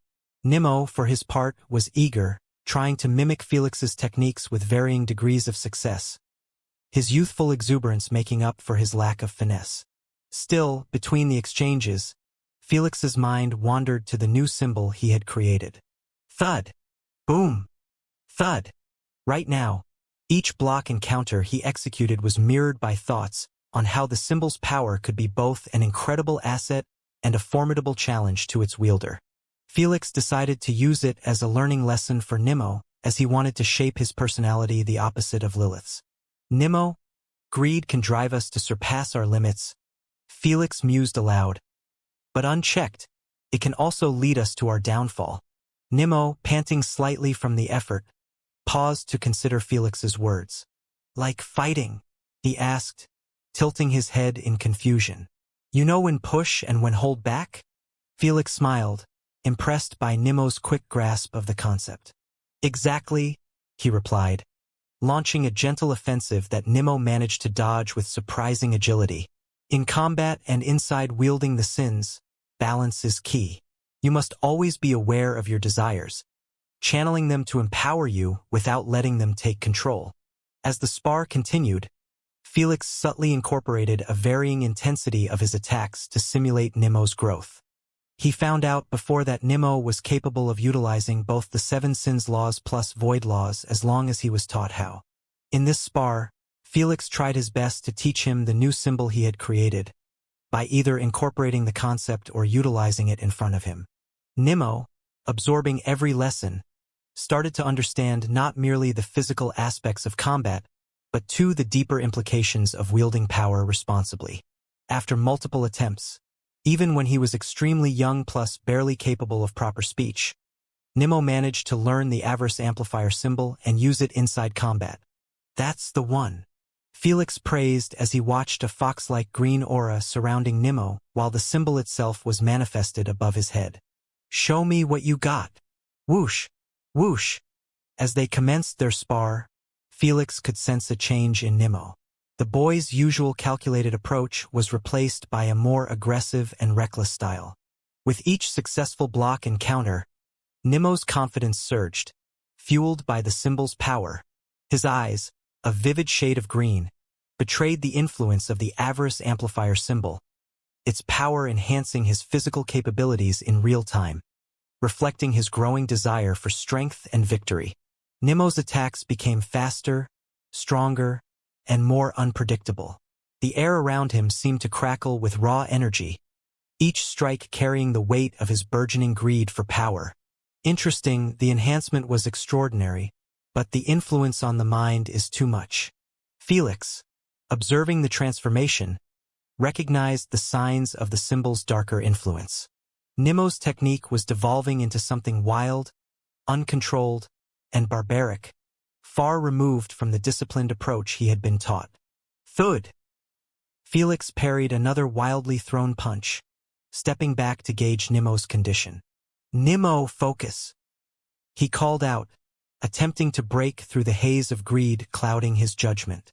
Fall victally, but Nemo seemed lost to the symbol's allure, his attacks growing more frenzied with each passing moment. Even his speech was hindered greatly. With a swift motion, Felix disengaged, putting some distance between them. "Nemo, stop!" he commanded, his voice imbued with enough force to momentarily break through Nemo's frenzied state. "Look at yourself. This isn't what I have just taught you." Nemo paused, his breathing heavy, as the green in his eyes began to fade. The realization of his loss of control dawned on him, the wildness in his gaze giving way to confusion and then to shame. He looked down at his hands, as if seeing them for the first time, the symbol's glow dimming with his waning aggression. "Sorry, Daddy. Sorry." The notion of disappointing his father brought tears to his eyes. Felix wiped his tears and said with a gentle tone, "The avarice amplifier symbol is a powerful tool, but it demands respect and restraint. Greed, unchecked, can lead to ruin. Today you learned that power must be wielded with wisdom, not just desire. This applies to everything." Nemo nodded, the lesson etched deeply in his mind. I didn't realize. Sorry." Felix smiled faintly, recognizing the value in the lesson learned. "It's all right, this is part of your journey. Understanding your desires and learning to master them is as important as any physical training."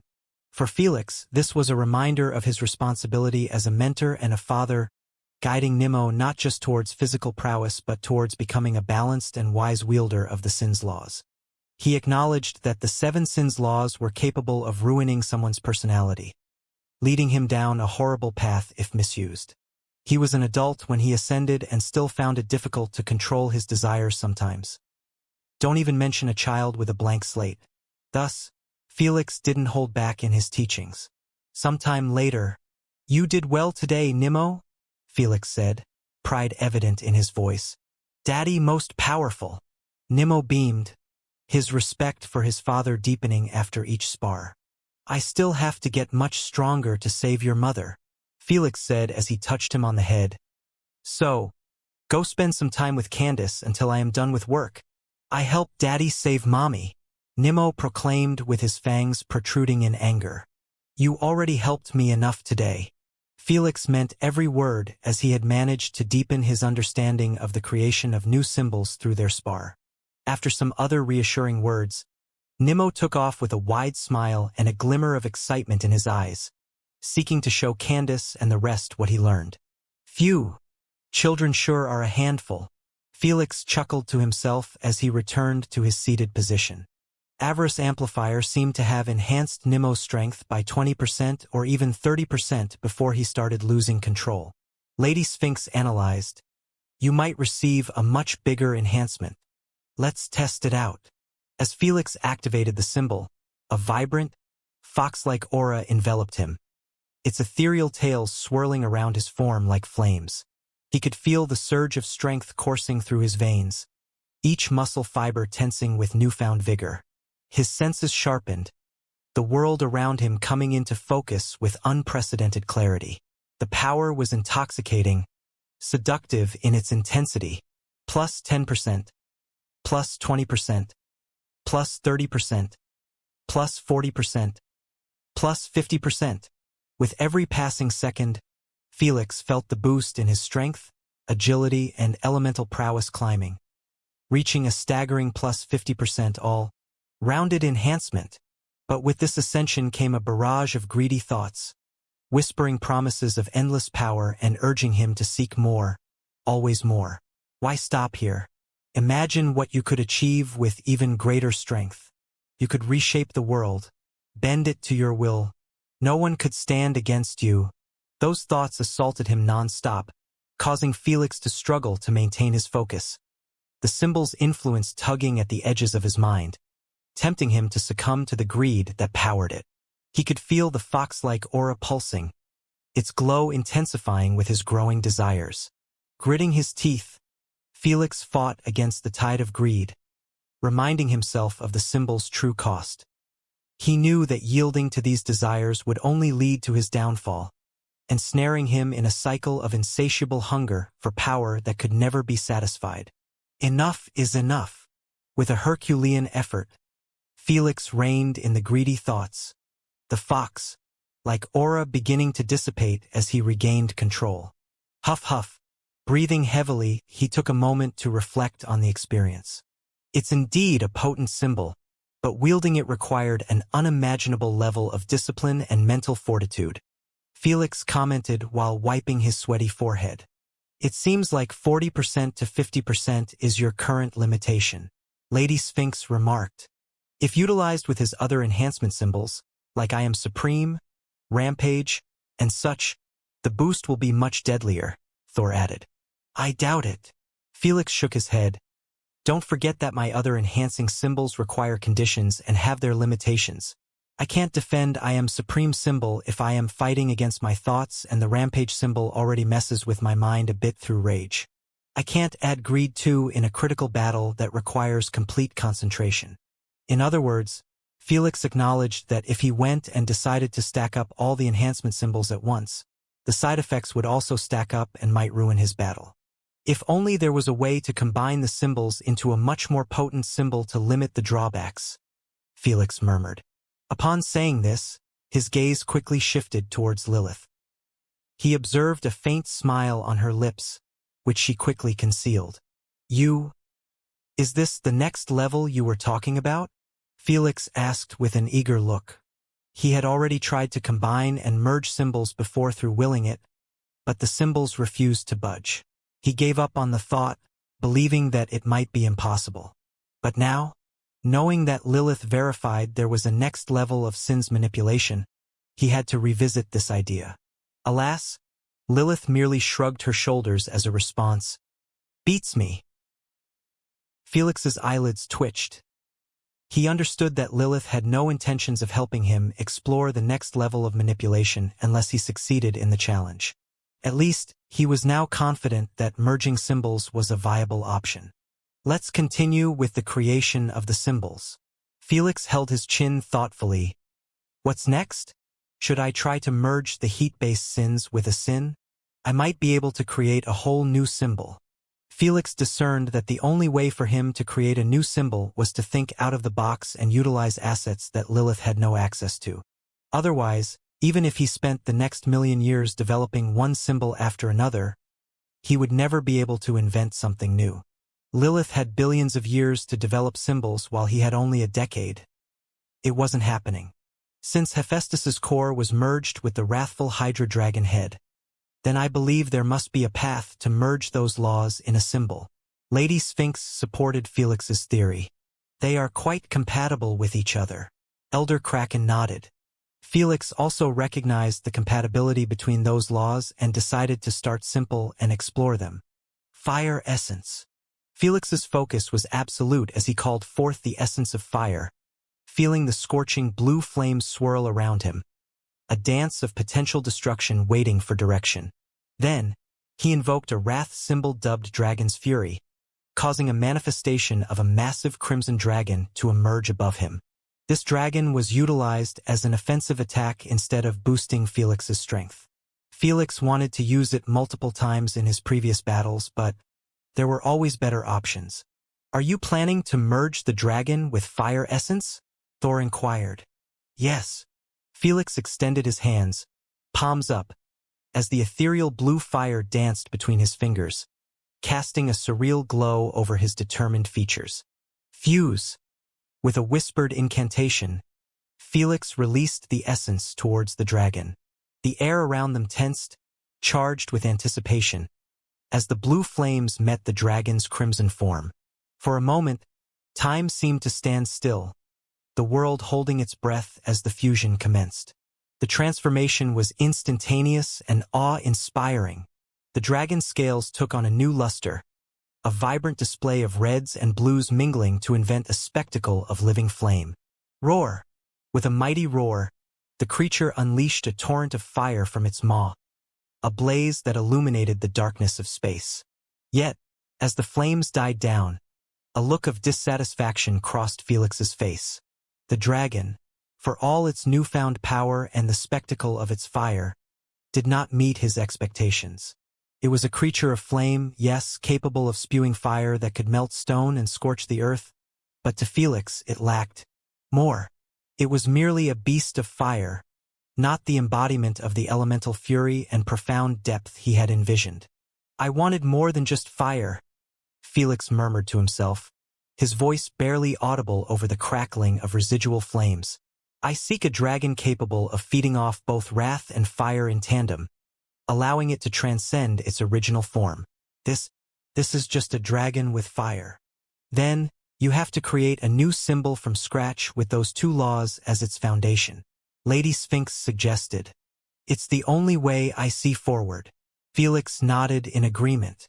While the dragon and his fire were merged, it was on a surface level, like 1 + 1 is equal to 2. What Felix desired and aimed to achieve was more than that. How do I achieve it, though? Should I use the same conceptualization process? Felix tapped his finger on his chin thoughtfully. At the moment, he could only rely on the same method he used to create his new symbol. He dove into the depths of his mind and began pondering on the essence of wrath and fire, feeling their fiery pulse within the core of his being. Wrath is more than just anger. It is a forceful call to action, a powerful response to injustice and injury that demands release. Meanwhile, fire has a dual nature of creation and destruction. It is the reflection of life itself, capable of nurturing warmth and devastating conflagration. It is uncontrollable, wild, and a symbol of passion and change. The merging of wrath, sin, and fire law into a single concept is predicated on their shared attributes of power, transformation, and unrestrained energy. Felix continued brainstorming. Both concepts deal with the idea of an uncontrollable force that, once unleashed, follows its nature toward a climactic release. Wrath, with its focus on emotional energy and desire for action, aligns perfectly with fire's capacity for physical transformation and its role as a catalyst for change. The more Felix familiarized himself with the commonalities between the two laws, the easier it became for him to visualize a concept that would encompass them both. As he kept diving into his thoughts, Felix managed to come up with a logical concept amidst the sea of theories. It wasn't related to dragons or such, but at the moment, he only wanted to invent a new symbol regardless of its effect. What if there was a symbol that's capable of receiving amplification of emotional energy, where my anger would feed the flames, granting them strength beyond measure? Thus, the angrier I get, the more potent the flames become, embodying the idea that wrath, when directed, can serve as a powerful motivator and weapon. Felix reasoned. He soon shared his thoughts with the tenants and all of them seemed to agree with his take. Anger used to amplify fire-based attacks. Interesting. Ancestral Dragon Eimer remarked. It's more or less close to our innate ability of which we turn our anger into strength. But this will be exclusively focused on heat-based laws. It's even better. I can make the symbol simultaneously transform the heat resulting from my anger to feed into it. Felix added. This will provide me with an incessant supply of rage. You mean like an infinite cycle of anger/heat reproduction? Thor raised an eyebrow in surprise. If this works, then you will be provided with incessant fuel to empower your heat-based attacks. Let's see if the universe approves of the concept. With a determined breath, Felix reached out to the wrath and fire energies that danced at the edge of his consciousness. Then he visualized a wrath-based empty symbol. It had only borders and the dragon in the middle. The inscriptions weren't there yet. Next, he started feeding both energies into the symbol while simultaneously using the concept in his mind to guide the universe into the symbol creation. It was like he was telling the universe what he wanted from the symbol its powers, its drawbacks, its duration, etc. The universe was the cook, using the provided ingredients to see if it was possible for a decent dish to emerge or not. With held breath, Felix waited for the universe's judgment. After a split second that seemed like an eternity, the universe responded at last. With a beam of light that only Felix could see, inscriptions began to manifest near the borders of the symbol and spread out until they touched the central crimson dragon. It worked. Felix shared with a pleased smile as he brought the sigil to life before everyone. Wow, it's quite different. The tenants had looks of surprise as they gazed at the new symbol. The crimson dragon was now wearing a scruff of flames while half of the inscriptions were written with liquid fire. It also glowed with intense heat, which created heat waves around it, causing the dragon to seem alive from a distance. It was like the universe had recognized the uniqueness of the symbol and gave it the appropriate appearance. Weird. The universe hasn't clapped like always, Candace murmured as she glanced above her head. When she brought up this matter, everyone realized that a thunderclap was the usual whenever Felix did something for the first time with massive implications. Merging two separated rules into one symbol warranted a reaction in their eyes.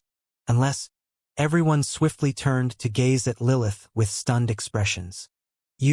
Have you already created a symbol by merging void rules with sin laws? Felix asked what was in everyone's minds. Maybe? I don't recall. Lilith replied lazily while stretching her beautiful legs before them. A leg massage might help me recollect.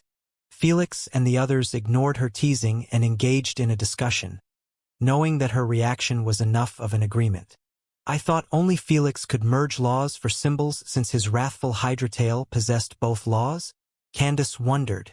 Following your reasoning, this also gives Lilith and Felix the ability to combine void laws with sin laws since they own both of them. Lady Sphinx said, Hydra tails made it somewhat easier for the merge to happen. I give you that. Felix and the rest nodded in understanding. In their eyes, it would be illogical for him to possess the merging capabilities, but not Lilith, even though she also commanded two separate laws. What can void law get us if merged with sin's laws? Jormungandr asked. Everyone dove deeper into their thoughts, seeking to find some sort of compatibility between the laws to invent a reasonable concept. After a few moments, Fenrir was the first to propose. Maybe something like combining gluttony's excessive consumption with the void's ability to swallow everything into nothingness? It could manifest as a maw that devours all in its path, never satisfied, reflecting gluttony's endless appetite and the void's capacity to contain infinitely. It was like instead of creating an ability that could either absorb or disintegrate, he would combine both aspects into a symbol that could devour all matter and disintegrate it. Sounds reasonable enough. Felix asked, should I give it a try? Why not? Now that Felix had succeeded in combining fire law with wrath law, he felt more comfortable with the thought of messing around with other variations. Plus, it wasn't like he had anything to lose. If the universe didn't approve of the symbol's existence, he would not get punished or harmed. With a deep, focused breath, Felix closed his eyes, his mind reaching out to the elemental energies and sin laws he intended to weave together. Then he summoned the concept of the void, an endless expanse of nothingness capable of swallowing worlds, leaving behind a silence as profound as it was absolute. In the space of his mind, Felix brought these two forces together, imagining a symbol that could embody both the relentless hunger of gluttony and the erasing power of the void. He saw a maw, vast and insatiable, a gateway to oblivion where all things, once consumed, ceased to exist, their essence absorbed into the endless emptiness. As the concept of gluttony's maw took shape in his mind, Felix reached out with his will, offering this new fusion of laws to the universe for approval. It was a moment of profound vulnerability, a submission to the cosmos's judgment, acknowledging that for all his power, he was but a part of a greater whole. The universe responded. A symbol materialized before him, complex and ever-shifting, its lines and curves inscribing the laws of gluttony and void into existence. The symbol glowed with a hungry light, its presence both a promise and a warning. Here was a power that could consume worlds, but at the risk of being consumed by the very hunger it wielded. Felix opened his eye. "This is fun. I can do this all day," he commentated with a wide grin. He felt if there was one thing he hated the most about his elemental manipulations was the amount of repetitive training he had to do for the sake of learning a single ability. It was too much hard work for something Unigens and the Celestials could achieve with a mere snap of a finger. Now he was enjoying the process of training, as all he needed to do was brainstorm a reasonable concept and let the universe take the wheel, allowing him more time to train on utilizing the symbols and assimilate them into his fighting style. "Not bad, what will you call them?" Lilith asked with a faint smile. "Let's keep it simple. Gluttony's I thought you would call them all-devouring pig and in heat symbols. Looks like your naming sense has improved a bit." Thor chuckled with the others. "My naming sense wasn't that bad." Felix's eyelids twitched. "You are reaching." "Are we though?"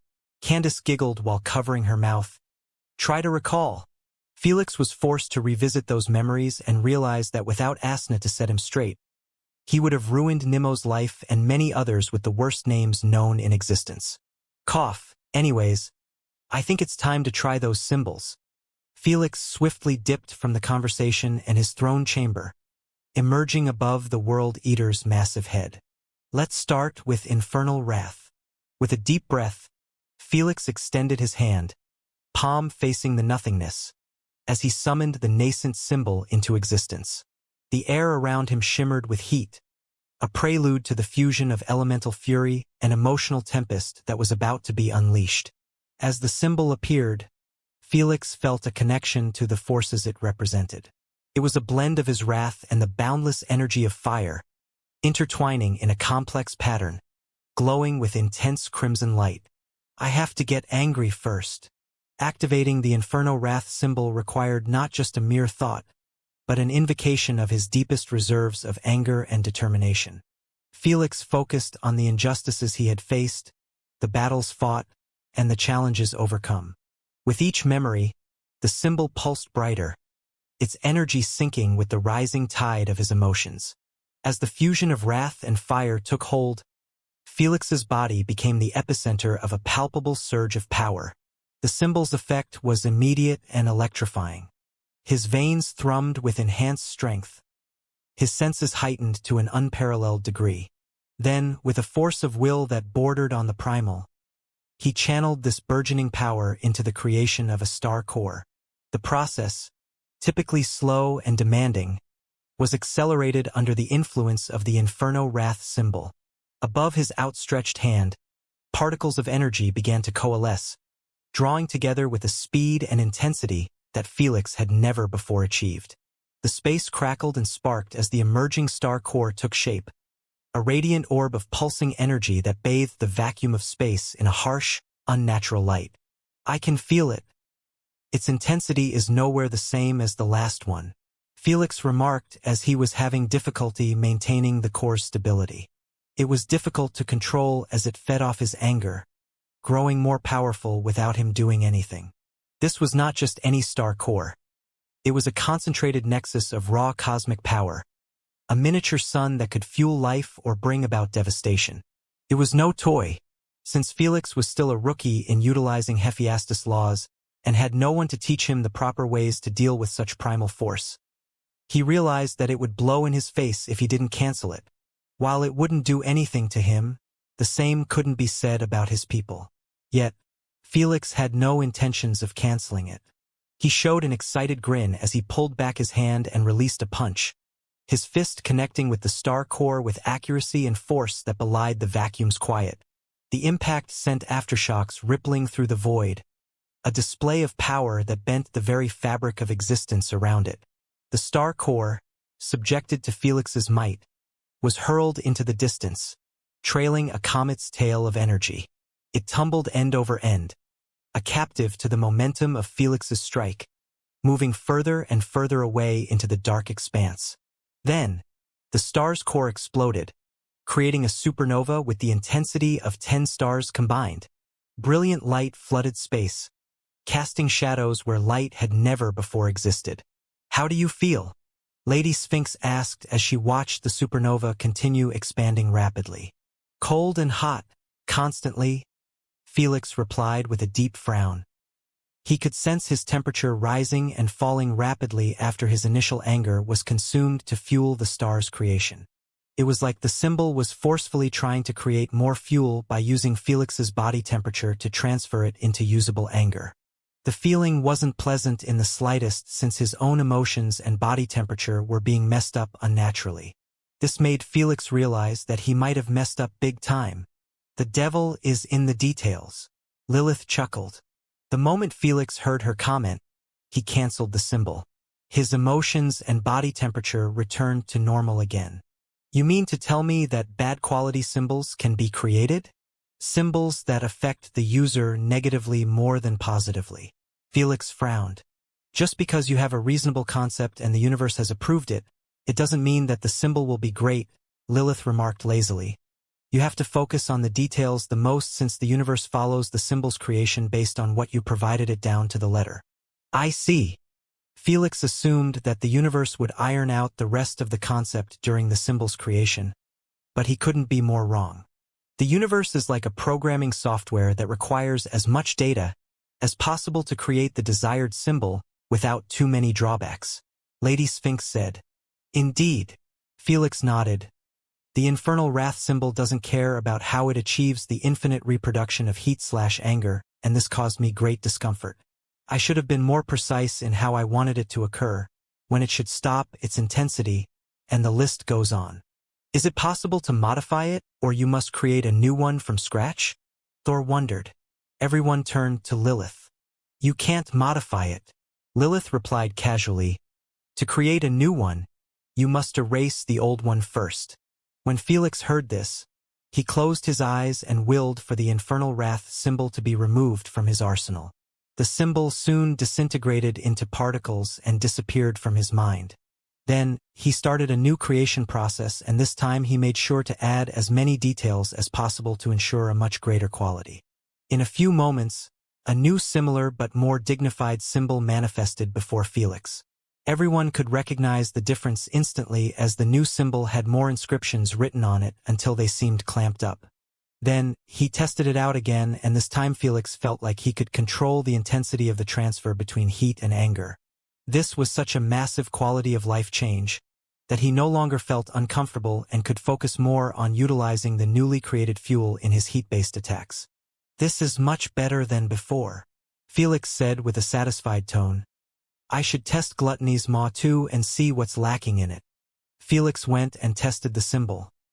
He soon realized that it had its faults too that could be solved. He erased it and created a new improved one. This kind of modification was possible only for small details, not major drawbacks, such as the penalties in Clash of Pride, I Am Supreme, etc. Unfortunately, those penalties were one of Felix's current hurdles in his growth, as he knew that no matter how great a symbol was, it would be near impossible to use a dozen of them at the same time without suffering from their side effects. This was one of the many reasons he could not utilize many other symbols during his battles. Thus, he understood that his current priority wasn't even to create new symbols, but to find a way to either get rid of the penalties or at least reduce their intensity. Fortunately, there was a method. I have succeeded in creating a new symbol that you couldn't have invented, Felix said calmly as he showed a small manifestation of the infernal wrath symbol before Lilith. So, what's next? So hasty. Lilith yawned in annoyance as she lay near the pool akin to a dead fish. Can't we leave it for tomorrow or something? Felix remained staring at her with an unfazed expression, making her comprehend that he wanted to know now. Fian, get down here, she permitted as she rolled her eyes in vexation. Felix sent his consciousness to Asna's core and went straight to sit in front of Lilith, who was already awaiting him with an annoyed look. Don't bother me again after this, Lilith warned. Fine by me, Felix replied with a tint of eagerness in his voice. Above symbols is something I call synsymbolic techniques. Combining symbols into a singular, more potent form is the essence of creating synsymbolic techniques. She began, her eyes gleaming with the wisdom of eons. It's not merely about stacking effects. It's an art. You must weave them together, ensuring harmony among the symbols to amplify their strengths and mitigate their weaknesses. Symbolic techniques. This is it. This is the good stuff. Felix listened intently, his mind racing with possibilities. The idea of merging symbols to create techniques of unparalleled power was tantalizing, promising a new horizon in his mastery over the sins and laws he had come to command.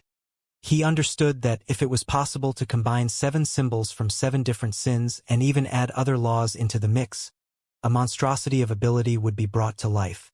This was the true power of the 7 sins, and only now could Felix see a way for Lilith to rival Eris and other upper celestial unigens. To illustrate, Lilith continued, conjuring a spiritual projection between them to aid the explanation. Consider the Veil of Pride technique. It's a masterful blend of the indomitable will symbol and hunger symbol. On their own, each symbol has its strengths and vulnerabilities. The projection morphed, showing 2 symbols spiraling toward each other, their lines and curves dancing in a predestined embrace. When merged, she said, watching Felix's reaction, they create a technique that not only protects the user with a cloak of self-esteem but also feeds on the user's achievements. This cloak becomes stronger with every accomplishment, turning the user's very successes into a bastion against attacks. Felix watched, fascinated as the symbols combined into a single, intricate symbol that radiated a harmonious energy. Now, the colors of orange and gold had blended. A unique beast was formed by merging the body of a boar with the head, mane, and tail of a lion. At first glance, anyone can discern that this was the upgrade as it was bigger and had a dissimilar atmosphere compared to regular symbols. But how do you control the drawbacks? Those 2 merged symbols might not have strong drawbacks like some other symbols, but still. Felix asked with a focused look. He knew that the indomitable will symbol had the drawback of not being able to be utilized for a long period if it was summoned and the user's prideful belief in his invincibility was lacking. As for hunger symbol, the energy absorption offered a temporary increase in power that needed to be constantly fueled with energy to maintain it. So, it was impossible to get stronger through it unless he was constantly on the move. While those drawbacks were harmless compared to other severe penalties, they were still annoying to deal with.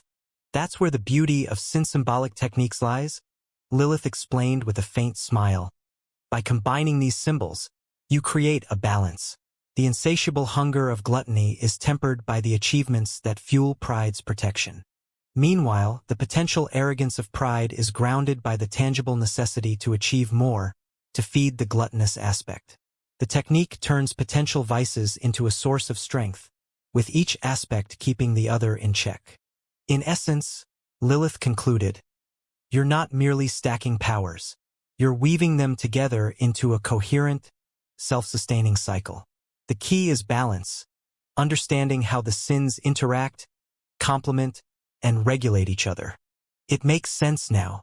Felix and the rest of the tenants were left with raised eyebrows in astonishment at the masterful method Lilith came up with to get rid of the drawbacks. It might seem simple, but it was anything but that.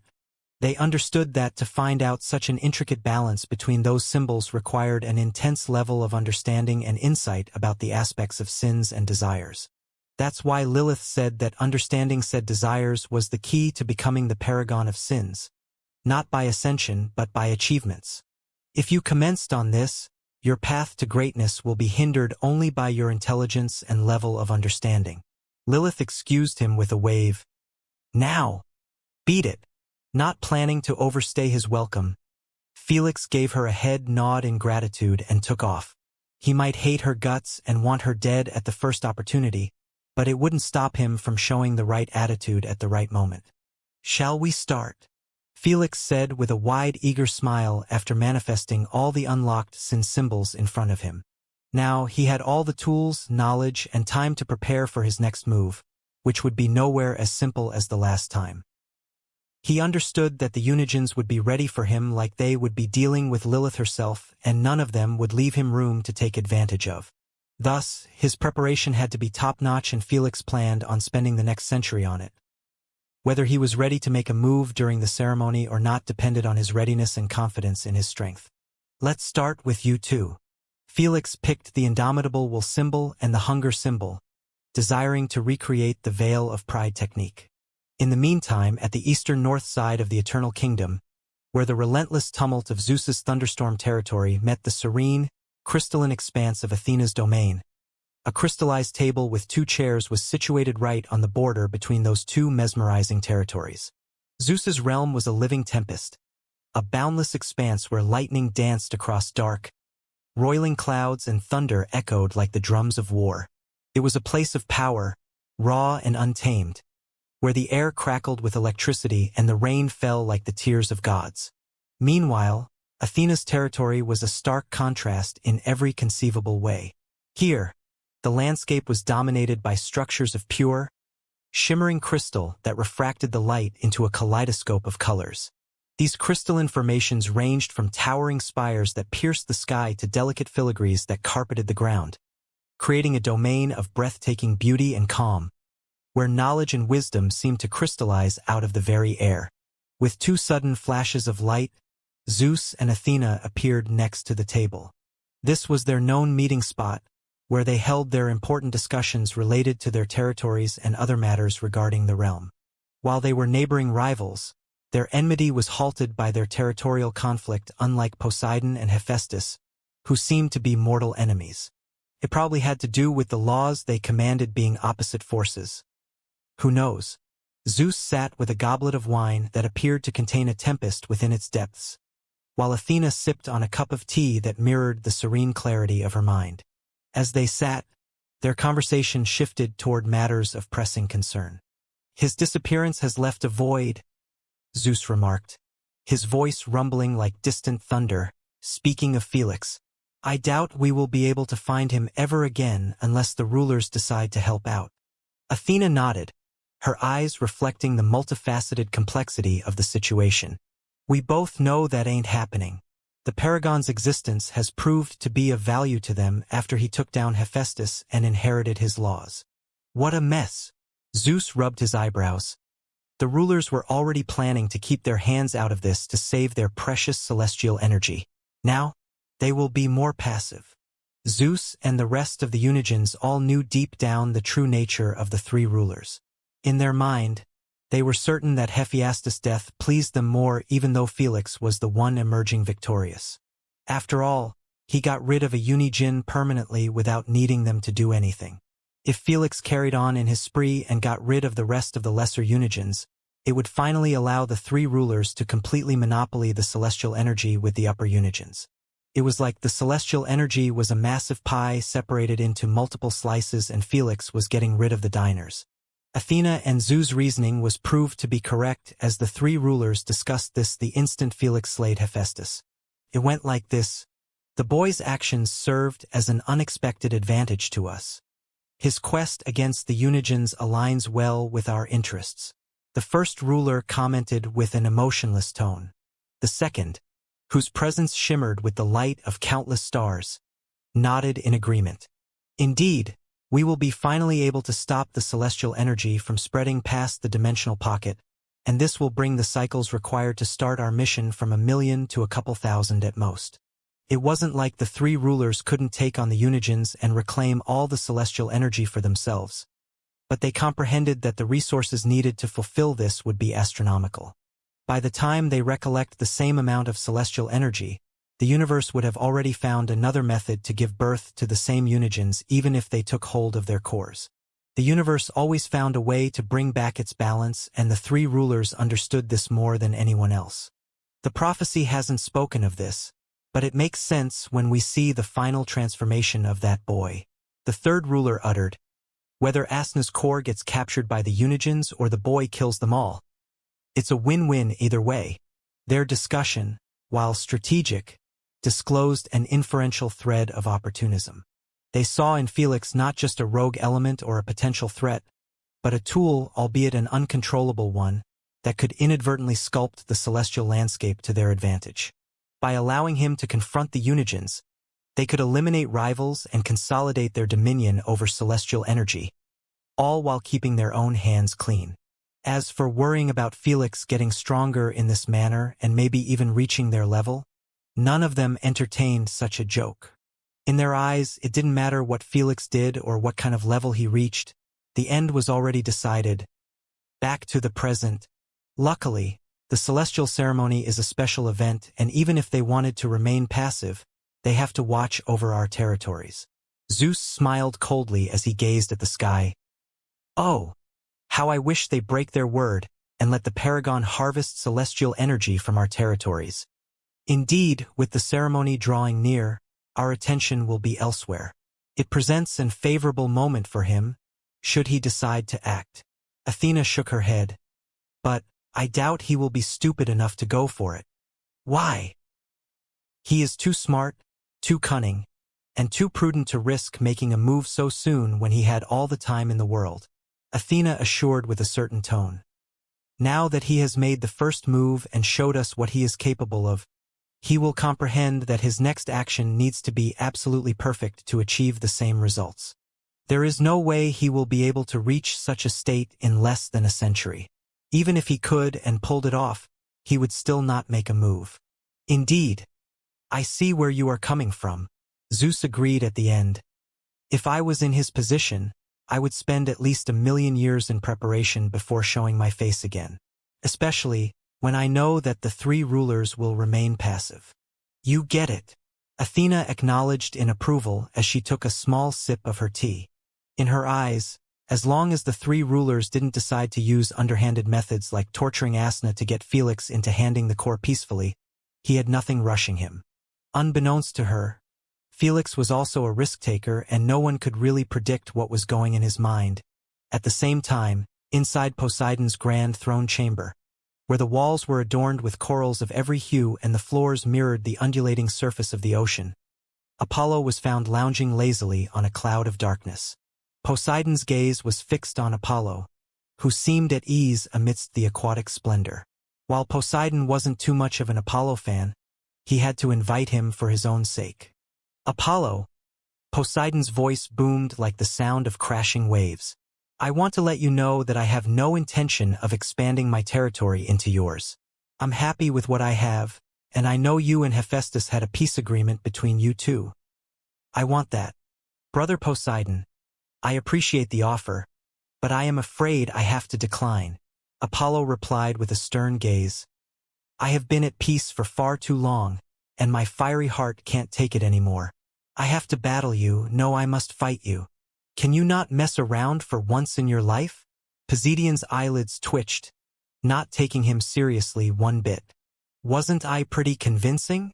Apollo dropped the act with a faint chuckle. This is serious, Apollo, Poseidon remarked with a solemn tone. After conquering Hephaestus' territory, I am certain the other bastards will greed over my harvested amount of celestial energy from both territories. They will gun for me during the ceremony, and I am not in the mood to enter another conflict with my neighbor. So are we cool? Yes or no? Come on, posse. You want me to bush your face? Poseidon's expression turned cold the instant he heard the nickname. Didn't I tell you to never call me that? Cough. So intense. My bad. My bad. Just chill. Apollo quickly apologized with a disappointed look. You know, life is more than just constant chase over celestial energy and strength. There is music, art, sex, and so much more. Why don't you visit my place and I will show you some good time? Yes or no? Apollo, Poseidon repeated with a suppressed tone, feeling like he was dealing with a man-child instead of an unijin. Tisk fine, we are cool. Apollo clicked his tongue in criticism. You guys are always so boring. That's all I wanted to hear. Poseidon exhaled his irritation away after receiving his approval at last. While Apollo was eccentric and a bit off rails, Poseidon had no interest in making an enemy out of him. In fact, not a single unijin desired to be Apollo's enemy. Not even the ambitious Hephaestus dared to target Apollo's territory, even when it always seemed so free for anyone to grab.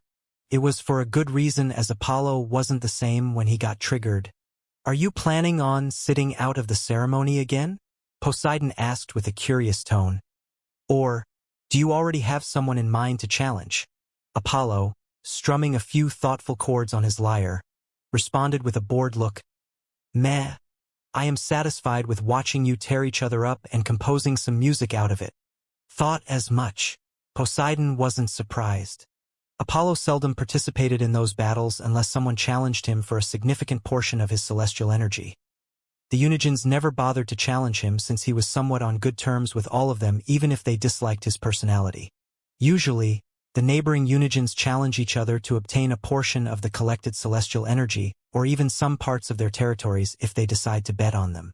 In this case, Poseidon versus Hephaestus, Athena versus Zeus, and lastly, Artemis versus Demeter versus Aeolus since Apollo never took part in the battles. With Hephaestus gone and me in possession of his territory, I doubt this event will be anything like the previous ones. Poseidon narrowed his eyes coldly, having a strong feeling that anyone who got lucky and received the first challenging choice would aim for his neck. Don't worry, I got your back. Apollo showed him a thumbs up as he said, I will compose a masterpiece to cheer you on. Poseidon went silent for a moment and asked, Why are you still here? For mental support. Apollo replied with a stern voice, I can't leave Posse. Get the fuck out. With a roar that echoed the thunderous crash of waves against cliffs, he hurled the trident in Apollo's direction, a clear message that the line had been crossed. The trident, a blur of motion and a force of nature unto itself, cleaved through the water and air of the throne chamber, aimed directly at where Apollo lounged. The chamber, accustomed to the serene beauty of underwater life, was suddenly filled with a thunderous explosion that sent shockwaves across the entire underwater city. Boom! But as the dust settled and the waters calmed, an eerie silence took hold. Where Apollo had once lain, there was now only empty space.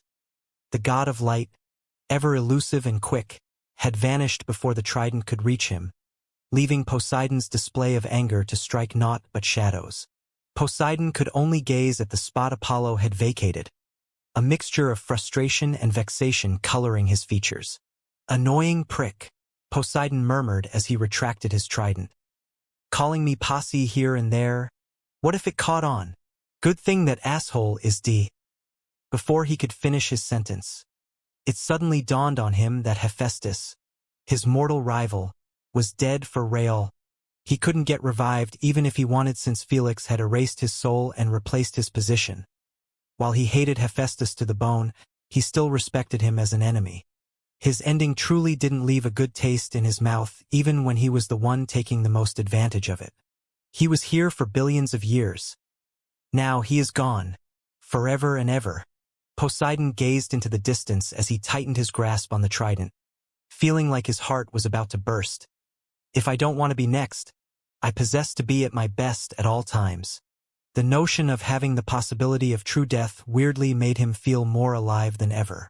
While the feeling remained foreign and played on his fear chords, he found out that he quite enjoyed it. The sensation of mortality. No wonder mortals live every second of their lives like it is their last. Poseidon released a faint chuckle as he calmed down his emotions. It's not so bad. The years dissolved into the ether, such as mist under the morning sun, leaving barely a trace as they passed. Before long, 9 decades had gone by.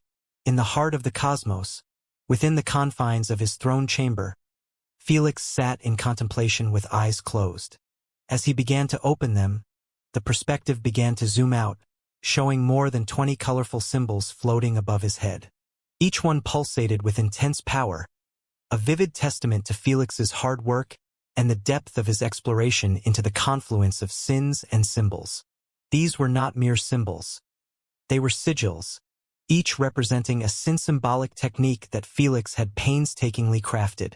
Some had been born out of 2 symbols merged from the same sin, and some even had 4 symbols merged from 4 different sins.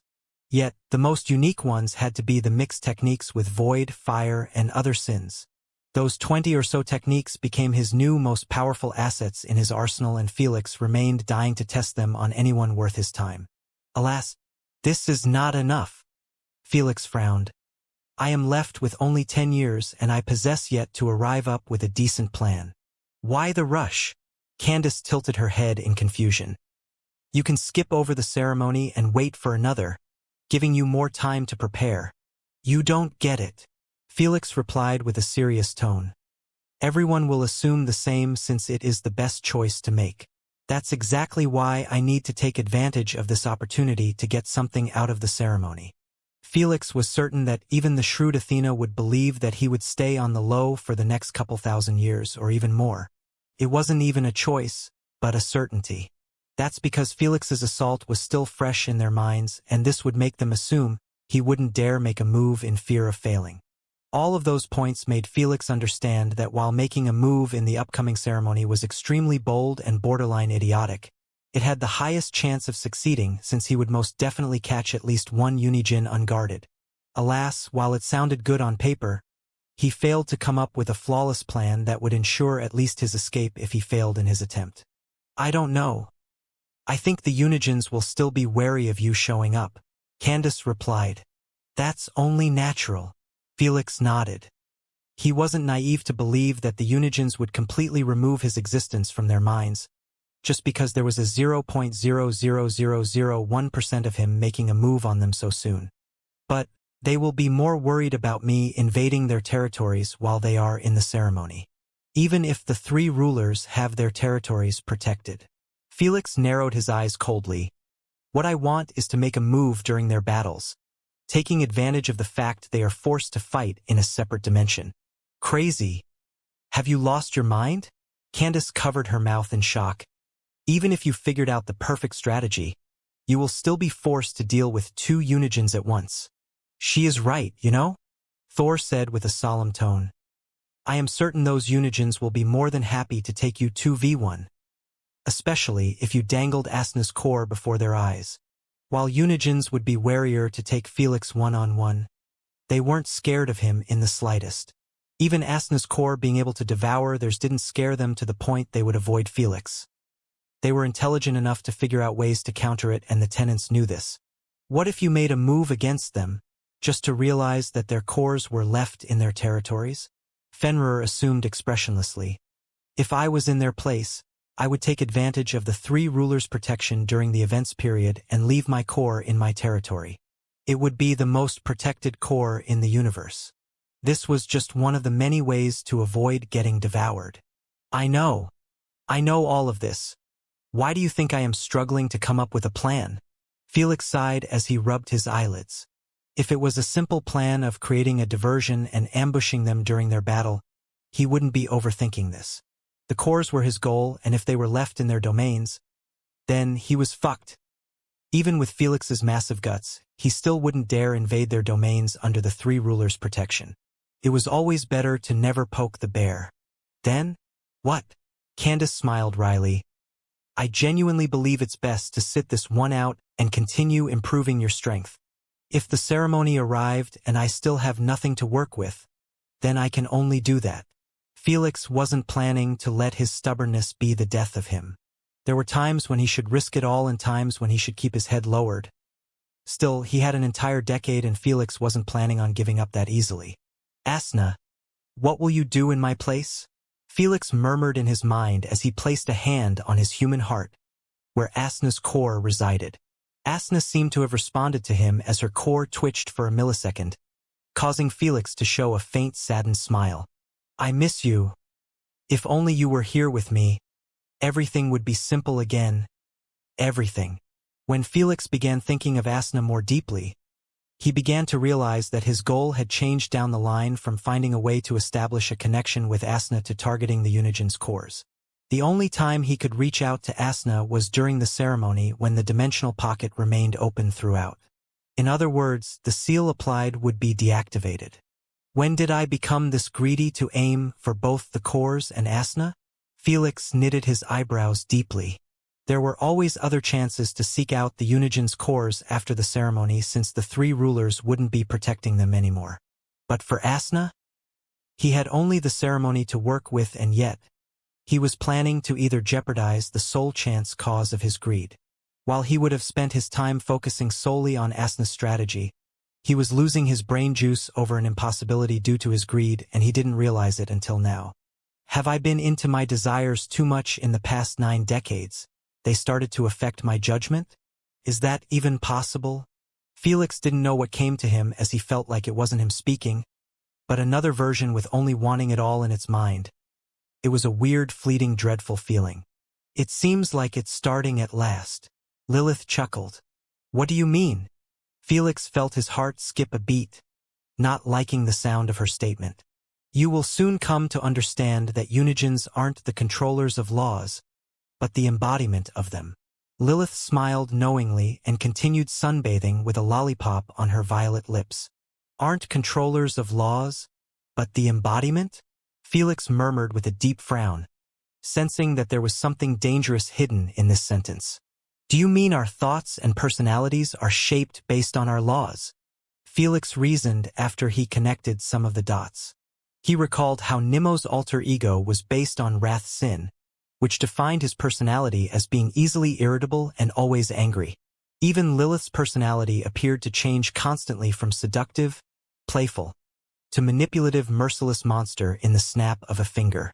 Now thinking about it more deeply, Lord Hades' temperament resembles a strict, emotionless corpse. Elder Kraken shared. The same is true for Hephaestus. He was ambitious, a massive risk-taker, ferocious, and always heated, resembling heat-based laws one-to-one.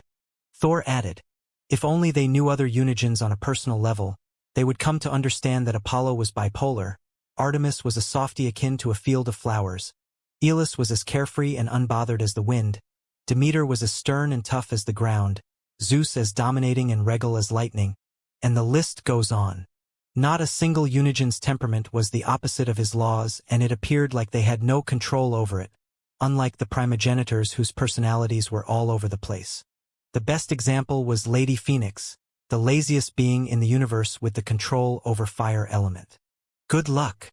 Lilith merely said this with a faint chuckle, having no interest in ruining her fun by telling Felix the truth. Why am I getting scared? Candace offered Felix a concerned look, fearing the day his temperament would change to resemble more of Lilith's. While she was concerned about this, Felix was more anxious about a much more dangerous issue. What will happen to me if I ascended 7 times and inherited dozens of laws? Will I still be the same me or a complete abnormality? He muttered as he gazed below at his reflection in the consciousness ocean. At the moment, Felix's only option was to be mindful of his decisions and thoughts. He was unaware of when the changes would materialize and could only hope for the best. Even if it's just Asna, it doesn't mean the mission will be easier. Lady Sphinx returned to the main subject, not wanting Felix to grow paranoid about his developing personality. I know, but it will make it somewhat doable. Felix replied calmly as he gazed at the sea of techniques behind him. I already have the initial plan in mind, plus necessary techniques and void creatures prepared for wishes. I need a great distraction to keep everyone's attention occupied. Even the 3 rulers must fall for it. Distraction that works on even the 3 rulers. Thor and the rest showed deep wrinkles on their forehead at such a bold aim. Is it possible to use a wish? Candace suggested. Hiding from their eyes through wishes is one thing, but to create a distraction aimed at them? Even if I sacrificed all the void creatures and my citizens, I doubt the universe will give me what I want. Felix shook his head. Felix didn't want to risk more than 9 decades of cultivating void creatures for this moment, just to waste it on an uncertain wish. I see. Candace lowered her head and went back to brainstorming with the rest. Alas, even with more than 10 brains being involved, no one found anything that could work. Having the 3 rulers occupied was simply unfathomable in their minds, and no matter what idea came to them, their omnipotence destroyed it in the blink of an eye. What do I have that can affect them? Felix murmured to himself as he dove into his memories. Since he didn't have much, he was left with only the white and the black celestial flames. He eliminated the white flames since they could also utilize them.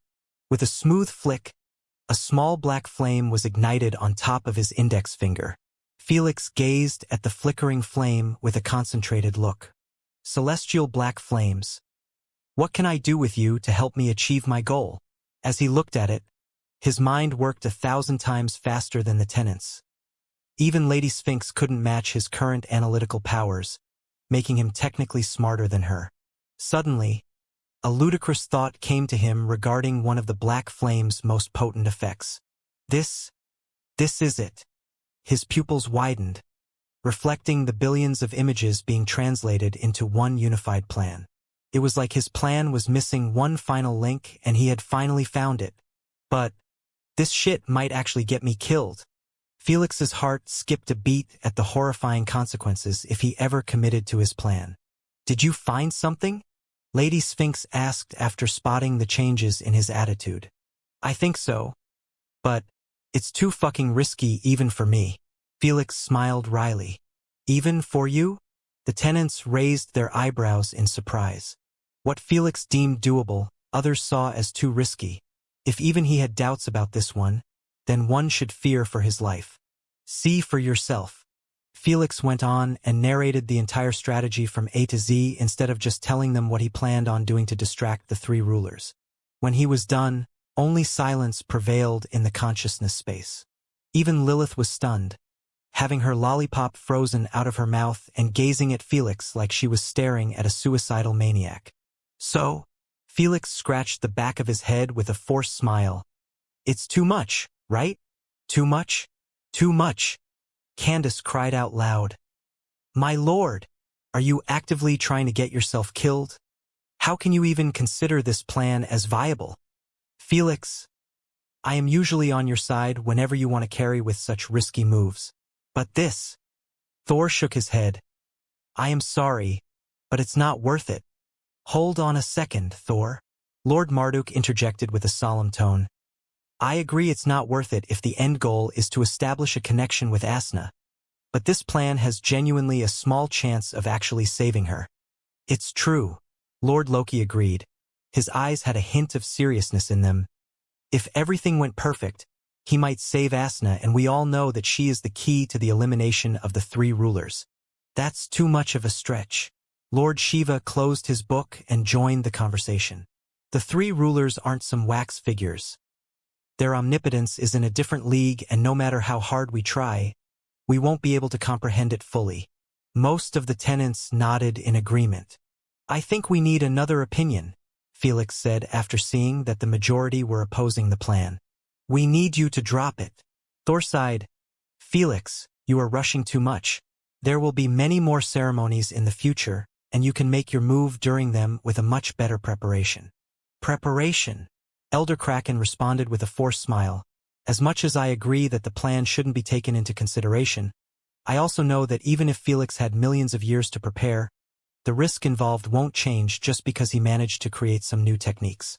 In fact, he might never obtain a better chance, or worse, the rulers will turn impatient and make a move personally. To put it differently, Felix had to choose between waiting until he was ready for the future or utilizing the opportunity of catching his opponents off guard and attacking them during the ceremony, which no one would anticipate him doing. I don't think I will be better prepared. I have already created all the required techniques to pull it off and had a dozen more for assistance. Adding more won't give me many viable options. As for the wishes, I already have enough void creatures for them, and adding more won't help me with bigger wishes. Those are considered as abusing my powers and will force me to sleep no matter what I sacrificed. Felix remarked with a stern tone. On the other hand, I am afraid I will lose my momentum and confidence the more I wait. The fact that Felix wasn't being pressured to make a move by the three rulers might be seen as a positive, but at the same time, it was a deadly gift. After all, the ball was in Felix's court, and the more he questioned himself, the worse it would get down the path, since he would keep postponing making his move. He is right. Lilith winked at Felix in support. When it came to dealing with the three rulers, actions always beat perfection. No matter what you do or think, they will always have the upper hand on you. Aren't you then sending him to his damnation? Thor stated coldly. Let me finish, Lilith continued. But I really think you might have a 1% chance of succeeding this time. With all of your plan's faults and risks, I genuinely think it has a decent shot of working if you execute it right. The tenants considered her opinion of great importance, since they understood that her fate was linked with Felix's. If he died or got captured, it was game over for her too. If she wanted her freedom, then Felix had to reach the other side first. Thus, she could not be saying that to bait Felix into suicide. I ponder we have said enough, Felix. The ultimate word is up to you. Thor and the rest didn't try to talk Felix out of it anymore. 1% chance. That's lower than I anticipated. Felix murmured, knowing that if he failed, there would be no second chances. It would be game over once and for all. Still, he sensed like his heart was calling for him to commit to it, like it was his destiny to take part in it. In the end, Felix closed his eyes, and when he opened them again, there was no more hesitation in them. Give me all the information about the three rulers that I can take advantage of, or at least be wary of, Felix requested with a cold tone as he eyed Lilith. So demanding. I love it. Lilith licked her lips in enjoyment as she replied, You have it. Felix wasn't stunned by this, as he comprehended that Lilith could never let him deal with the three rulers unprepared, especially when her freedom depended on him. His next piece of action was no longer targeting Kors or talking with Asna, but her freedom. In other words, he was going to challenge the three rulers' authority directly, and this was something not many beings managed to live past it to tell the tale. A decade later, as the celestial ceremony commenced, the capital city of the Eternal Kingdom was alight with vibrancy and fervor unseen in what felt like forever. The air was thick with anticipation, the streets a tapestry of colors and sounds as citizens from every corner of the kingdom converged in celebration. Boom! Boom! Boom! Fireworks exploded in the sky, painting the heavens with cascades of luminescent splendor, their reflections dancing in the eyes of the gathered throngs. The streets, lined with banners and lights, were alive with activity. Musicians played melodies that resonated with the very fabric of the universe, while dancers moved with grace, their forms blurring the lines between physical and ethereal. Artisans and vendors filled the air with the sense of exotic foods and the allure of arcane artifacts. Each stall and performance a testament to the diversity and richness of the kingdom's many realms.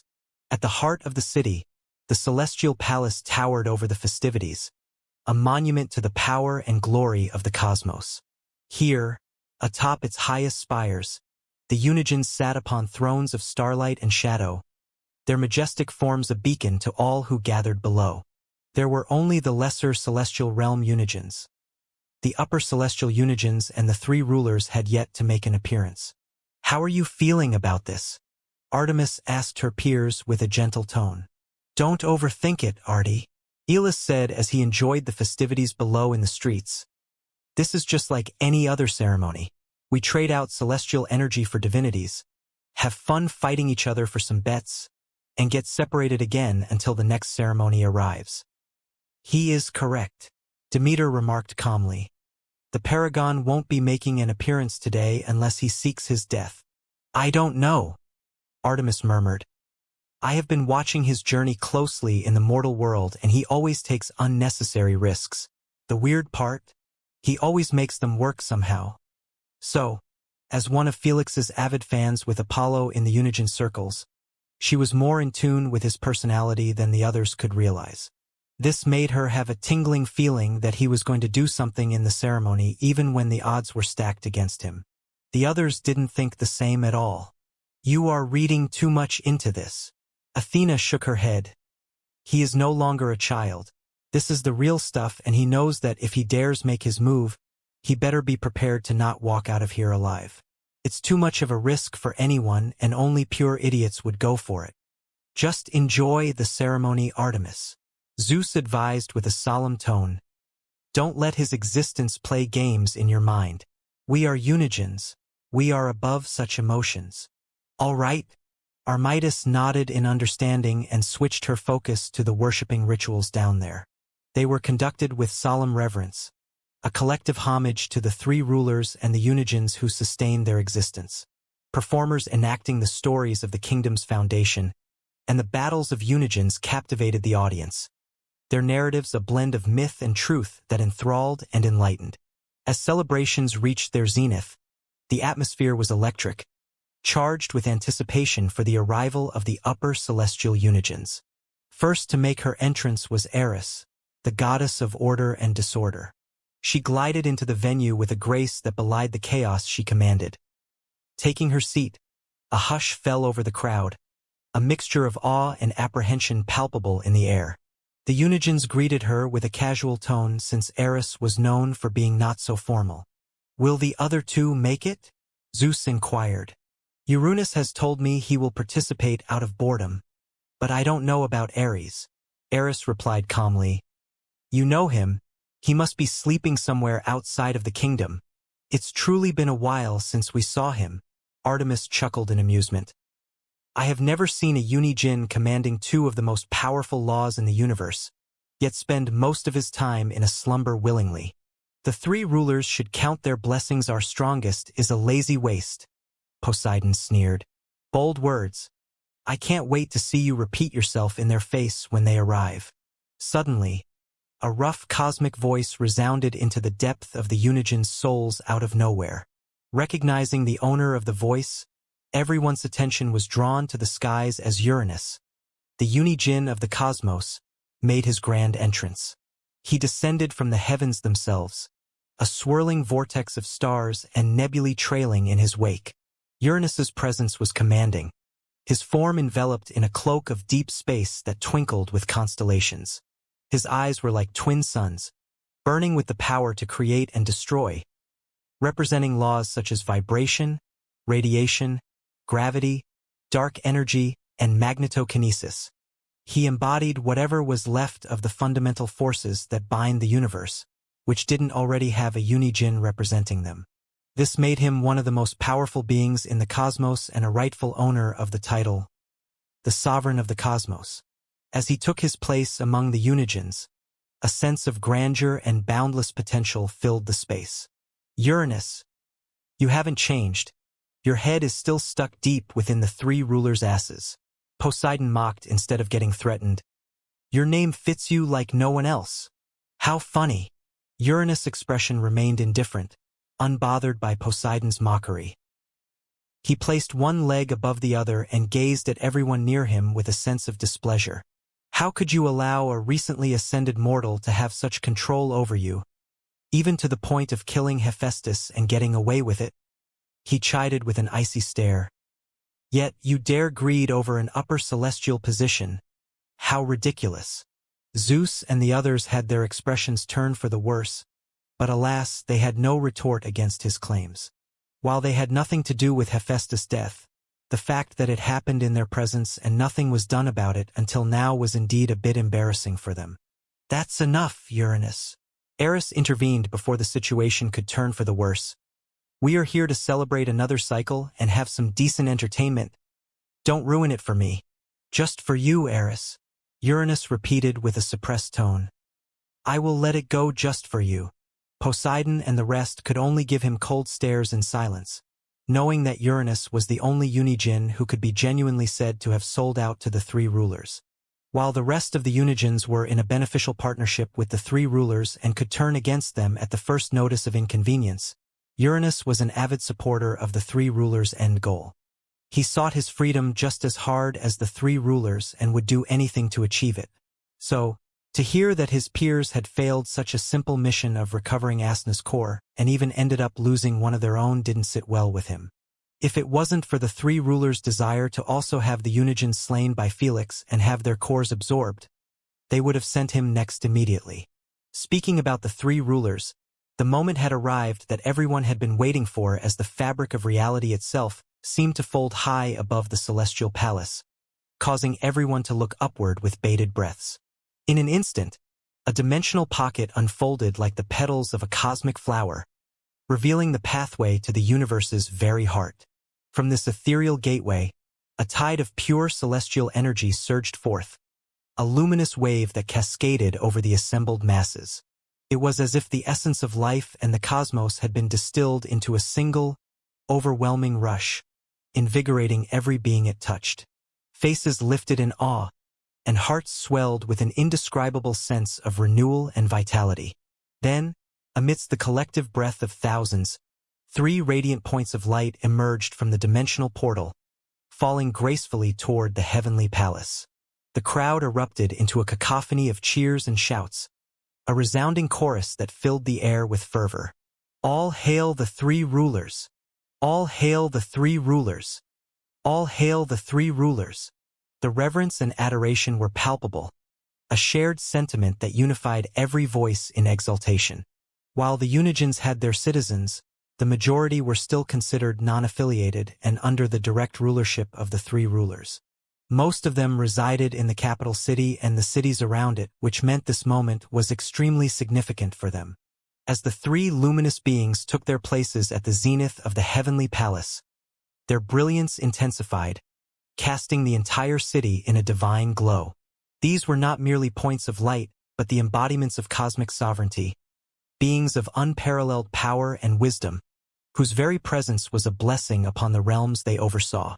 Perched at the highest vantage point, they surveyed their domain, guardians of order and architects of fate, their gaze encompassing the entirety of the celebrations below. They are as dignified and fearsome as the first time I saw them, Athena remarked with a solemn tone. The rest of the Unigens felt the same. Even Poseidon with his loud mouth kept his words to himself, not daring to repeat what he said before. He saw the three rulers from one ceremony to another, and every time, he was reminded of the difference in power and social status between them. If Unigens were considered as gods for mortals, then the three rulers were the gods of the gods in terms of presentation and aura. Just as the Unigens were about to go up and greet the three rulers personally, a radiant beam of light was released from the gateway. Within this beam, a figure emerged, enveloped in a cloak of light so pure it seemed to draw the very essence of the cosmos around her. Her appearance was both serene and powerful, a paradox made manifest, as she stepped into the realm of the physical, crossing the threshold from her dimensional exile. This? Am I seeing right? It can't be. The Unigens were left stunned as they traded glances with each other, seemingly seeking clarification from the other. None of them expected Asna to be released from her imprisonment to join the ceremony, as they knew that this would allow her to link up with her core. Unbeknownst to them, even Felix and the tenants spectating the event through his far-reaching senses were left frozen the instant Asna entered their view. That's because this would change most of their prepared plan. Yet, Felix didn't seem to care about that at the moment. Asna, Felix muttered with a voice filled with longing, reaching his outstretched hand into the nothingness, seemingly trying to hold her cheek.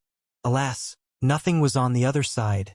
Even Asna didn't seem to have felt or noticed his eyes on her. With a cold, emotionless expression, she floated down and sat next to the three rulers. Felix immediately broke out of his daze and shouted her name at her core agitatedly. Asna! Asna! Can you hear me? Sadly, neither Asna heard him nor did her core react to his shouts. Why? She is outside of the dimensional pocket.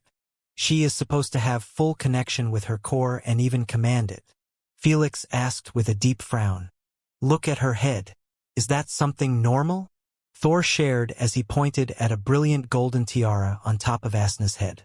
No. Felix narrowed his eyes in seriousness. It has to be something related to the three rulers. Felix knew that Asna was never a fan of too much jewelry, and one of her most disliked types were tiaras, crowns, and such. Maybe it's some sort of a movable seal? Jormungandr suggested. If they can seal the entire dimensional pocket, it's not too far-fetched that they could create jewelry-based seals. Remember, the sealing hall was also related to them.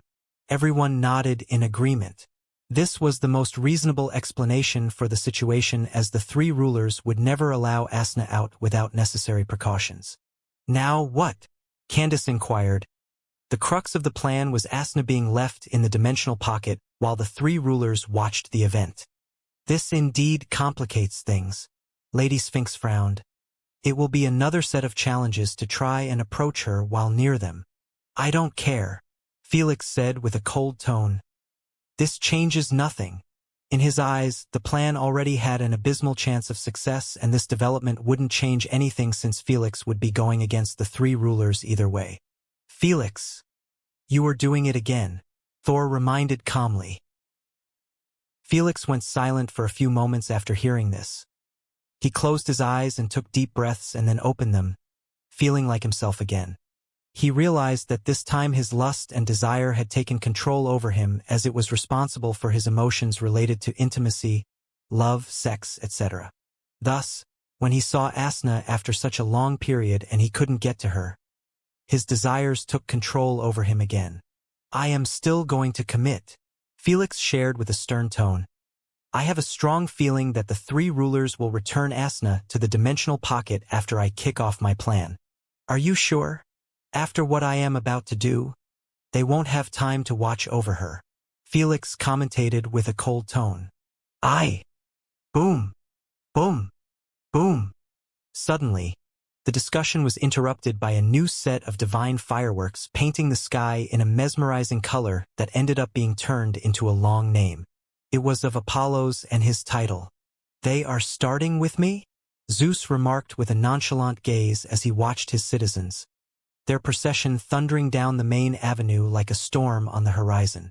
Each bearer held up a massive glass sphere, displaying captured celestial energy. It was harvested from the boundless skies of Zeus's domain in the past century.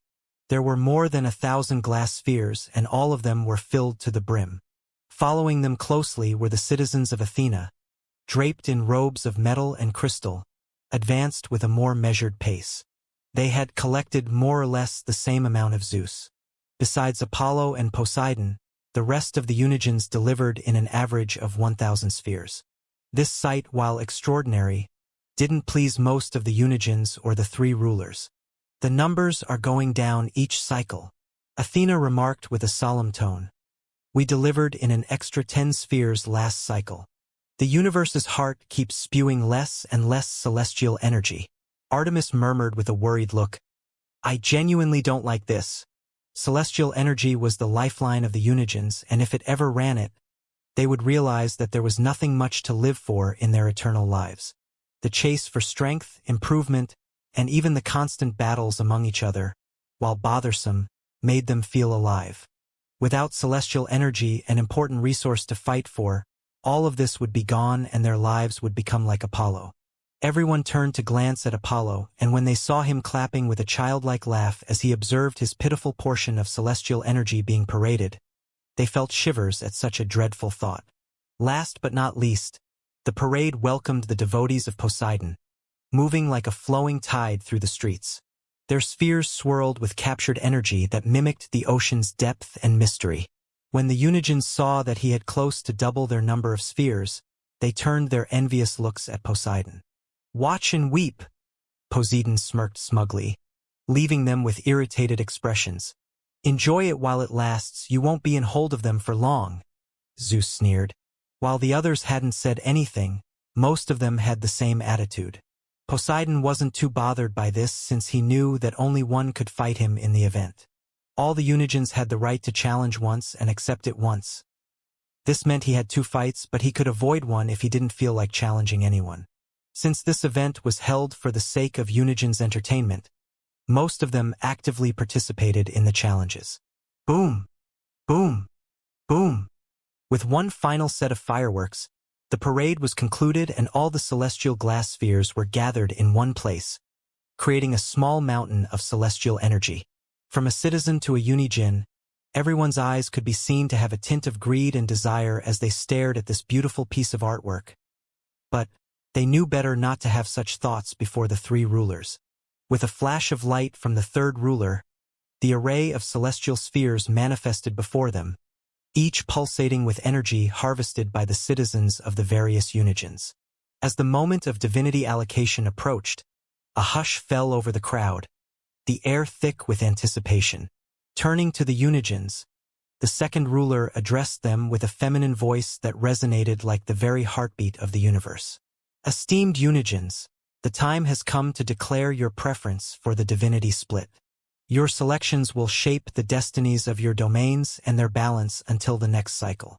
The celestial ceremony was termed to as a cycle by everyone since it was the only time when the 3 rulers showed up, accepted the celestial energy from lesser celestial Unigens, and converted it into the picked divinities. Naturally, the 3 rulers obtained their portion each cycle, and it was 40% for each Unigen, which was more or less the same percentage of taxes in many countries. The remaining 60% was split into a portion to be used for the bets in the battles, and the rest was turned straightway into divinities. In this manner, everyone got to win something each cycle while at the same time having some entertainment. Following the same order as shown in the parade, Zeus was the first to speak. Let the spheres allocated to my domain be infused with 10% runic divinity, 20% radiant divinity, 9% resplendent divinity, and 1% incandescent divinity to spark the fires of inspiration among my people. The remaining 20% will be used in my battles. Zeus said the last part while staring at Poseidon, making him understand that he was coming for him. Poseidon merely scoffed and continued ignoring him.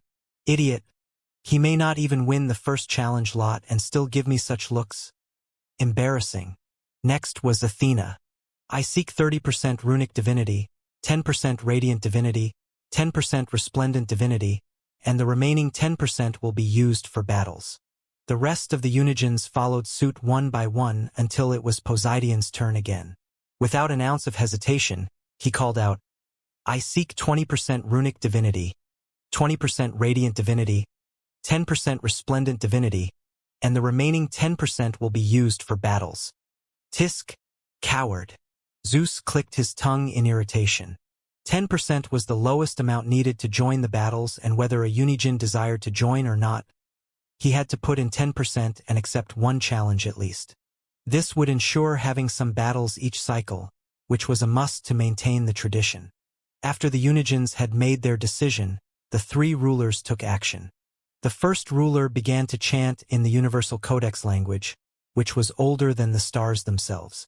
Ethereal threads of light wove around the spheres, tracing intricate patterns in the air, as the celestial energy within it began to transform in front of everyone's eyes into a divinity. The second ruler joined the incantation, her voice harmonizing with the first, adding layers of complexity and depth to the magical weave. The third ruler raised his arms higher, and the very fabric of reality seemed to pulse in response. The air shimmered with potential, and the celestial energy within the spheres began to coalesce, condensing into crystalline forms of pure divinity. As the incantation reached its crescendo, a brilliant flash of light enveloped the palace, so intense that it momentarily eclipsed the celestial bodies overhead. The spheres, once aglow with raw energy, now radiated with the distinct hues of divinities: runic, radiant, resplendent, and incandescent, each color a reflection of the Unigens' choices, their desires made manifest. Is it possible for me to also create my own divinities? Felix wondered as he observed the show. While celestial white flames were extremely powerful than divinities, they also consumed an ungodly amount of celestial energy to fuel them. Felix would rather have the choice to pick what kind of effect he wanted in his battle instead of having them all three at the same time. It would save him so much more energy. As I have already told you, the three rulers' divinities can't be replicated since they embedded the essence of the three celestial languages. Lilith remarked lazily, if you want to create the same divinities or some new ones, you have to find your path to them. I see. Felix wasn't too disappointed as he had already expected as much. After the transformation was complete, the three rulers, with solemn grace, directed the divinities towards the Unigens. Like streams of starlight, the divinities flowed to their intended recipients. The Unigens, in turn, accepted this celestial boon with bowed heads and outstretched hands, the essence of the divinities merging with their being. They could then bestow it upon their citizens or keep them to themselves. To keep the morale and festivities high, most of the Unigens decided to call upon the selected fortunate subordinates to receive a taste of the divinities. Under the cheers and envious exclamations of the crowd, Admiral Nereus and other subordinates had their heads lowered as their bodies got bathed in divine light. It might not be even 1% of what the Unigens received, but none of them showed an ounce of complaint or disrespect. The main event is about to start, Felix commentated after the bestowal ended. The air buzzed with anticipation and a touch of rivalry, as the Unigens prepared to draw lots, a method as ancient as the cosmos itself, to determine the order in which they would issue their challenges during the celestial ceremony. A golden urn, shimmering with ethereal light, and engraved with the symbols of all Unigens, floated in front of their thrones. One by one, they drew the lots without moving a finger. As the lots were drawn and the order revealed, a ripple of laughter and jeers echoed. Zeus turned to Poseidon, whose lot had placed him near the end of the challenging order. "Seems the oceans are not in your favor today. Perhaps a storm is brewing over your luck?" he teased, the amusement clear in his deep, resonant voice. Poseidon, unfazed and with a spark in his eyes, retorted, "Let's see if the tides turn when it comes to actual prowess." Athena, whose lot had placed her in a favorable position, couldn't help but join in, her wisdom-laden voice tinged with mirth. "Gentlemen, let's not forget that strategy often outweighs brute strength. May the best Unigen win, by wit or might." Apollo, leaning against a pillar with the relaxed demeanor of one accustomed to being a mere spectator, chuckled. "It's been forever since Poseidon has fought anyone besides Hephaestus. This will be an entertaining watch." "You think I don't have it in me to defeat him?" Poseidon sneered. "I am willing to bet an extra 1,000,000 square kilometers of my territory for one cycle. Make it 2 for 2 cycles." Zeus pressed. "You have it." Poseidon agreed instantly. Whether he won or lost, he already had double Zeus territory, which meant his loss wouldn't affect him that much. Since both territories were way too far from each other, it wouldn't be fair for a Unigen to win a piece, just to have it invaded by another Unigen without having the ability to defend it. Thus, the Unigens were required to defend the territory for a cycle or more depending on the conditions of the bet. The Unigens were forced to do this since it was still considered their territory, and if they didn't defend it, they couldn't recoup it later on after the duration ended. "Let's go." With the terms set, Zeus and Poseidon turned their gaze towards a new dimension. Its gateway was opened by the 3 rulers after the challenge was decided. Besides the 3 rulers and the 2 challengers, no one could enter the dimensional pocket. Stepping into the void, they left behind the vivid reality of the celestial capital, entering a domain of profound silence and darkness. This new dimension, devoid of form and substance, offered the perfect canvas for their powers to manifest without restraint. Apollo took over the hosting job as usual and presented the rules of the battle to everyone involved. As per the rules, divinities are banned and each Unigen has a limited period of 5 minutes to land as many direct hits as possible to score points. Those rules were a must to avoid having the Unigens waste their entire divinities over a battle meant for entertainment first. Unfortunately for the citizens, the battles were broadcast only to the Unigens, the 3 rulers, and the main chosen subordinates. No one bothered to involve the rest since they wouldn't be able to see a single thing no matter how hard they tried. The Unigen with the most points will be considered as the winner. Apollo looked right and left and then shouted, "Fight!" The instant the battle commenced, Zeus, his form crackling with the promise of storms, raised his arm, calling forth the force of lighting, turning the entire environment around him into a thunderstorm. Meanwhile, Poseidon spanned his trident once and the behemoth strength of the ocean was summoned, putting him in his favorable environment. The gathered Unigens watched with bated breath as Zeus prepared to make the first move in this divine duel of titans. With a motion that seemed to tear the very fabric of the void, Zeus summoned his divine weapon, a lightning-shaped spear crackling with the raw essence of tempests. The air around it hummed with power, the spear itself glowing with an intensity that mirrored the might of its master. Poseidon! With a thunderous roar that resounded across the dimensionless expanse, Zeus hurled the weapon towards Poseidon at the speed of light, a brilliant golden streak cutting through the nothingness towards its target. Poseidon stood unfazed as the divine lightning bore down upon him. In an instant, he summoned a series of towering walls made of the darkest ice, a manifestation of the abyssal cold that lay at the ocean's heart. The walls rose in succession, each designed to absorb and dissipate the weapon's ferocious energy. Boom! Boom! Boom! As the golden lightning collided with the ice, a cacophony of shattering and hissing filled the air, the force of the impact causing the walls to crack and explode into a shower of icy shards. Yet, the divine weapon's momentum was undiminished, cutting through every barrier with relentless force until it finally reached Poseidon. In a display of supreme confidence and control, Poseidon simply extended his trident and with a deft flick, smacked the golden lightning away. The weapon veered off course, its trajectory altered. As it fizzled out into the void, its energy spent. Standing amidst the remnants of the shattered ice, Poseidon fixed Zeus with a cold gaze. With a voice that carried the chill of the deepest waters, he mocked, "Is that all you have, God of thunder? We are just getting started," Zeus uttered indifferently as he cracked his neck. "I have to give it to you," Poseidon said with his eyes narrowed dangerously. "You are quite bold to bring your core. I knew you'd do the same," Zeus answered as he caught his returning spear. "You need all the help you can get to defend your territory." Now that those two were engaging in battle, it was much easier to recognize that both of them had their cores within them. Usually, they used spiritual pressure to hide it, and the only way for Unigens and others to discover its existence was through the strength displayed. "What about you guys?" Athena inquired as she gazed at her peers. "I left it behind," Artemis confessed. "I am not interested in making myself a target." "Artemis, you are too soft," Demeter scolded.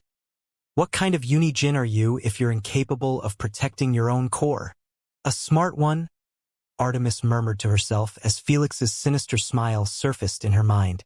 Demeter could only shake her head and leave her be.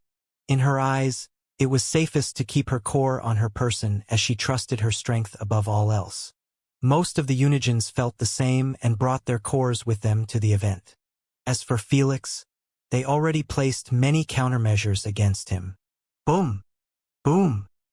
Boom! Meanwhile, in the boundless void that served as their battleground, Zeus and Poseidon's every move resonated with the power to reshape the cosmos. Zeus, wielding the authority of the lightning, summoned a storm of cosmic proportions. His hands crackled with the raw essence of lightning. Each bolt he hurled infused with energy potent enough to obliterate celestial bodies. With a thunderous roar, he unleashed a tempest upon Poseidon, lightning bolts tearing through the fabric of the void, each one a spear aimed at the heart of his opponent. Lightning can never beat water. Poseidon, undaunted by the fury of the storm, responded with the might of the ocean's depths. He raised his trident high, calling forth a tidal wave of cosmic scale, its waters dark and unfathomable. This was no ordinary wave, but a deluge capable of engulfing stars, a manifestation of Poseidon's dominion over all waters. With a forceful thrust of his trident, he directed this cataclysmic surge towards Zeus, intent on quenching the lightning with the overwhelming might of the sea. While the attack failed to land on Zeus, the collision of their powers was a spectacle of destruction and beauty, lightning and water clashing with a force that shook the foundations of the universe. "Let's get close and personal." Zeus waved his spear once, and his entire being was engulfed in intense pitch-black electricity, turning his regal existence into his wicked version. In the blink of an eye, he disappeared out of his place, and when he reappeared, his lightning spear was already about to slice Poseidon's head off. Poseidon merely murmured, "The chill." Then, out of his skin, a chilling blue mist emerged, and when the spear went through it, it began to freeze all over until it covered the entire weapon. The intense lightning spear became an ice sculpture with its blade a mere inch away from Poseidon's neck. With a nonchalant glance, Poseidon uttered, "Expand." The chilling mist exploded all of a sudden, and it covered more than 1,000,000 kilometers in the blink of an eye, turning the battlefield into a frozen graveyard, where water, lightning, and even time seemed to be affected. Tisk slippery as always. Poseidon clicked his tongue in irritation after noticing that no one was holding the spear anymore. Zeus had ditched his weapon the instant he expanded his chilling breath and had placed a large distance from the affected area. "Absolute zero," Fenrir muttered as he eyed the blue chilling particles floating by. He didn't know what to feel at the notion of his ultimate ability, which took him 100 million years of non-stop hard work, to get used in such a nonchalant manner like it was any ability. The worst part? Even when it was used point-blank, it still didn't land on Zeus. Suddenly, The lightning spear began to heat up intensely until it was so hot that it became a spear of blinding light, causing the frozen ocean and even time around it to unfreeze. Against absolute chill, absolute heat was needed, and as the god of thunder, heat was a byproduct of his laws. The instant the spear was freed, it spanned once and disappeared out of existence again. Meanwhile, a couple million kilometers away, Zeus caught the spear with his outstretched hand. "Since you don't want to fight up close, so be it." Zeus voiced coldly, "Quantum storm!" As he chanted the name of his technique, the very fabric of space began to tremble, resonating with the imminent unleashing of chaos. From the depths of the void, a swirling maelstrom of cosmic energy materialized. Its core was a blinding nexus of quantum lightning, each bolt a bridge between existence and oblivion. The storm expanded, engulfing the battlefield in a spectacle of unfathomable power. Lightning, existing in all states simultaneously, struck with relentless fury, tearing at the fabric of space and time, causing the frozen ocean to get obliterated. Rumble! Rumble! Damn it!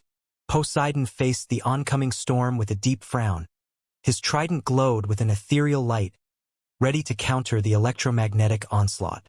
Yet, as the quantum storm fell upon him, its sheer unpredictability made it a foe unlike any other. The battlefield, once a stark expanse of void, changed under the storm's influence. Reality altered unpredictably, making and annihilating matter in fleeting moments of creation and destruction. The very essence of the quantum storm was chaos, which Poseidon sought to uphold. "How does this make any sense?" Thor remarked with a dumbfounded look. "How can lightning be utilized to tap into quantum physics? I thought that was an untouched domain." Thor had spent his entire lifetime exploring lightning element and its powers to the point he believed that he had mastered everything there was to be mastered. Even when Felix used electromagnetic particles in his potion making, he didn't think too much of it since he had no interest in such a field. But this was different. He was watching with his own eyes how each bolt of quantum lightning that hit near Poseidon was a potential catalyst for creation or annihilation, forcing the sea god to navigate a battlefield that was constantly unmaking itself.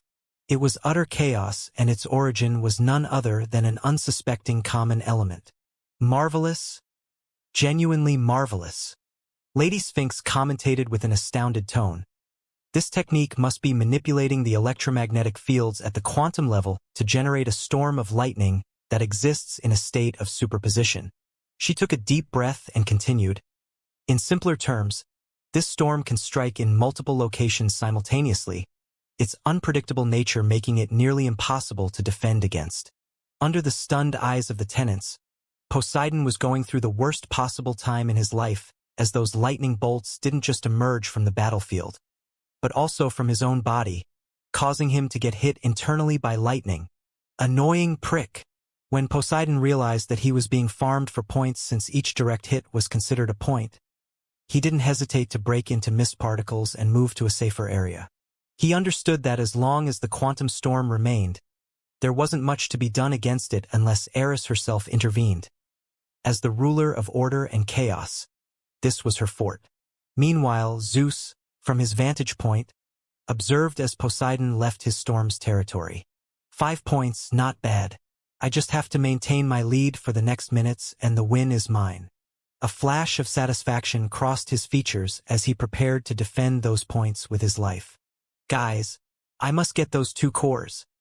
I need my water and lightning manipulation back. Suddenly, Felix voiced with a tint of green light in the depth of his eyes. 2 at once. Candace was the first to suck a deep cold breath. Is it your greed talking again? Yes, but don't worry, Felix remarked calmly. I am in full control this time. Felix wasn't saying this to get the tenants off his back. He genuinely could feel his desire acting up the moment he realized that those 2 had brought their cores with them. Since he had a sentimental connection to lightning and water, his desire was stronger than ever. Still, he was the one in control. How will you pull it off exactly? Thor asked with a solemn tone. I will figure it out while on the move, Felix replied while standing up from his throne. I don't have time to waste. It's the perfect time to kickstart the plan. With a focused intent, Felix summoned 6 clones of himself, each a perfect replica imbued with his vast power and cunningness. Felix and his clones all gazed into Asna's absent-minded expression as she watched the ongoing battle. Then, they collectively murmured in their minds, "I am coming!" Without an ounce of hesitation, Felix summoned the equal trade symbol and wished to hide their existence from everyone temporarily, utilizing the same wish from before. The instant the wish took place, Felix and his 6 clones were dispatched to the central zone of the kingdom, a vast expanse far removed from the bustling energy and divine presence of the capital city. This area, while significant, was momentarily overlooked by the Unigens, who were engrossed in the ceremonial proceedings and the display of might between Zeus and Poseidon. However, the same didn't apply to the 3 rulers. "The boy has made his move. What an interesting child. He sure fears no one and nothing. Leave him. Let's see what he has stored for us." The 3 rulers traded glances amongst each other in silence and continued spectating the battle, not bothering to alarm anyone about Felix and his clone's disappearance. In their eyes, Felix could be only after the Unigen's cores, and they didn't care how he achieved it, as long as he didn't touch them, Asna, or too much of their precious celestial energy. Oh, how would they regret this decision? Arriving simultaneously at predetermined points within the central zone, Felix and the clones began their task. They stood still, their presence almost inconspicuous against the backdrop of the kingdom's sprawling landscapes. Then, in a synchronized moment of concentration, they began to absorb the celestial energies that permeated the realm. Before the temporary barrier could expire, the clones executed their next move with precision. Utilizing the advanced teleportation granted by the wishes, they vanished from the central zone, reappearing instantaneously in front of the Unigen's territory's gates. Those territories were Zeus, Poseidon, Athena, Elis, Demeter, and lastly Artemis. The only territory untargeted was Apollo's. Each clone, now a conduit of celestial energy, charged into the depth of those territories, taking advantage of the barrier to avoid the owner's detection. Only Felix was left behind in the central zone. With a focused, fearless gaze directed at the capital city, Felix uttered, "Teleport me." Amid their epic battle within the dimensional pocket, Zeus and Poseidon, celestial battle, caused the very fabric of reality to bend and warp under the intensity of their duel. Without warning, the real Felix materialized within the dimensional pocket, his presence like a bolt from the blue. His arrival was not heralded by storms or fanfare, but by the sheer audacity of his action, teleporting directly into the heart of a conflict that had captured the attention of the cosmos. The Unigens, momentarily caught off guard, reacted with a mix of shock and disbelief. "Ha! The hell? You got to be kidding me!" These questions echoed silently among the divine assembly as they stared at Felix, trying to comprehend the implications of his bold move. Why? He isn't stupid to do this. Think. There must be something.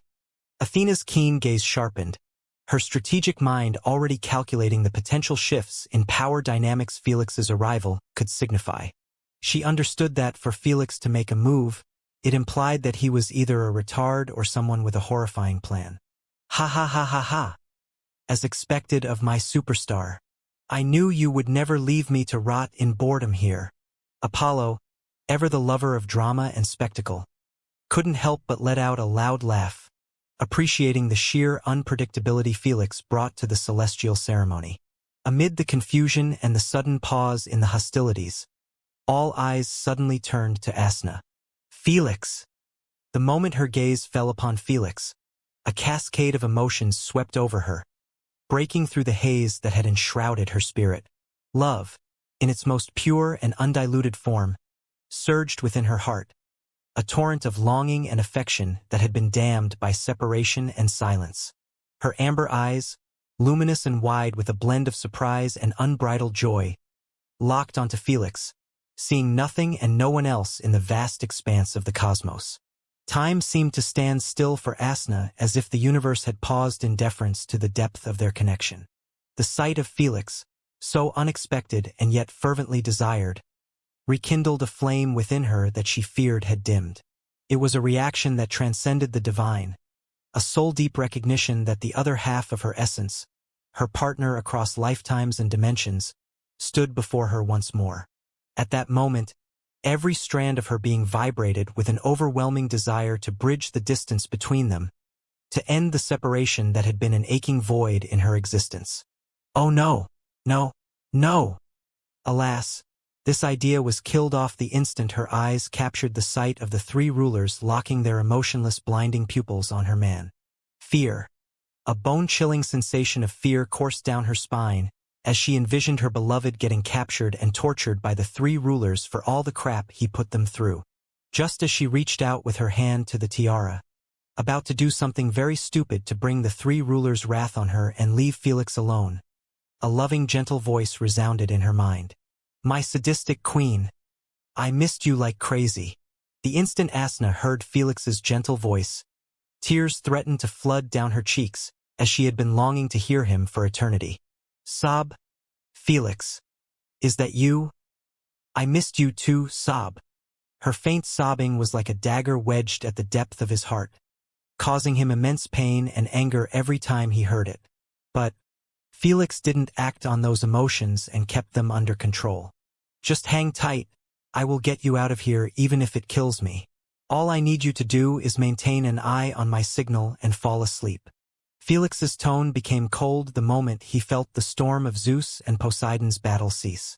Before Asna could respond, Felix cut off the connection, which was established through a wish as well, since the seal around her head acted in the same manner as being in the pocket dimension.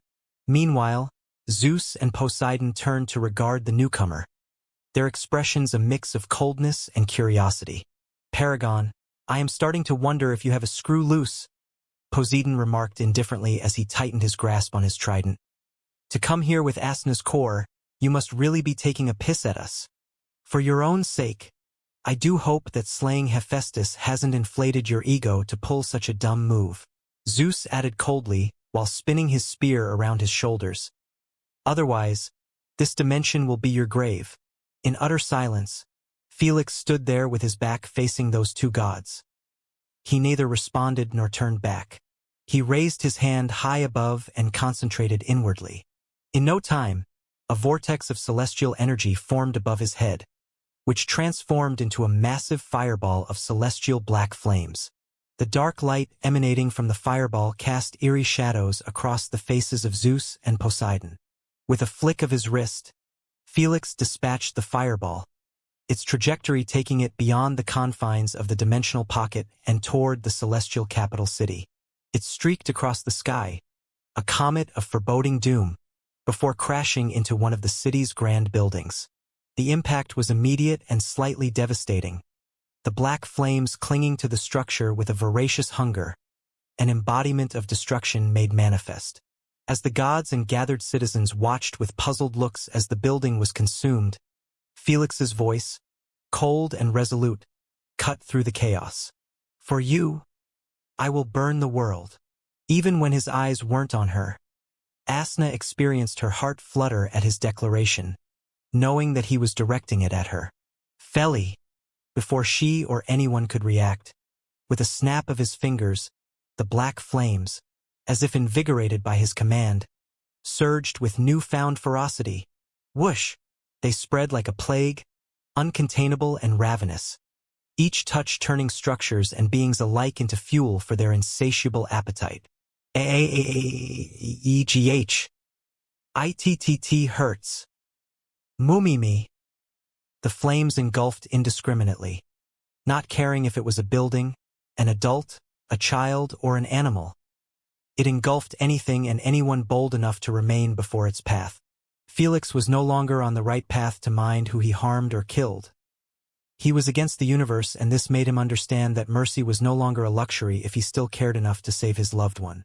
As for feeling bad, he no longer had such emotions the instant he became the personification of evil energy. Thus, those panicky and agonized cries signified nothing to him. How is this possible? What the hell are those flames? They are capable of consuming celestial energy directly. Not even white flames can do this. The world itself bends to those flames. Such power defies even our understanding. As the black flames devoured everything in their path, the Unigens collectively gasped, their eyes wide with disbelief. Alas, the worst had yet to come for them. Suddenly, the Unigens felt an unsettling shift in the air as the concealing barrier around Felix's clones in their territories had expired. Instinctively, their divine senses stretched out. A protective reflex honed over Ian's, only to be met with a sight that sent a collective shiver down their spines. "You can't be for real," Elis stuttered. No, he won't go that far," Demeter murmured with a horrified look. Even Uranus and Eris had a change of expression at the sight of Felix's clones standing in the hearts of the Unigens' most cherished domains, each with a massive black fireball levitating ominously above their heads. He wouldn't dare. Before the Unigens could even voice their denial, their protests dying in their throats, the clones acted. With emotion that seemed deliberate and disdainful, they hurled the fireballs toward the main cities, the very nuclei of their territories.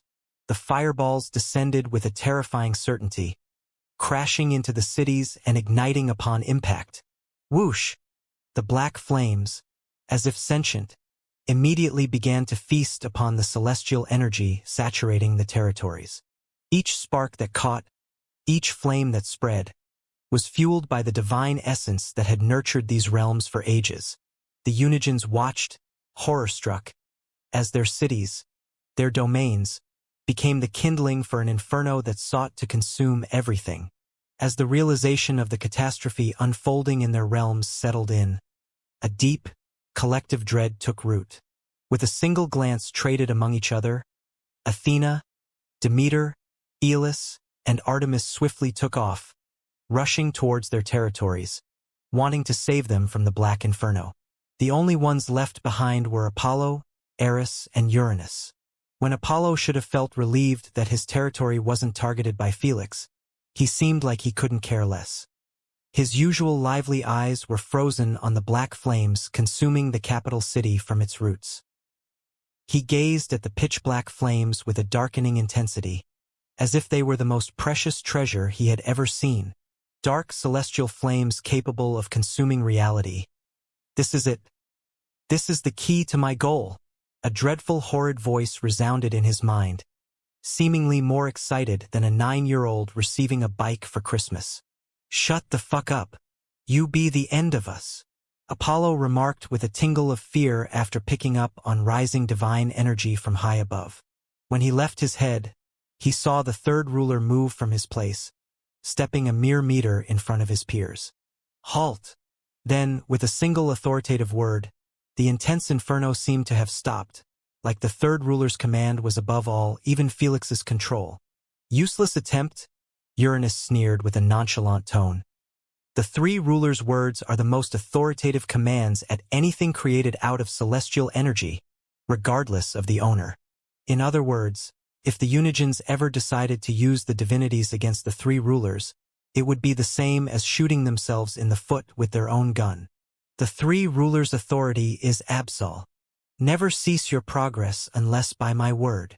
Before Uranus could finish licking their shoes, Felix, with a steely gaze fixed upon the spreading inferno, issued a new decree. The black flames, which had momentarily hesitated under the influence of the third ruler's attempts to quell them, reignited with a vengeance upon hearing Felix's command. They surged forward, more ferocious and unyielding than before, a relentless tide of destruction that defied the divine. "I said halt," the third ruler stressed with a voice imbued with the weight of celestial authority. Alas, the flames paid no heed to his decree. Instead, they grew in intensity and purpose, a living defiance of the ruler's will. As the realization dawned that their utterances fell on deaf ears, a chilling silence settled among the watchers. The sight of the black flames, now turning towards them and aiming for the universe's heart, signaled a threat of unprecedented scale. "His dominance can override us?" The first ruler narrowed his blinding eyes. "Is he really?" The flames are heading towards the universe's heart. The second ruler interrupted with a cold tone. Leave this to me, handle the flames in the Unigen's territories. We can't be losing such a massive amount of celestial energy. The second ruler extended her hands, palms facing the oncoming inferno. Then, streams of radiant, resplendent, runic, and incandescent divinities intertwined, creating a golden-colored flame that shimmered with the essence of creation itself. Without an ounce of hesitation, she sent the golden flames to face the black flames, creating a spectacular scene of two overbearing godlike flames desiring to devour each other. Even in this situation, they are being extremely stingy in their utilization of celestial energy. Eris shook her head in disapproval as she watched the three rulers utilize the most standardized and weakest version of their powers to stop the flames, to save up on celestial energy. While she could see that their golden flames were dominating Felix's black flames, it would still take some while and the citizens below would be dead by then. Thus, in an act of mercy, she flipped a book off her page, and all the citizens and creatures in the capital city were pulled into a safer existence from millions of small portals. This turned the capital city into a ghost town. When she tried to remove the black flames from them in her reality, she couldn't help but raise an eyebrow in surprise at her failure. Yes, she failed to destroy the black flames even in her reality, where she controlled the order and disorder of the universe. Interesting. This isn't like any other celestial flame, Eris murmured as she noted down in her book. While its origin is celestial flames, its dominance seems to overrule everything in the universe, capable of eating all matter. No wonder they haven't invested much celestial energy.